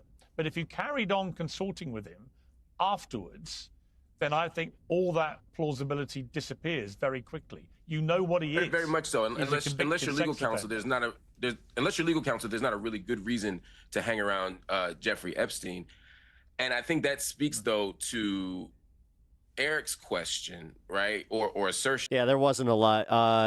Dominic Gala wasn't a good portion of the Epstein files under seal. We got drops of info, but a lot of it wasn't available during the Biden administration. Well, there was also like a federal seal. I know that, and they were like arguing how to like go into court with it. Which is that if there were Marvel Zombie, thank you for subscribing. Smoking gun, the Biden administration would have used it. The Harris administration would have used it. The Shout out, Democrats would have used any tool they had to get Donald Trump out of office. I think you're right about that. If, and this is a huge if though, Eric, if also, welcome to the show. The only smoking gun call you Dom. is one that implicates Donald Trump. But as we said earlier, it's the most likely scenario, quite frankly, is that they're all guilty. Is that a whole bunch of people who are rich and powerful, who are red and blue, Democrat and Republican, all did a bunch of really crazy stuff, and it's mutually assured destruction. It's not that Biden was holding back because he loves Donald Trump or because, you know, he was scared to play that card. It's that playing that card would implicate a whole bunch of people who donate to his campaign. Sure, Paul Mary gets, a whole bunch of people 3 minutes? who support him and who have power that operates outside of the government. You know, sometimes I tease or make fun of, really, the conspiracy theorists on the right. She has and 5 the left. minutes. Damn, I gave Kaz more time yesterday. You're not wrong. Sometimes it's kind of what it looks like. And so I think that's the most likely outcome, is that there's a bunch of powerful people. The shit is hilarious. Foul shit. I mean, and they're doing everything they can to cover themselves at every turn. You know what, though? Sometimes yeah, and it just may getting be. it all out there is better. Well, hang on, Eric, hang on one second. I mean, to that point, it may well be that as Trump got informed, I don't know, or the White House or somebody got informed of all the other high-profile names in there, there are also prominent donors to the Republican Party, for example. You know, I know from David Boies, the criminal lawyer, that he says there are maybe half a dozen, maybe more high-profile names in there who should warrant criminal prosecution. And who are they? Well, why is anyone wanting to protect them? Let's remember, too, that Alan, Virginia Giuffre and her... I mean, this really does go back to the basics of this entire conversation of just release it. She names names. Democrat, Republican, doesn't matter who gets implicated. Just fucking do it. The public, we're all sick of this and we know what's going on. Artificial intelligence. She names the governor of New Mexico. She names the U.S. representative to the United Nations. She names a prime minister of a foreign country. She names Jacques Cousteau's granddaughter. She names so many prominent names. They're all in there. They're in the book. Now the question is it true? Should there be investigations, like there was extensive investigations of me, and I was vindicated. I was able to prove that I was nowhere near her. I never met her. I never heard of her. It was just a completely case of mistaken identification. That may be the case with others as well. That sounds like victim blaming. That's why we can't use the word victims as an end in itself. If people claim they're victims, they may be victims. But there are women who have collected money from the Epstein Fund who never met Epstein. Their lawyers put them up to it. They made false accusations. We know the names of at least 2 or 3 people who have now admitted making false accusations. So let's reveal every name. Let's investigate everything. Let's find out who the true victims are, who the false victims are, who the perpetrators are. There are multiple perpetrators and multiple victims. Let's get at the truth.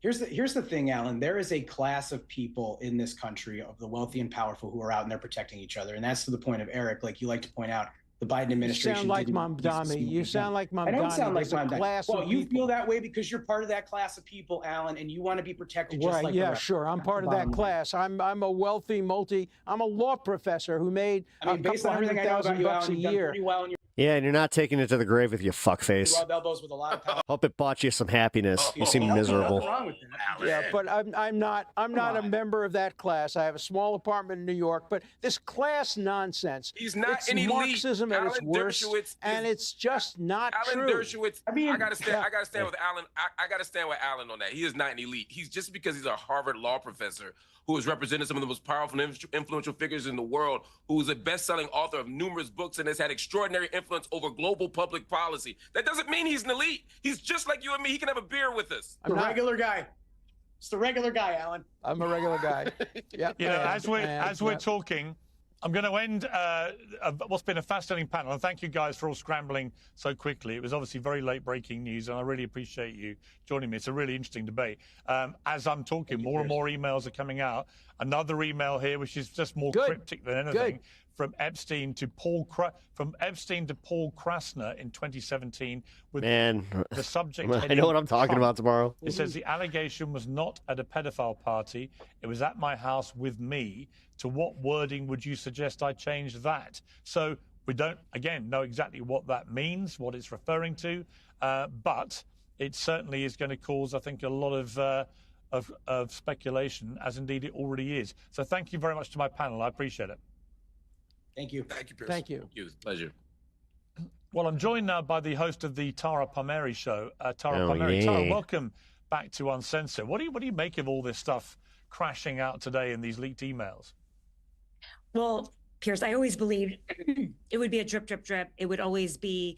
I just need to clip everybody saying drip, drip, drip. That's it. These emails from the estate, leaks, whistleblowers that would tell us the full story. As you and I know, having covered this story for a very long time, the Department of Justice does not self-police when it hands over documents. They're highly redacted. And that this is the way we're going to learn the full story of Jeffrey Epstein. It's going to be through putting the pieces together of his correspondence. Her and Taylor Lorenz are like, I could see them having like a Vegeta-Goku rivalry. You knew, obviously, Virginia Giuffre very well. She appears to be the redacted name that Epstein's referring to in this already quite infamous email. She talks about the dog that hasn't barked being Donald Trump. You know, she made geez, it I just clear, realized that. I think, while she was alive and Wrap in up her show posthumous here. book, that Trump... You know what? That's okay. I really don't care. Tara Palmieri isn't exactly somebody that I'm jazzed to really platform right now, so... Alrighty. That was actually a good way to wrap up the show, because that did give us a little bit more insight. I do like how, like, through all that, because that was just released 5 hours ago. So, yeah, right about the time that I was starting the show, some more stuff had gotten released. So, all right. Let's see. Is there any update to the vote? Just to make sure that there aren't any surprises. Not that it would matter. I really can't stick around. Hope you guys here. You know what? I'm also gonna do this. Go to AG. House votes on government shutdown.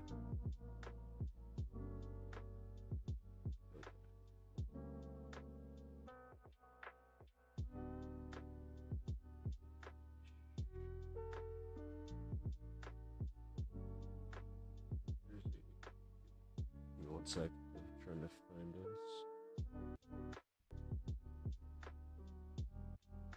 You gotta be kidding me, dude. What the fuck? Oh, there he is. Nope, that's his old channel.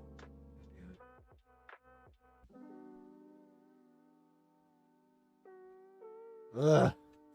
This is the bad part, because I know that he split his channel up for his clips and everything, which I need to ask him how that worked out. I feel like it causes a little bit of confusion. There he is.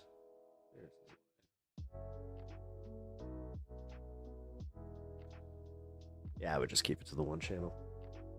Meta the Cat, Macho Madness, yeah. Get a little Macho Madness to close out the show, Looking at the Epstein files, learning about the elites. Little bit of fuckery up there, yeah. We know that Donald Trump knew something, yeah. Was he implicated? Still don't know. The main thing that we should be focusing on right now, oh yeah, we should be focusing on the fact that he's covering up for somebody. Maybe one Hulk Hogan, Let me tell you something, brother. It's just like... Alright.